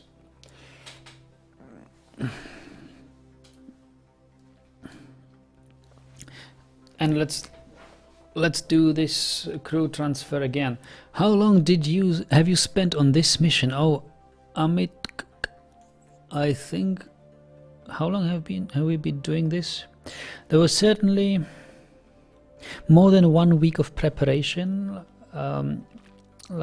building the station, building the crafts, building the transfer stages, planning it. So that was like 8, maybe 9 days.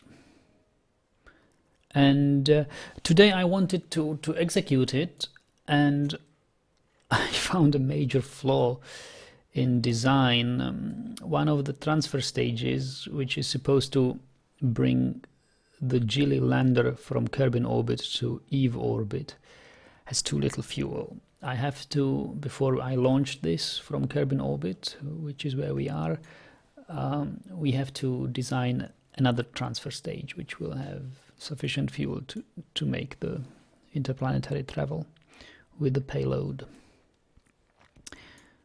So that is why I had to revert. I've been playing this session for almost 5 hours now, and had to revert back to orbit. So before we back up the save game, we need to transfer the crew. I like to do it. Of course, I could do it by internal crew transfer, but I think EVA is more fun for the Kerbals, so I'll do it the EVA way.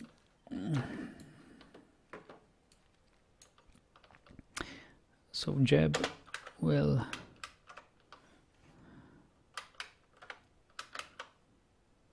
man the atmospheric module for Eve exploration.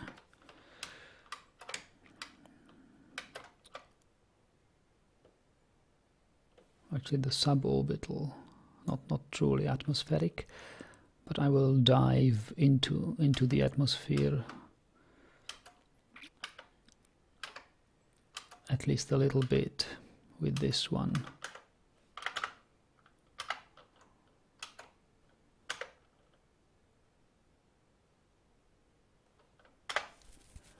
Okay, Bob is my scientist. Let me check. Yes, Bob is my scientist. Bob will man the Eve science module.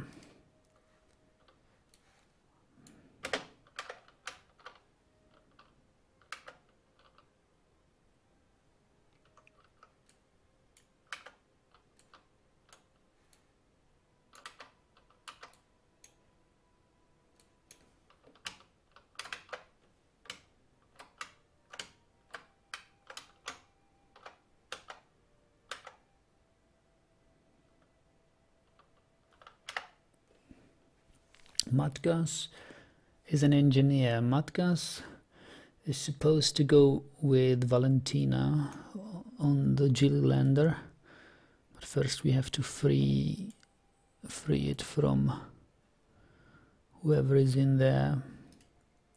Gilmal. Okay, Gilmal. UEVA.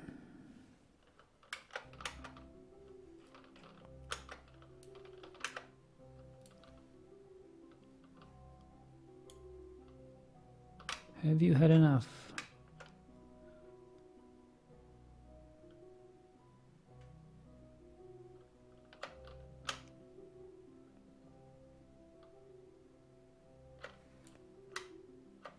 Is he thrusting the right way? I doubt it.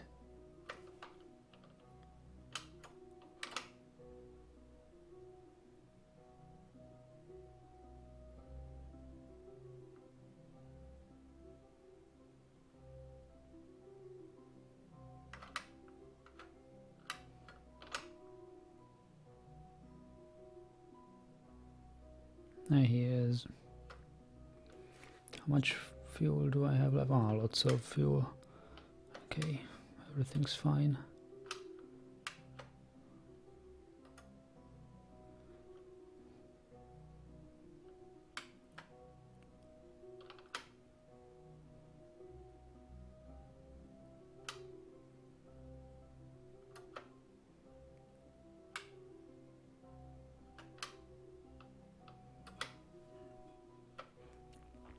Congrats on 5,000 subscribers. Yes, thank you. So it's really remarkable how long we've spent on this mission. I can't really do it properly. It's probably the most complicated mission I have played so far.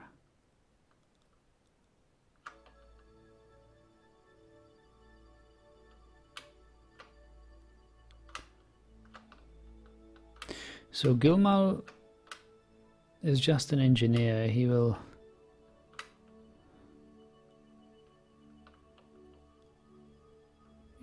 be in the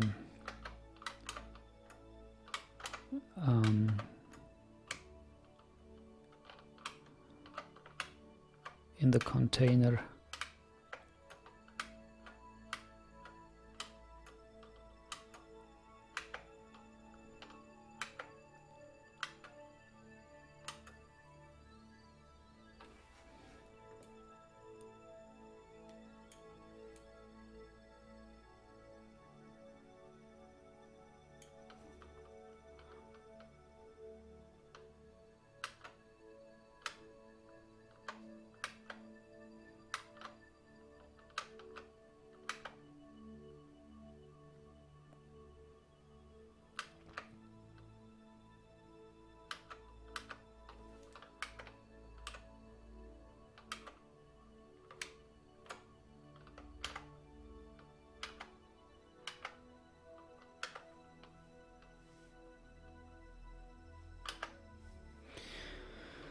Now Matgas is supposed to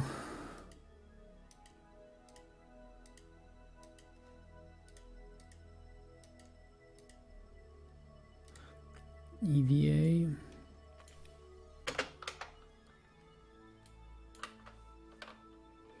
And man the lander.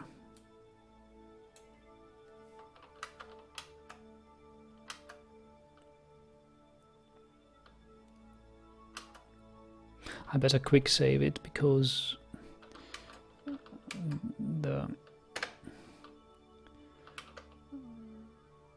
the access to the hatch there is quite tricky.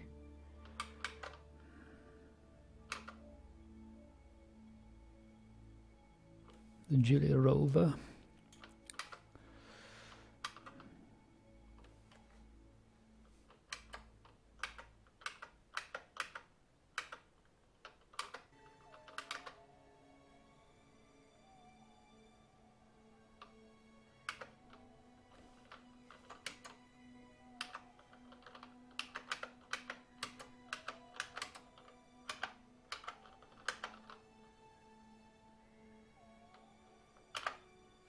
Okay. Matgas, Valentina. Who else? Anbury. Okay. Select the module. No, I don't want to escape. Anbury, you will do your own EVA action to get you some XP.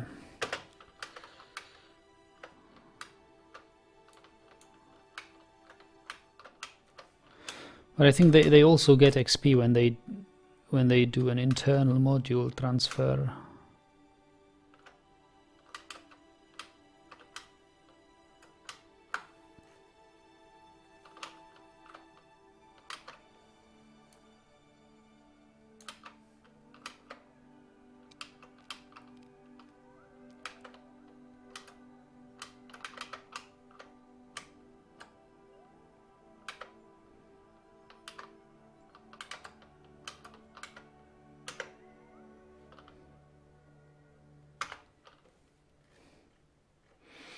So, okay, this one's empty, right? That's correct. This one's empty now. Scientists.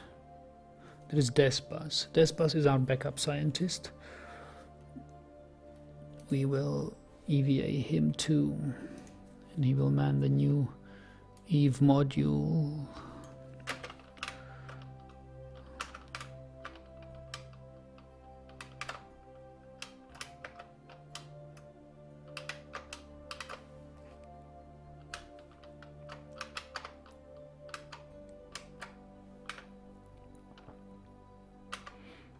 Is that entire space station going to fly to another planet? No, no, no, parts of it. But big parts of it. Most of what you see here is going to be transferred to Eve.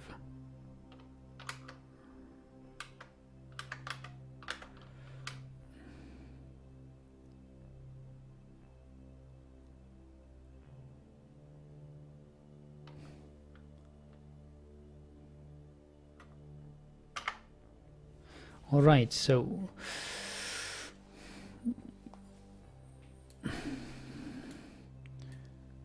it is this module which will use another transfer stage, and the whole thing here without this. I will quick save it again, and I will transfer some fuel.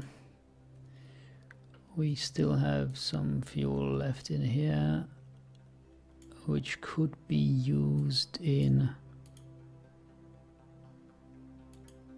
well, this one's full. How about this one? This one's full too. Well, pump it into the station then. No, the station is full as well. This thing's full.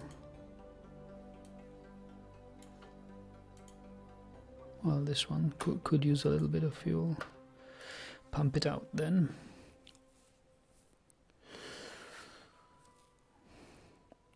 And I think this refueling module has some fuel left. It's not actually a refueling thing. We used it to lift certain parts. Okay, out.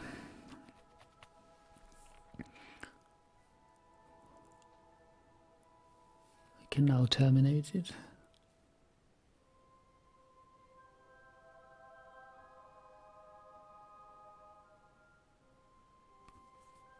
Okay, because it's completely void of any fuel,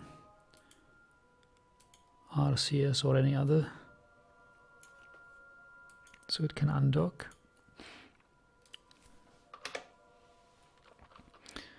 And it can be renamed.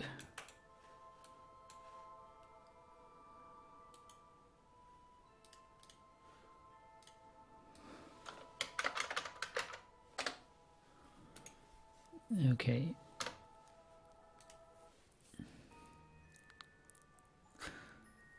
Now we will need to undock the transfer stage from the rover, because we will use a bigger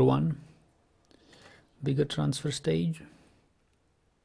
We'll have to lift the bigger transfer stage and dock there. Terminate.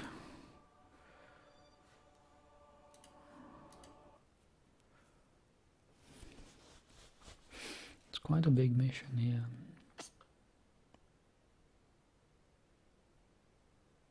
2,500 meters per second to Eve. That is very expensive, 2,500, but there is no cheaper way around it. Right, so this one. Actually, I could, since I will only be using RCS to move it from one docking port to another, I shall tank all or pump all the fuel it's got into this thing,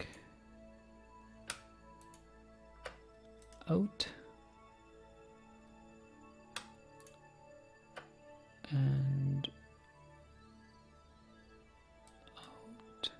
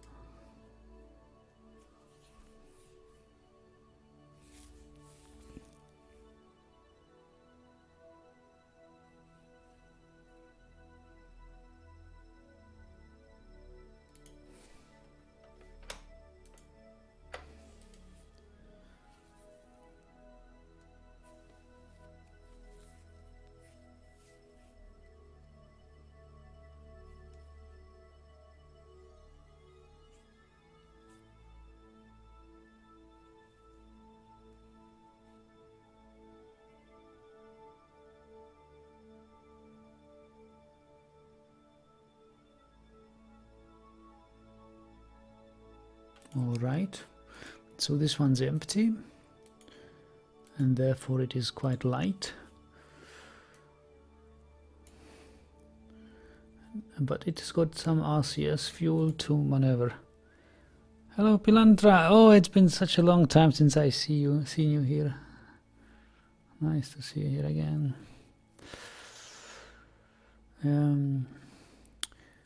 Currently trying quite a difficult mission in Kerbal Space Program. So this will undock.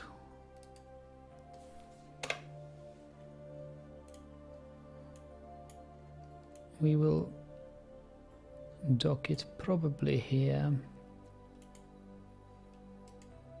Set as target.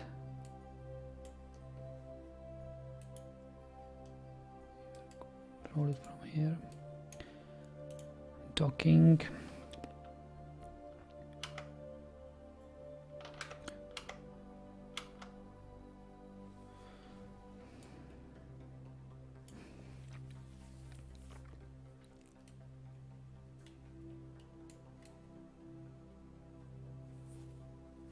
we've got our lights on. Now we should be able to, after we have cleared the rover,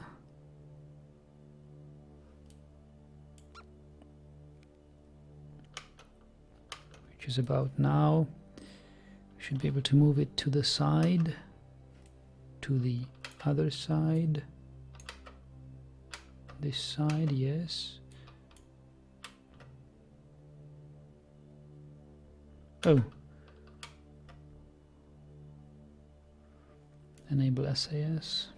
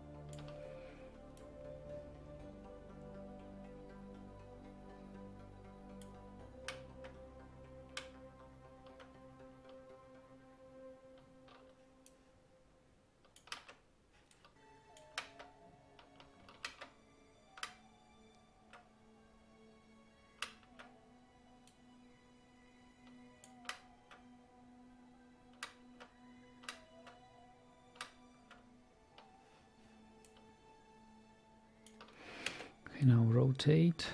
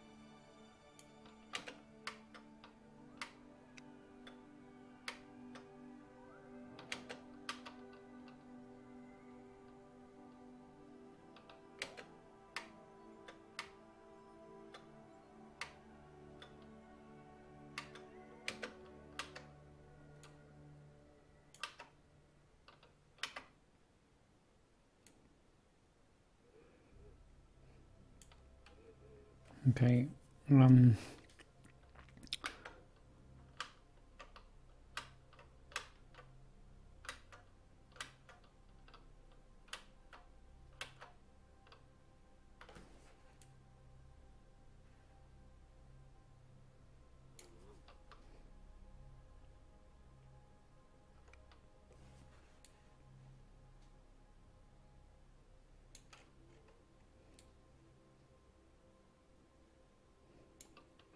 Still should rotate it.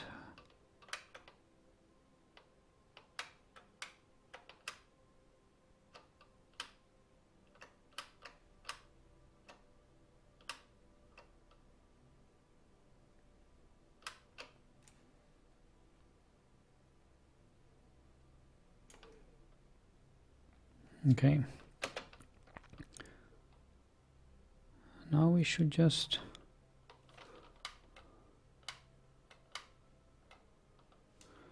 go forward to the target.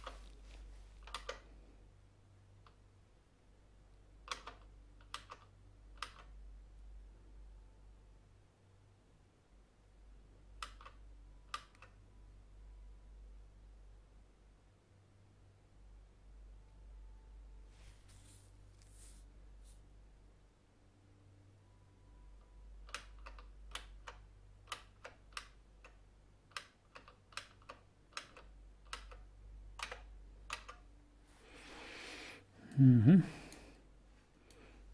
should be on direct way there.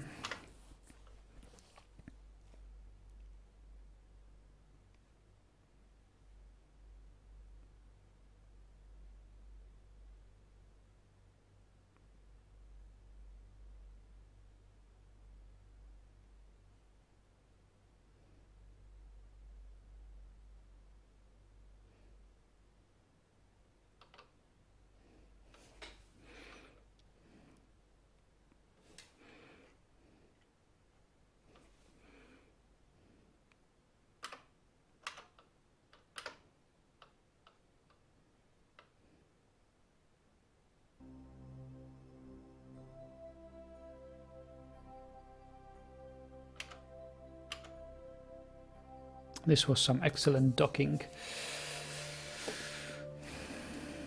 I flatter myself.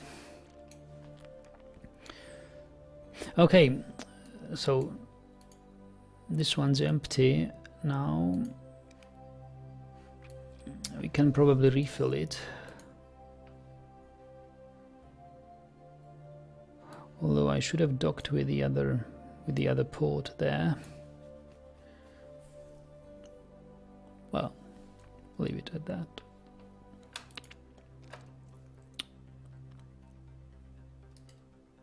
Fill it with liquid fuel.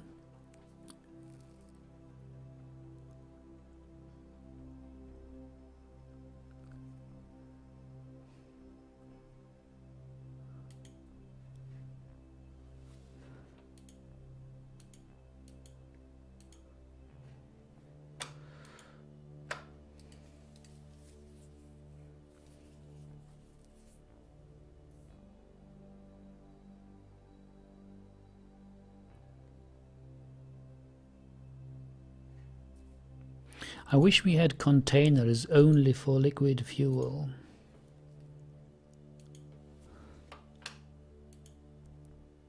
Because it's just surplus mass. Constructing ships with containers for both liquid fuel and oxidizer, if you know that you won't need oxidizer at all.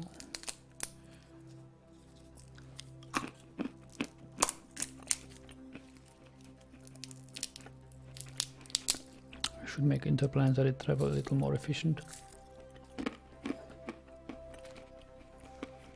All right, there we are. This thing is full as can be.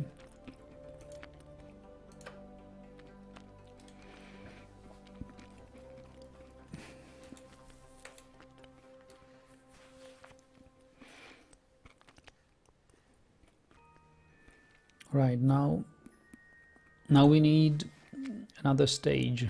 So time to quick save this and make a backup, and we will launch a better transfer stage for the rover module.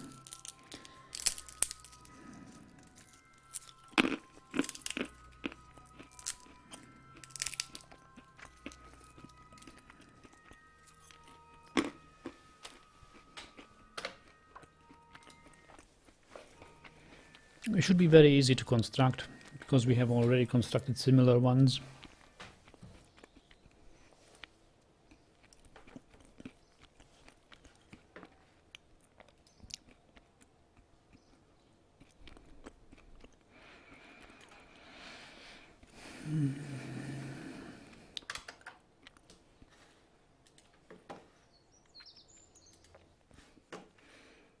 Just make a backup of this.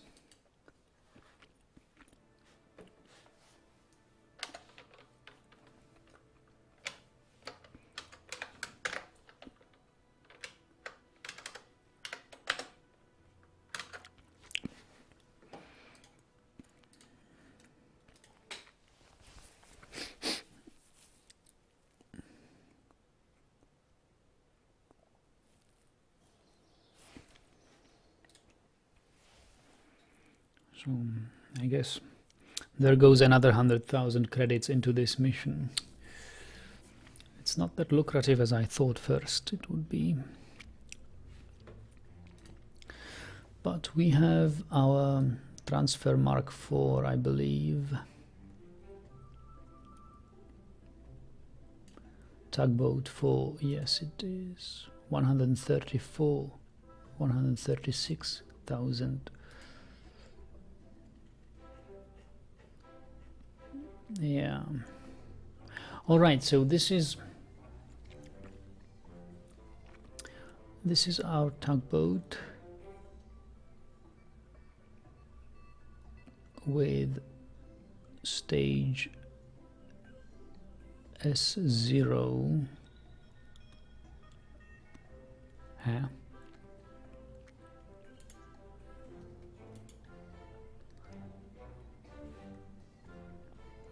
And look, it says stage 0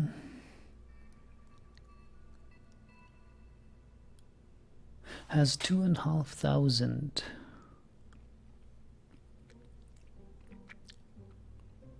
I can't imagine that. It has 2,500 by itself.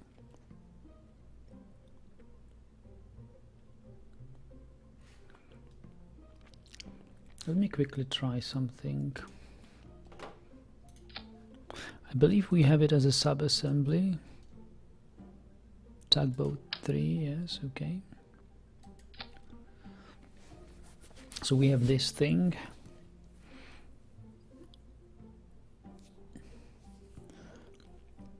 So for itself, it's got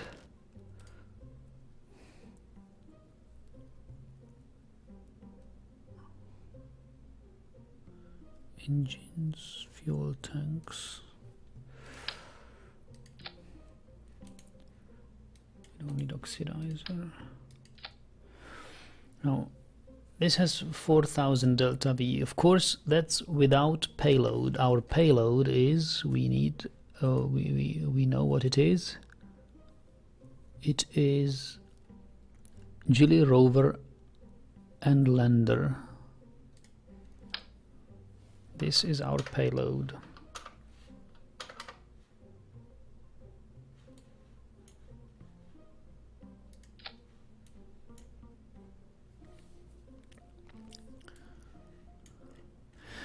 Now it says with the payload. You see, something is very wrong here. Ah, of course, yes, the staging here. I see. So my stage 4 is pretty much this only. Ah, now I see. Now I see that we've got only, in this stage, we've got only 1.5 kilometers per second, which is 1,000 less than we need for reaching Eve. So even this big transfer stage won't do. In total, it's got these 2,500, which is just what we need.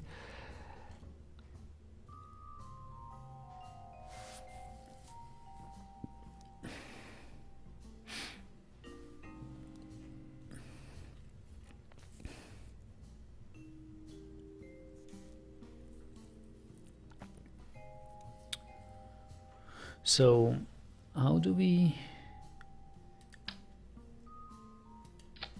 do this really?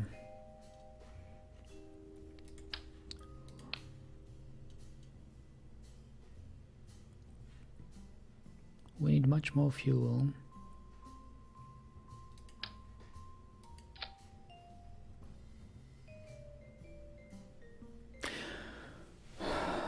One way would be to transfer the rover and the landing stage separately, but no, that's not how we will do it. What if I take the big one?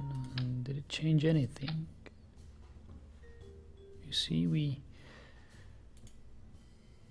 take the oxidizer out.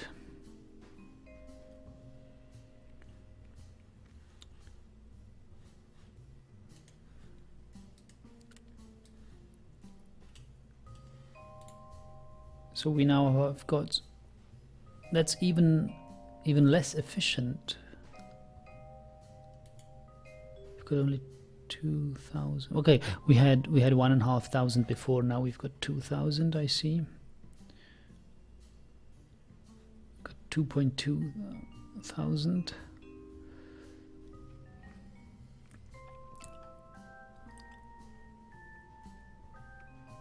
Well, I guess we'll just need additional fuel tanks on this one.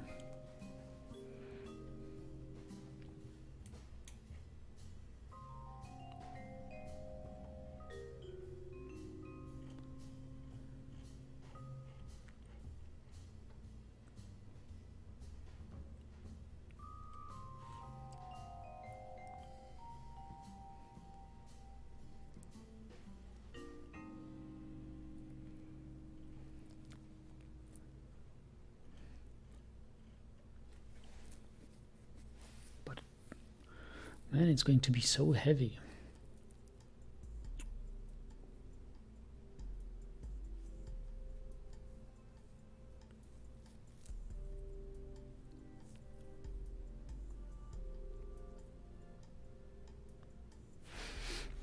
Nothing can be done.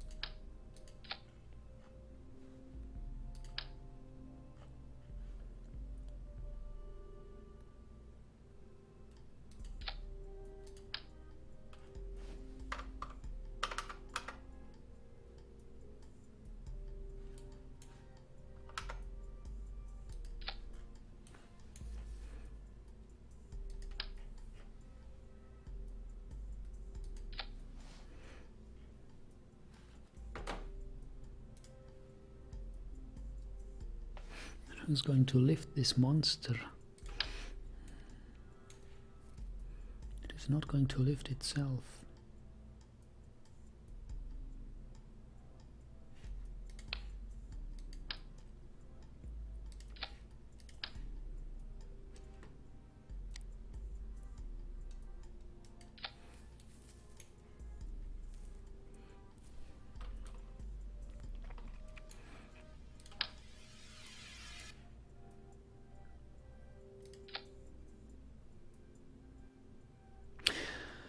Well, you know what? What if we make a disposable thing?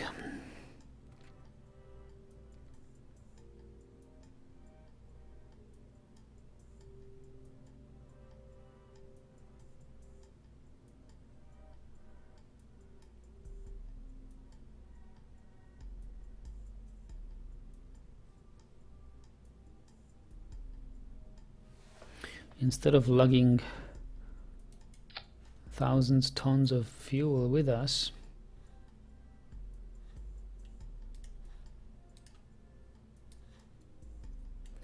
we just, this is 2.6. Yeah, this still has got only 2.6. Well, at least it could make it. 2.6, 2.9. All right, 2.9.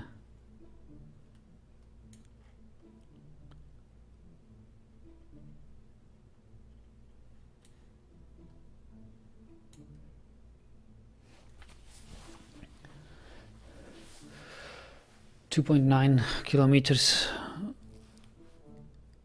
sounds about right.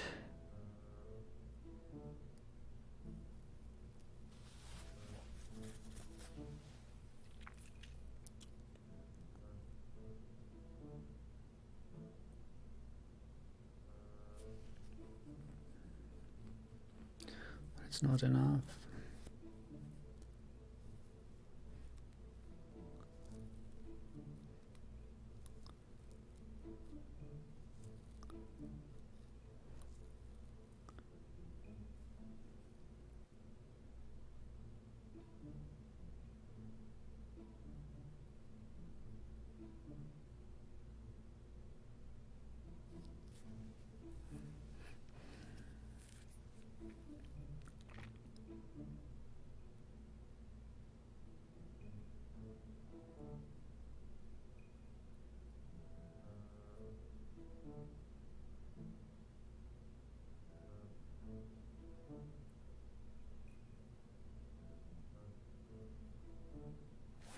think we should make a disposable one.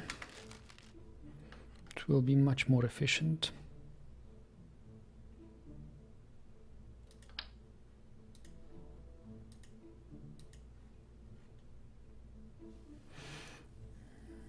Did the game crash now? No.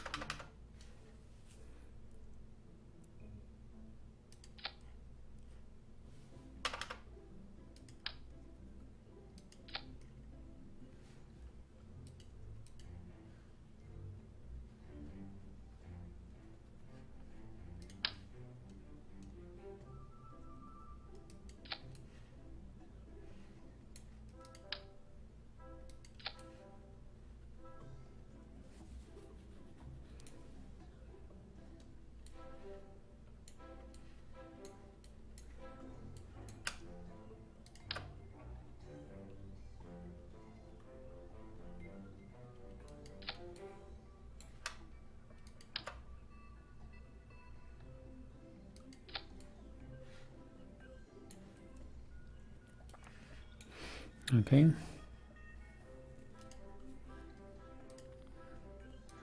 So first have these. First pair is going to feed into this. Second pair into this. And this one into this. We don't need no oxidizer here.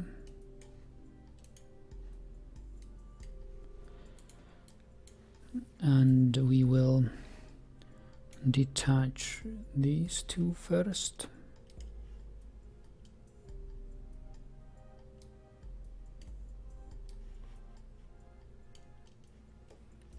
Then we will detach these two. And finally we will get rid of these.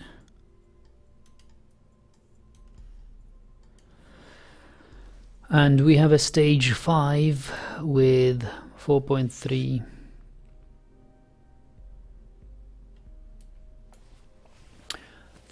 kilometers. In fact, we only need 3.4. We only need that much. We don't really need the last stage.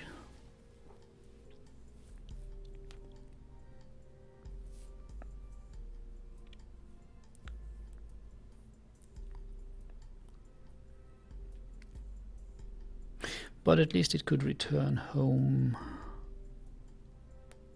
Well, depends. I somehow designed the things in a way that we could leave them in orbit and just travel between planets. But if this one takes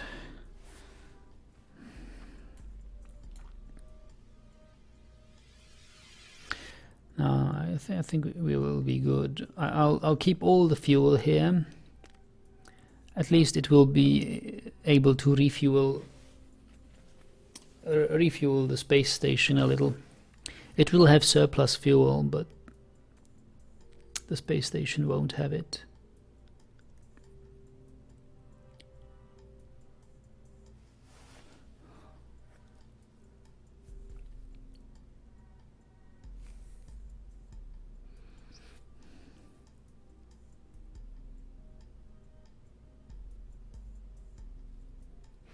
Yes, I think we will have to do with this. Hey Nag, how's the Volkswagen plans after the cheat code and the engine's blunder? Well, try to regain some good image, I guess. It's yeah, Volkswagen is certainly hurt by that scandal, but now it has another problem with a lawsuit. No, it's facing a lawsuit from the USA for destroying the environment there.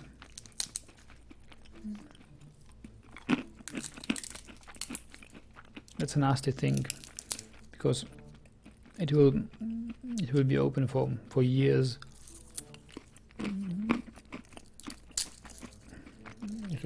I guess it will show in 2 years how much it really hurt Volkswagen.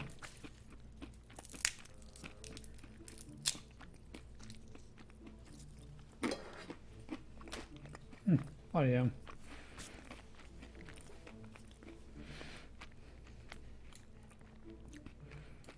They're doing their best.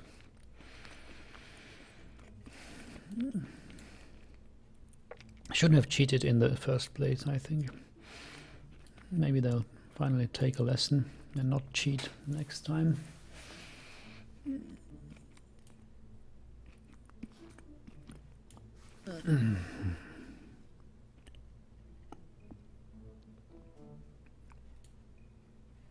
Okay, so I think we have our stage. Our only problem now is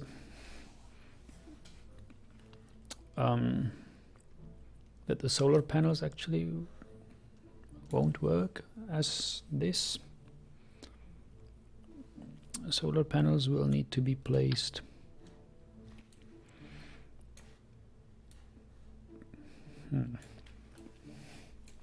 well, I don't know where.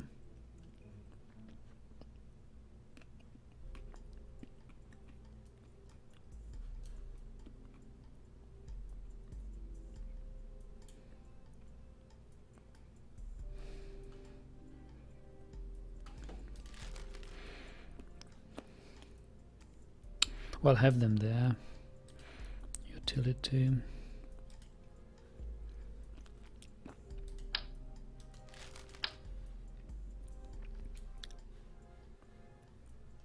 This one's the first to go. I think we'll be fine placing them here.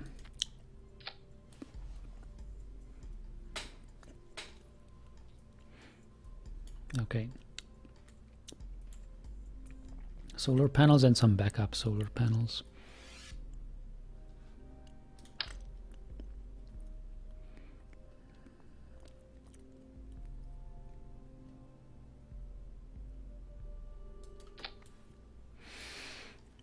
And we will need these things to launch it.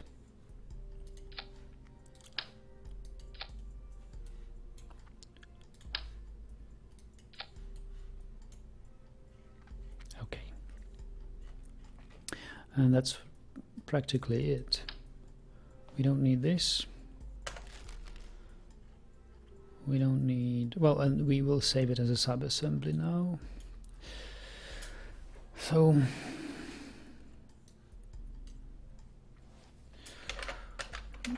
one-way heavy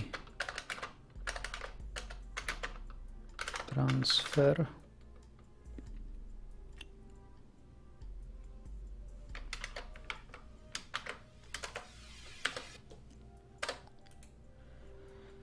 We'll save it as a sub-assembly.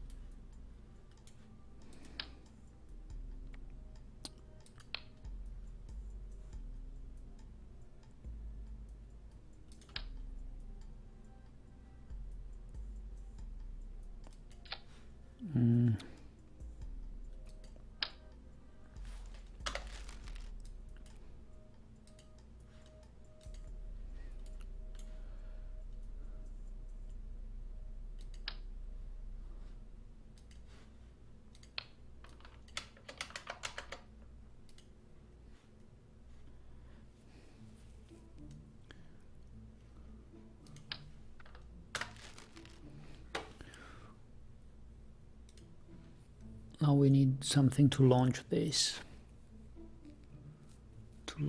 Into space.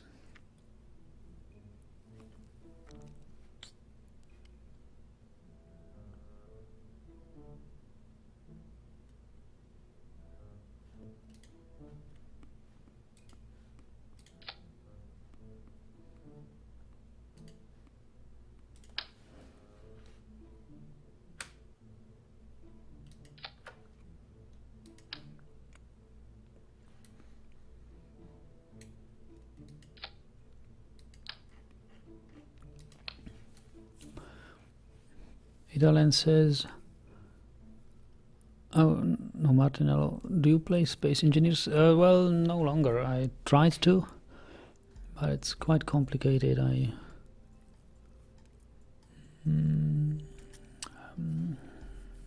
tried to play it recently again, but I was quite confused, didn't know what to do. And Pilantra has volunteered to Mars. I'm waiting for my application to get selected. Well, a friend of my colleague has been selected for a NASA program on his best way to become an astronaut. He's passed all the tests. His only problem is that he's an Egyptian, and as an Egyptian he is not a citizen of the European Union, nor is he well, he either needs to be an American citizen to join the NASA, or a European citizen.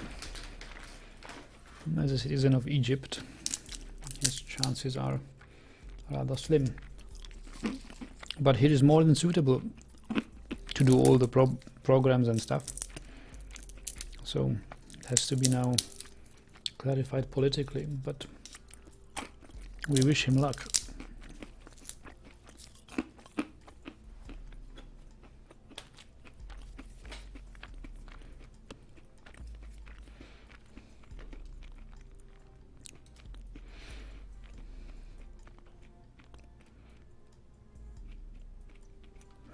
Martinello says, if you ever try to play again and need some help, I would be glad to help you. Yeah. Sure. I'll get back to you on that. Because Space Engineers is a nice game.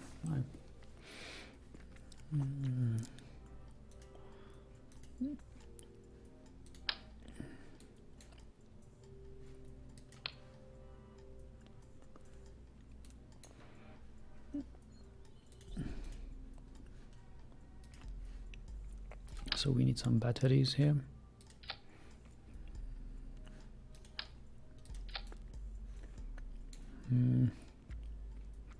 This is still not enough. What am I missing here?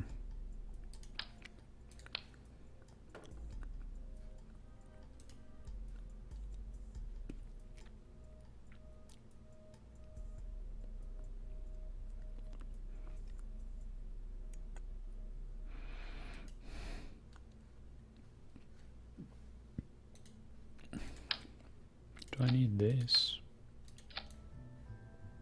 No.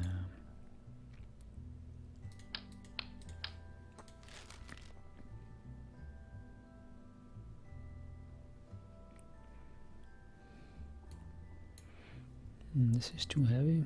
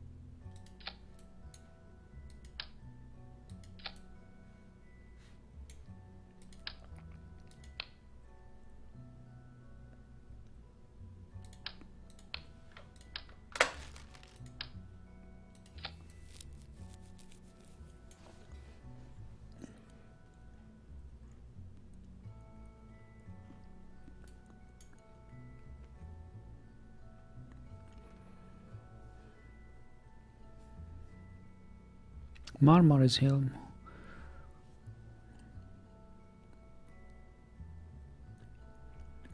Yeah, I'm sorry, Marmar, we don't do this subscription promotion stuff.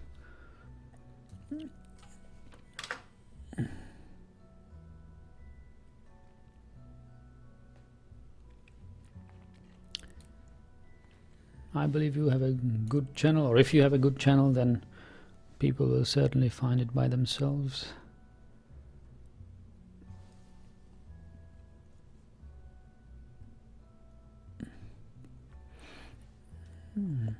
But I usually promote only people I know, I'm familiar with, and I stumble upon by myself.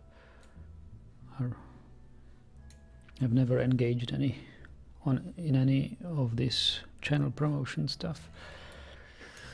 Okay, how are we going to lift this thing up without losing any of its fuel, preferably?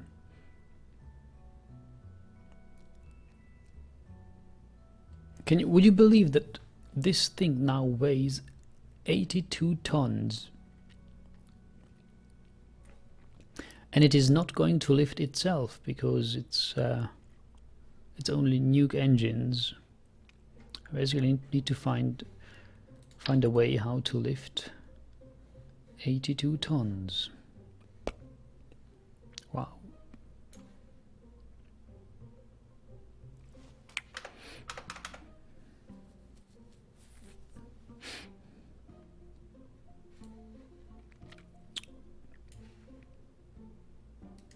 That can be quite complicated, I think.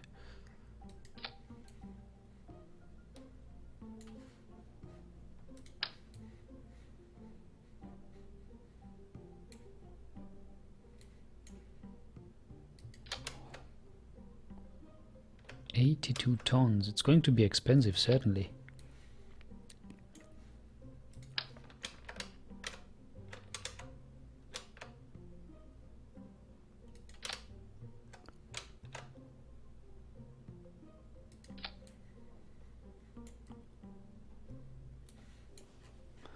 How do you lift 82 tons?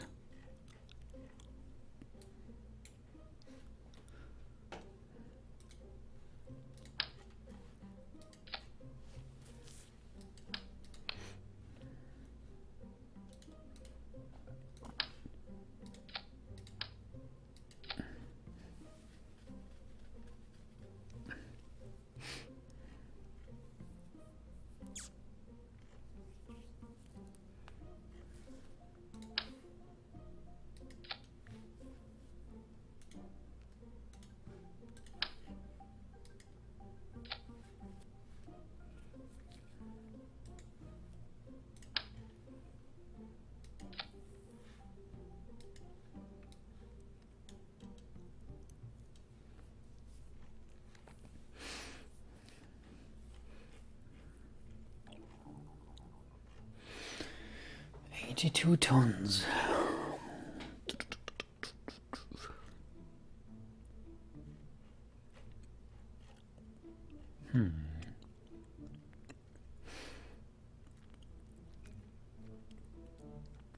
We will need RCS.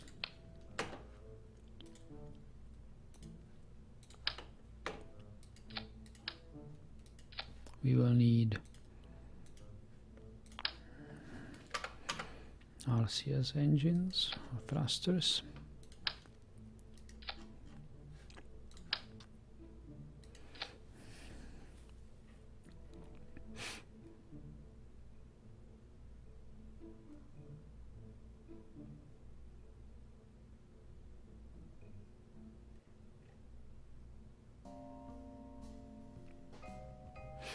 Speaking of which, RCS, I think I could do better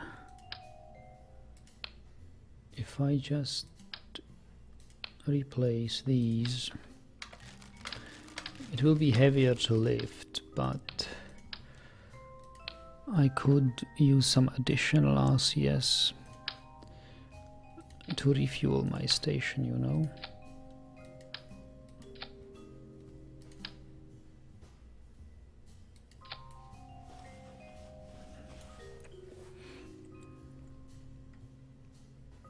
Okay.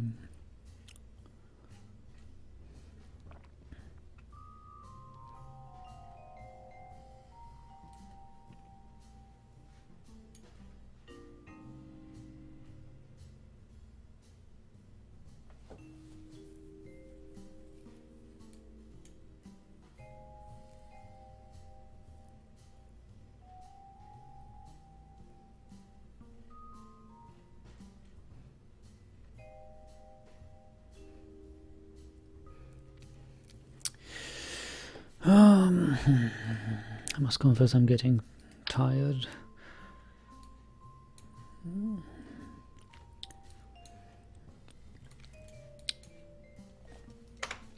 I should head to bed soon.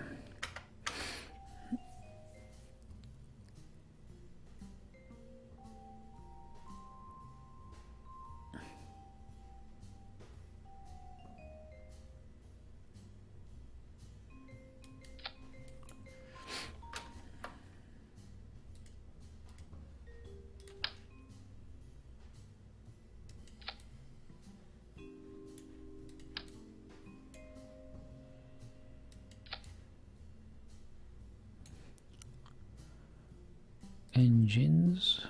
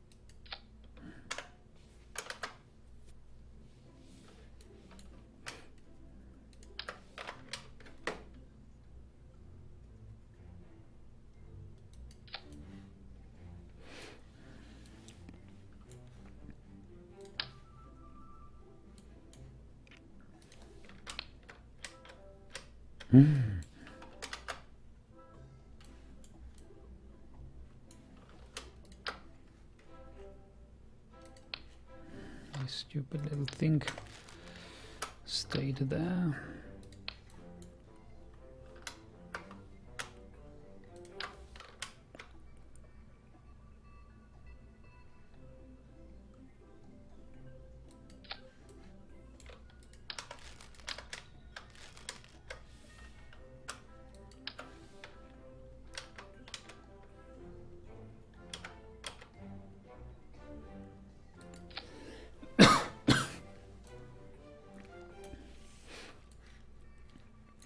Okay. From here to here. From here to here. And from here to here.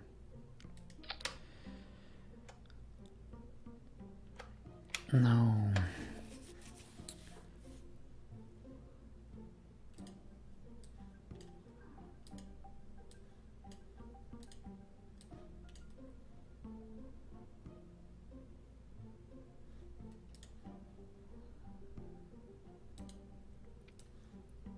This first.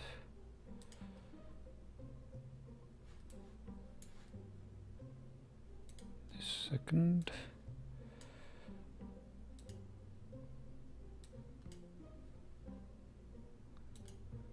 This third.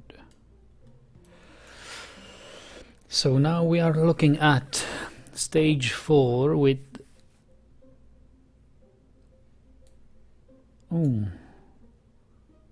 first, Stage 6, stage 5. How come stage 4 has only so little?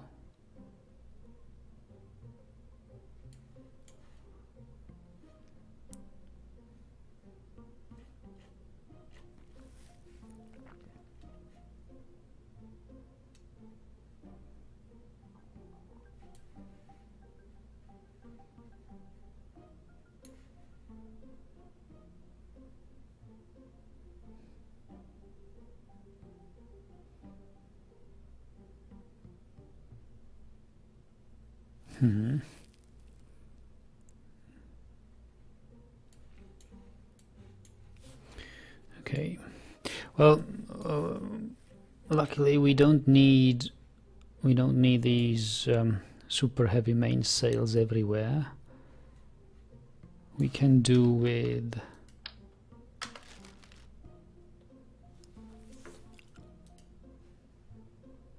skippers, at least for stage 4.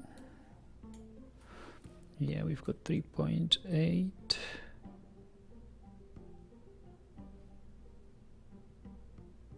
$3,800 now. Yes, now that's slightly better.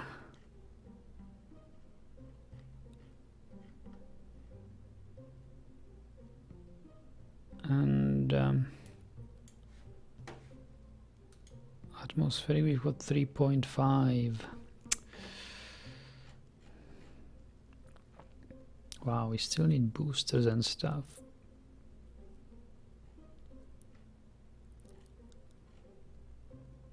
And this costs 250,000. Wow.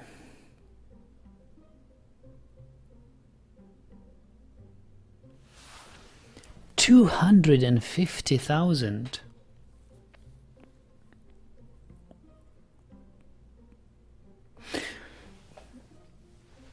Wow. So clearly we have to pump even more money into the project now. 250,000, and it's not even going to make it to orbit. It rather looks like 300,000. I think with the boosters added and stuff, probably 300,000. So what is cheaper? Is it cheaper to have spent 300,000 on one stage, to lift one transfer stage, which will then transfer our rover and lander to Gilly orbit, or maybe don't transfer the rover and the lander together after all?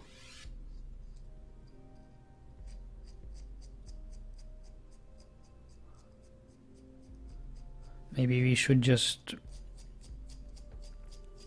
have two separate transfers.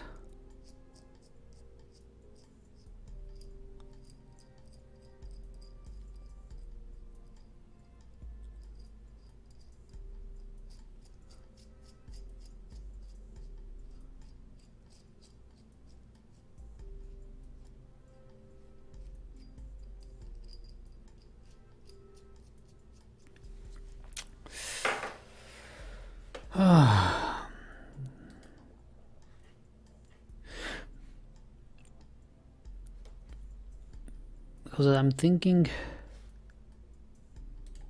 maybe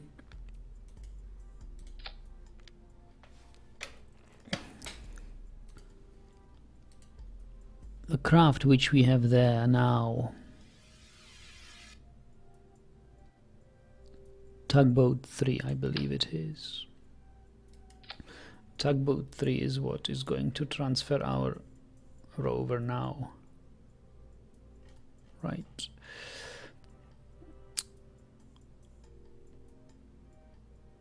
It's got some delta V. It's got 3.9 delta V.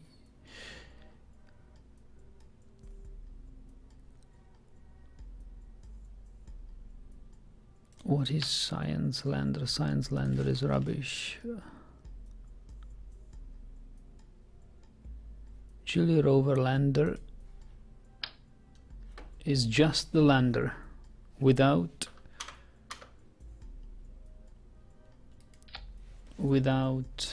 things. So this thing has how much delta V? 2.3. You see, we're almost there.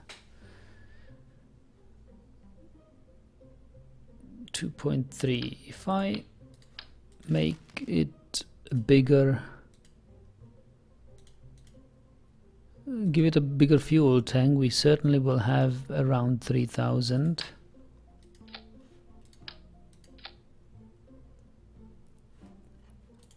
And I read it of oxidizer, of course.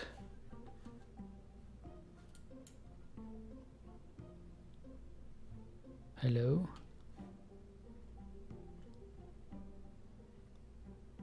Why is it still 2.3? What's wrong with you?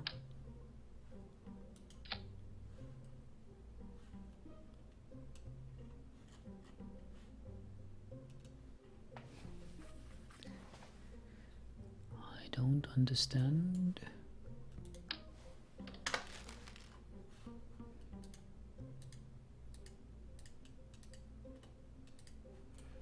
So you've got this sub-assembly, Gilly lander. Is Kerbal on the Steam cell? Well, it's certainly on Steam. If it's on Steam cell, I don't know.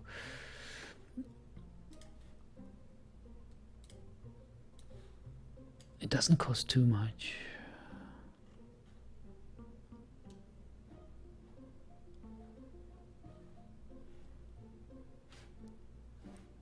Now I'm totally puzzled. It says we've got 200 delta V.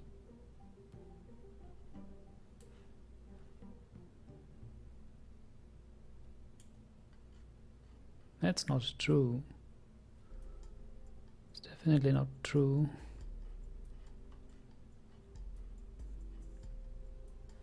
Because if I just launch it... Oh god, what is this?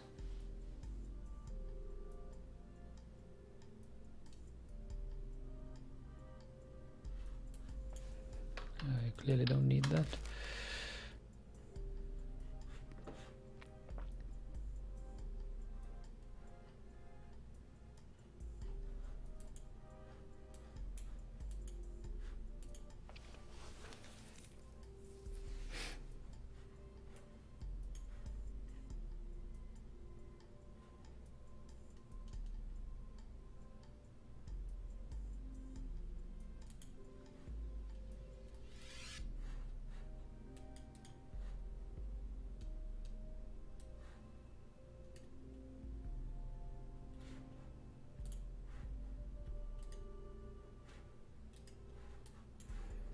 I think the best way is just to launch it, right? Because then I'll clearly see how much delta V it has.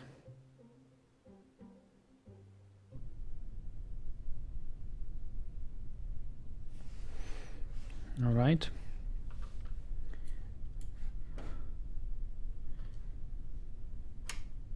Here we go.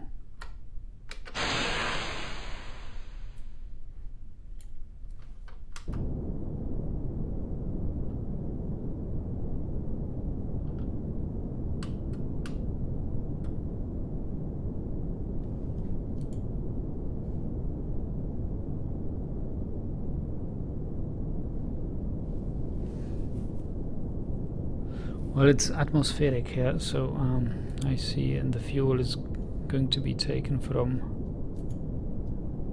whatever fuel tanks, yeah.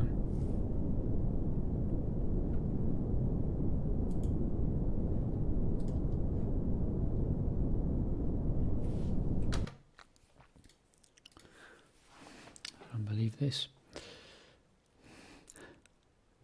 Does it take disable crossfeed into account? If I disable crossfeed here. Yes, okay. At least something changed. I still can't believe this. This thing weighs, so I've got now a mass of 36 tons. Now I've got 70.6, which means the lander itself weighs unbelievable 34. No wait, this is 36. Yeah, 34.5 tons, 34.6 tons. 34.6. If I just put 34.6 tons dead weight on this one, then we should get a number.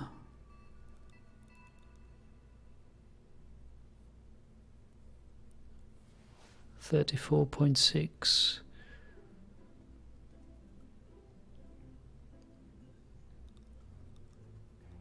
Well, it's like 6 of these engines here, pretty much. 2, 3, 4, 5, 6. So right, so we have 1.7 kilometers per second delta V. That's still too little. It is still too little to transfer.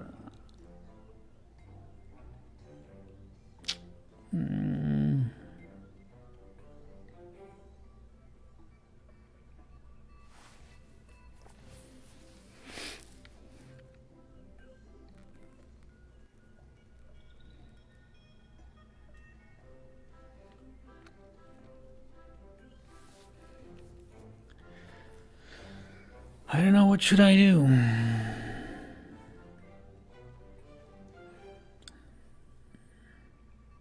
Is Kerbal a strategy game? You're watching this on your phone. Well, Kerbal is now an economic simulation, practically, if you want, or a sandbox where you can build rockets and don't care about anything, or you can play the career mode and have a simulated space agency which should earn money for itself by doing research, astronomical research projects.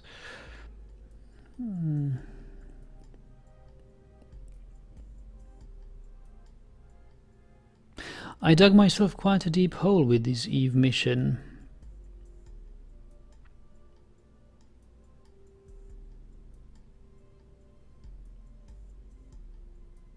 I don't see how I can do it.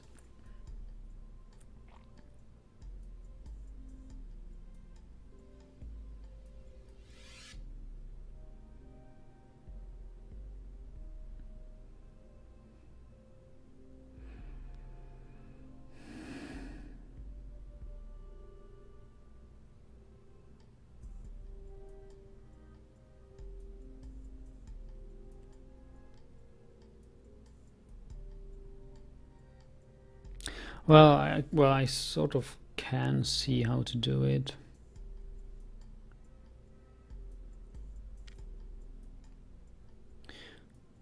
But certainly this is not going to help.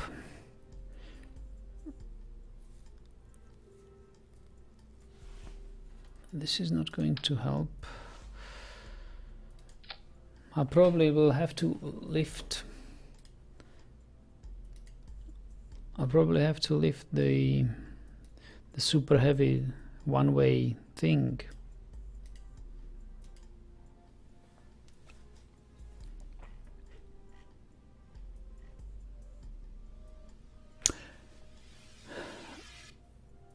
Ha. Ha.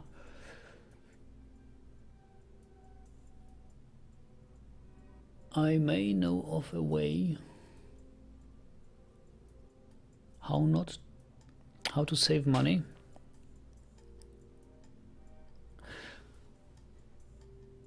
I will lift oxidizer as well.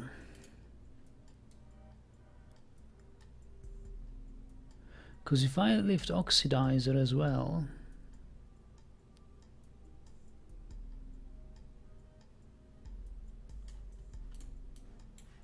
I'll disable cross video.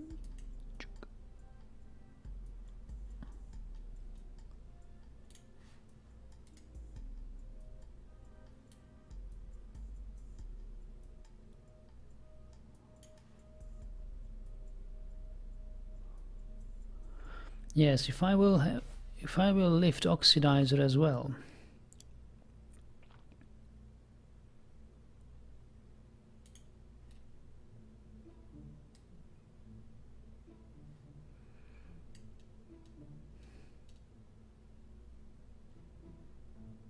I might be able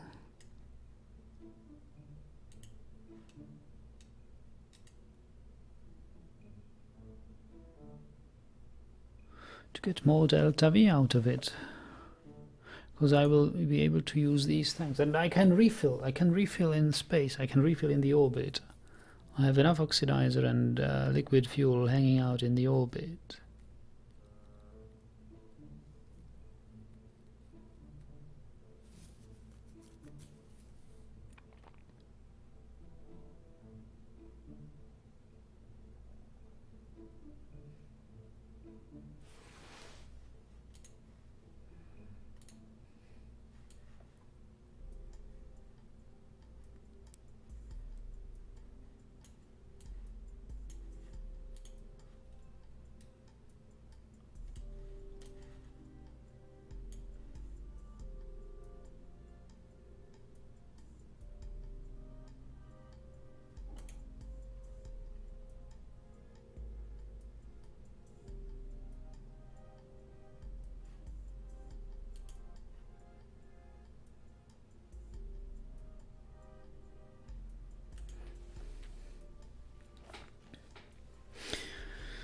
Yes, I think we will do this tomorrow.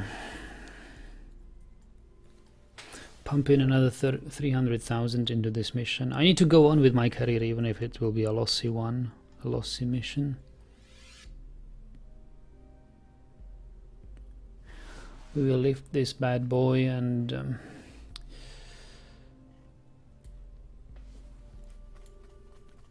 have it transfer the heavy stuff.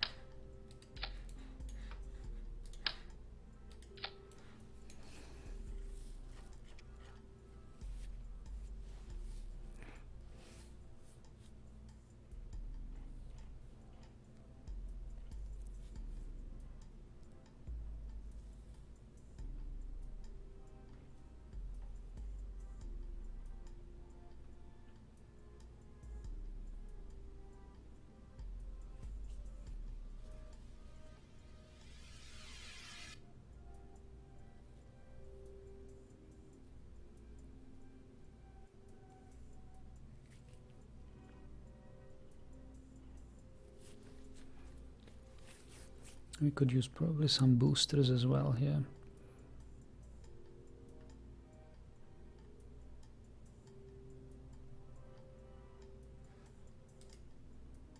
"44 seconds is going, the first stage is going to have 44 seconds. Wow.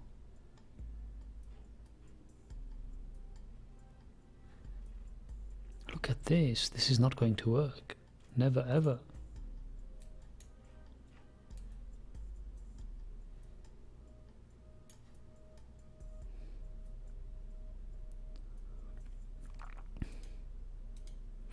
Atmospheric thrust to weight ratio is 1.24.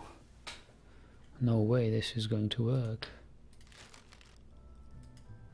Wow, I have some serious design flaws here. 1.48 is just enough to lift this thing.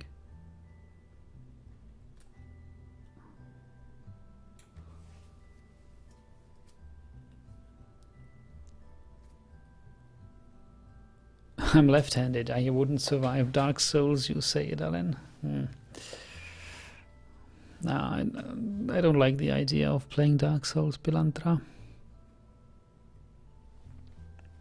700 plus hours in the Dark Souls game.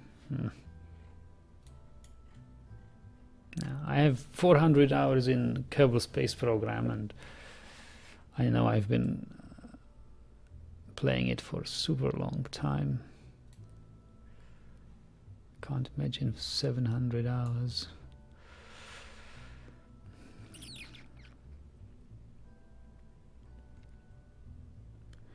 I guess we will need some more.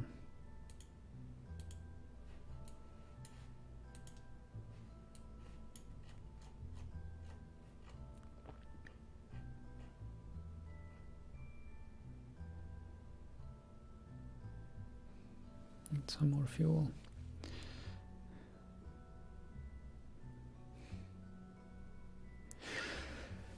There's another way. I don't have to spend a lot of money on these things.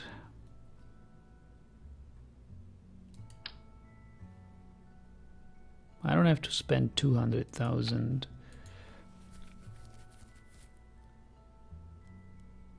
on this. I can lift this empty.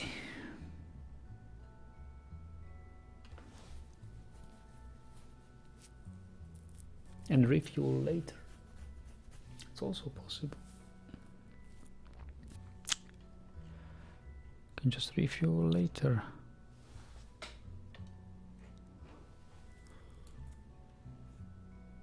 One refueler is how much?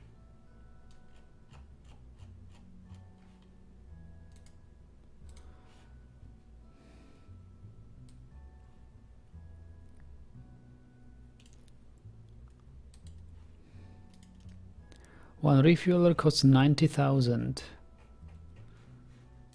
90,000 and brings about, well, about one orange tank of fuel and oxidizer in there.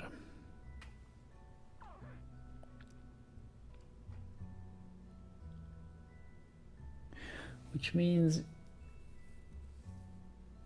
if I can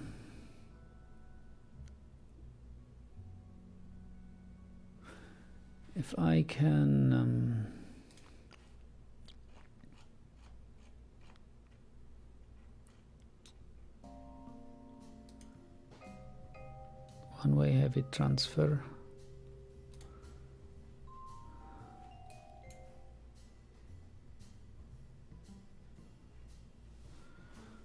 If I can lift this empty,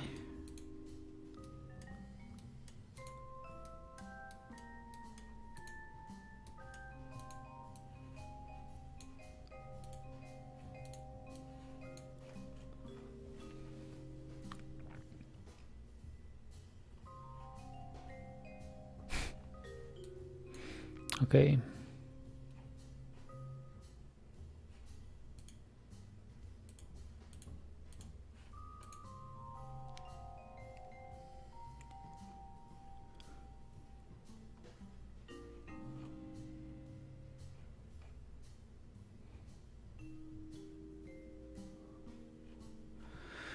Then I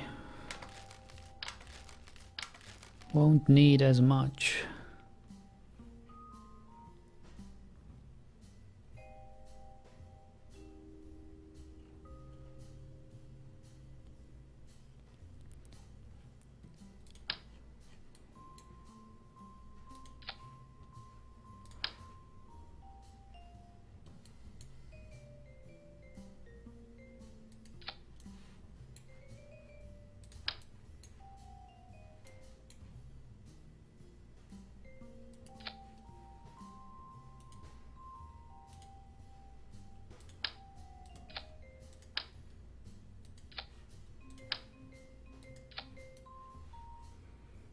Yeah, it's still more than enough.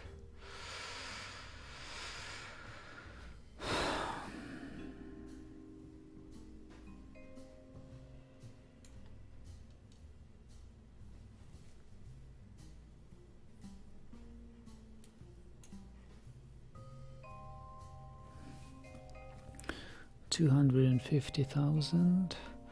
However, I will need a lot. I will need a lot of fuel. This is more than I think it is.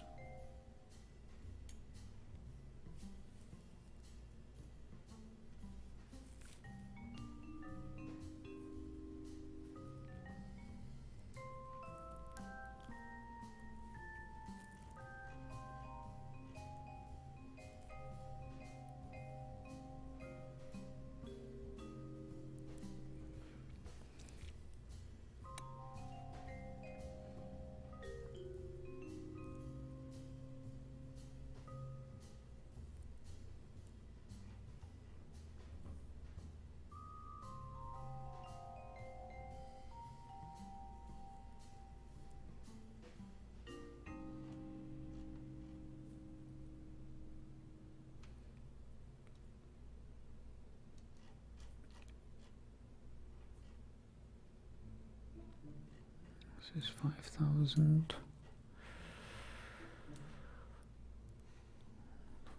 First.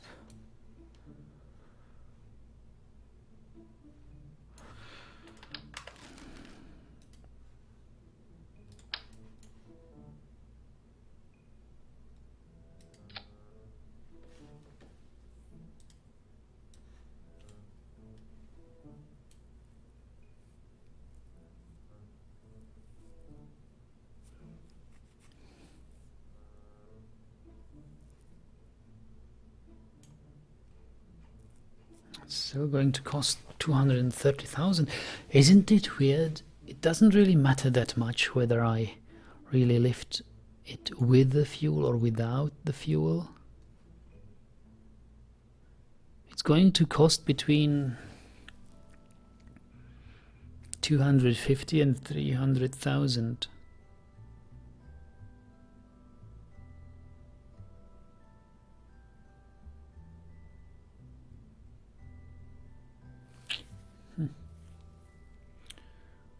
Because I'll have to work on it tomorrow.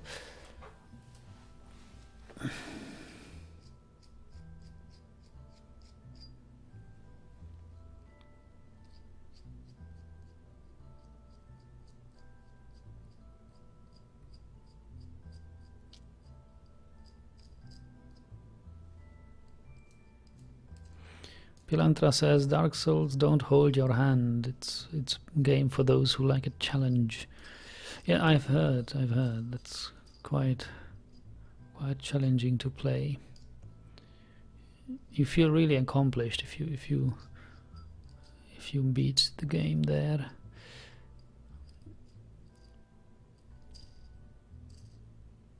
Idalen argues, no, the problem is that Dark Souls have a bunch of lame mechanics, such as redo the last 10 minutes of what you just did if you die, which isn't hard, it's just annoying. So it's hack and slash. Also the sequels they are pumping out is basically the same game as earlier, just different levels, nothing new. At this point they are milking it. I like your argument, guys. Cornelius says, solution is pretty simple really, don't die.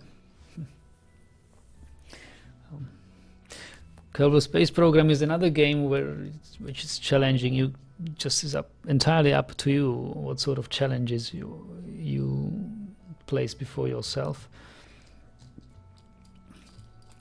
And this game certainly doesn't take you by the hand either.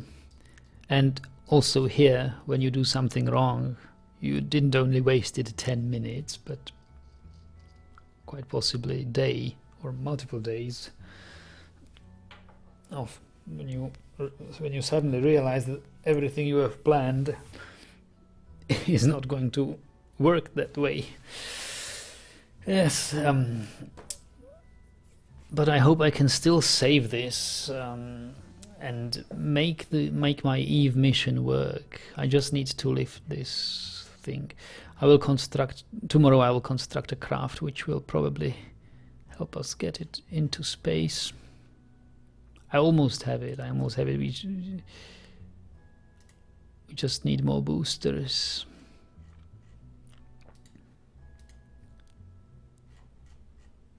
It is going to be this craft. It costs 270,000. And if I disable crossfeed, you've got 3.5. We've got 3.5 kilometers per second. Delta V. We need about 4.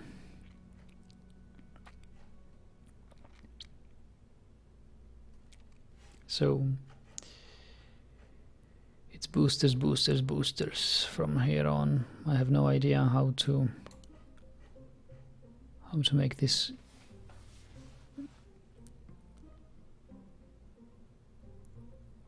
even better.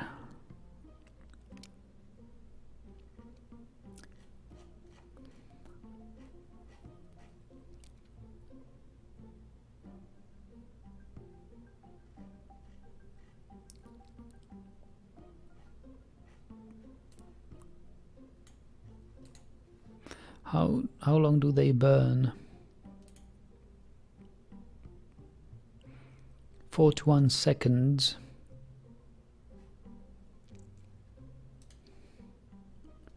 "41 seconds is too long." Well, it's not too long. The second stage is going to...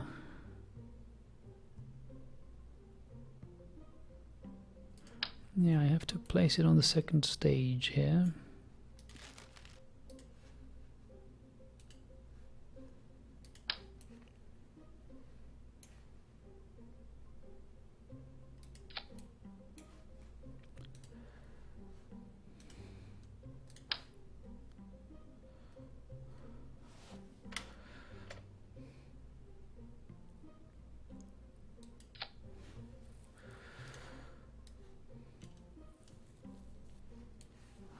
Oh, okay. That's not going to do much difference, is it?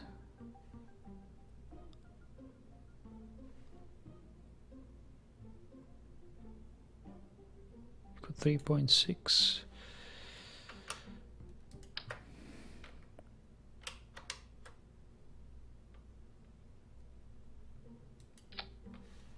Ones with boosters at all are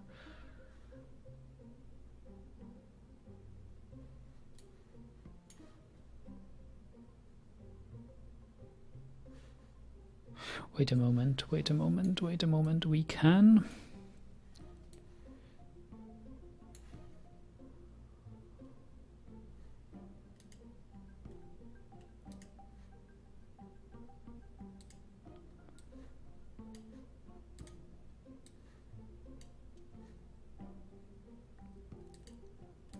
have them removed.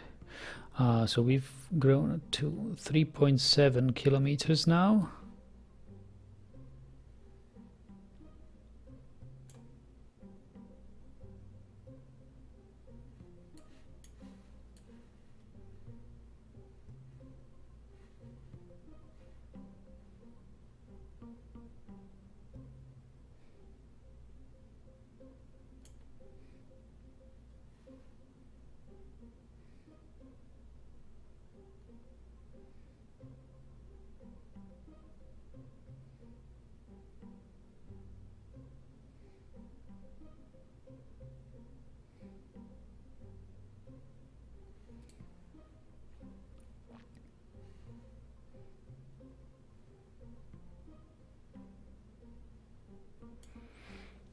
Three 3.7 kilometers.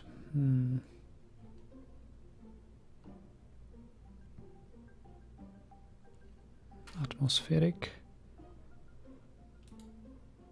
We've got 4.0. Well, it could work.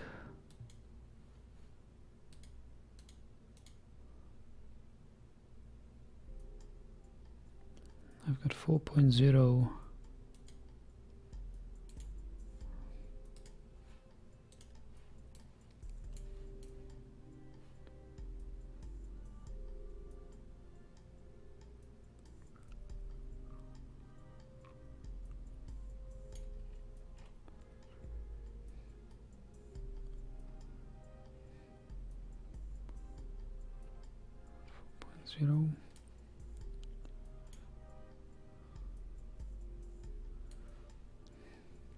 if I double and triple that.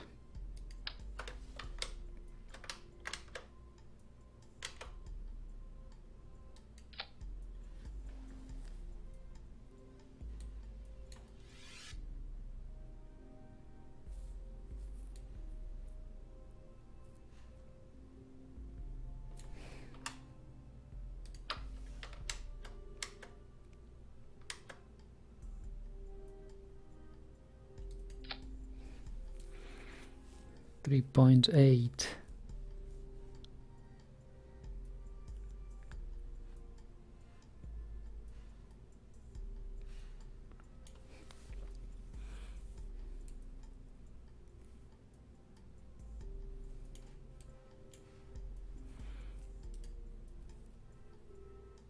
$4.2.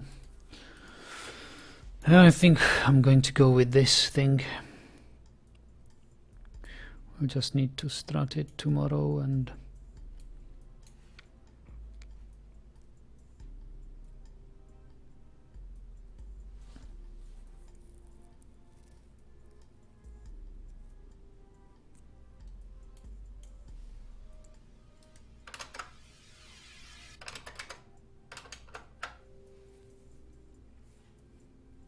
this is incredible.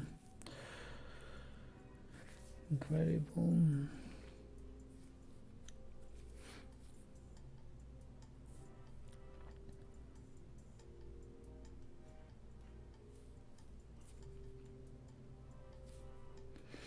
Incredible but necessary. 300,000.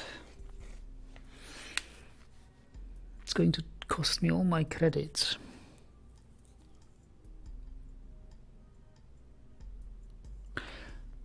If I do the mission now with this, it will be exactly break even. I will end up with exactly as much money as I had before the Eve mission.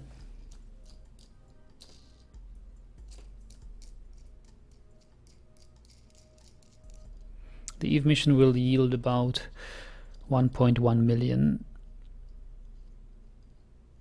And I had 1.4, almost 1.5 million before I started.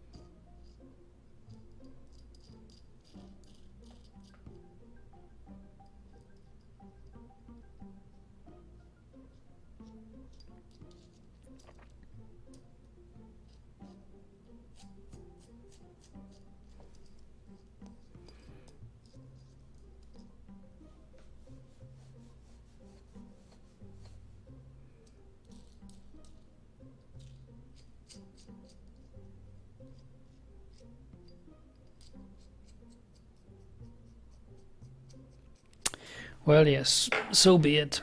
So be it. I'm not happy with this, but it can't be helped.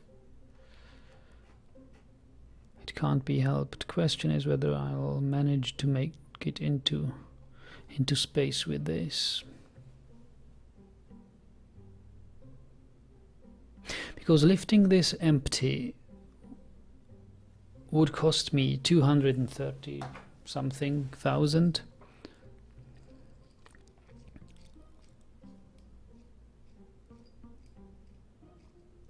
Plus another 90 for refueling, and with that I'd only refuel half of this, so I'd probably need two refuel runs, maybe even 3 refuel runs.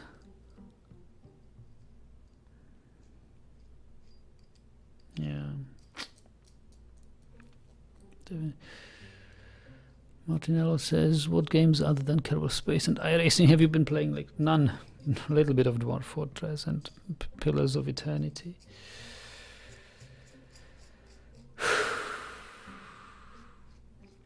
Well, tomorrow I'll go to the hardware store and see if I can see if I can get some wood plates and screws and bolts and tools to fit my new racing pedals to my racing seat. I'll probably work on it the whole day, so that by the end of the day I might sit down and play some more Kerbal, or if I'll be frustrated by Kerbal, I'll just race probably. So thanks for watching, guys. I'm sorry to disappoint, but today I could not really do my Eve mission as planned, but at least we've noticed that it's got some major flaws. Ferco, yes, this Ferco was a completely building stream, 6.5 hours of building and saving missions. Well, I started the Eve mission, but I realized I just have not got enough fuel for the transfer stages. In the transfer stages don't have enough fuel to get the lander there, and this is another saving mission, so I'm pumping another 300,000 credits into the mission to lift this transfer stage, which is hopefully going to make it there, to make it to Eve with the payload it's supposed to do. Yeah, so, but with these 300,000 spent, we will barely break even with what the Eve mission will yield if everything goes right. So it's been 2 weeks of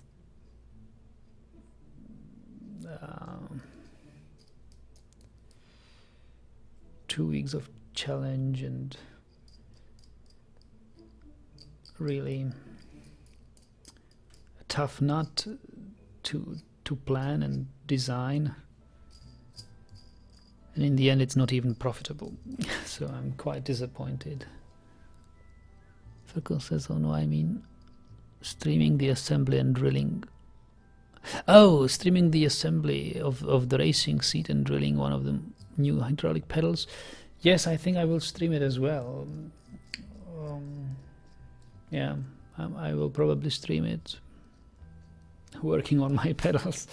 It was the most successful stream I ever had previously, when I have been assembling the racing seat there. Yes, so tomorrow, yes, I'll do that.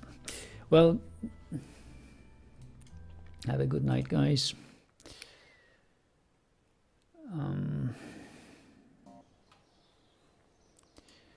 I'll see you tomorrow.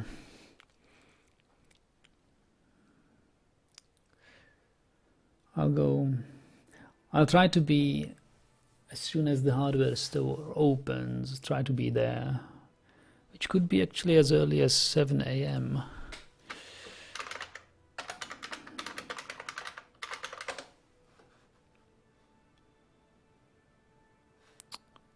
Isn't it here?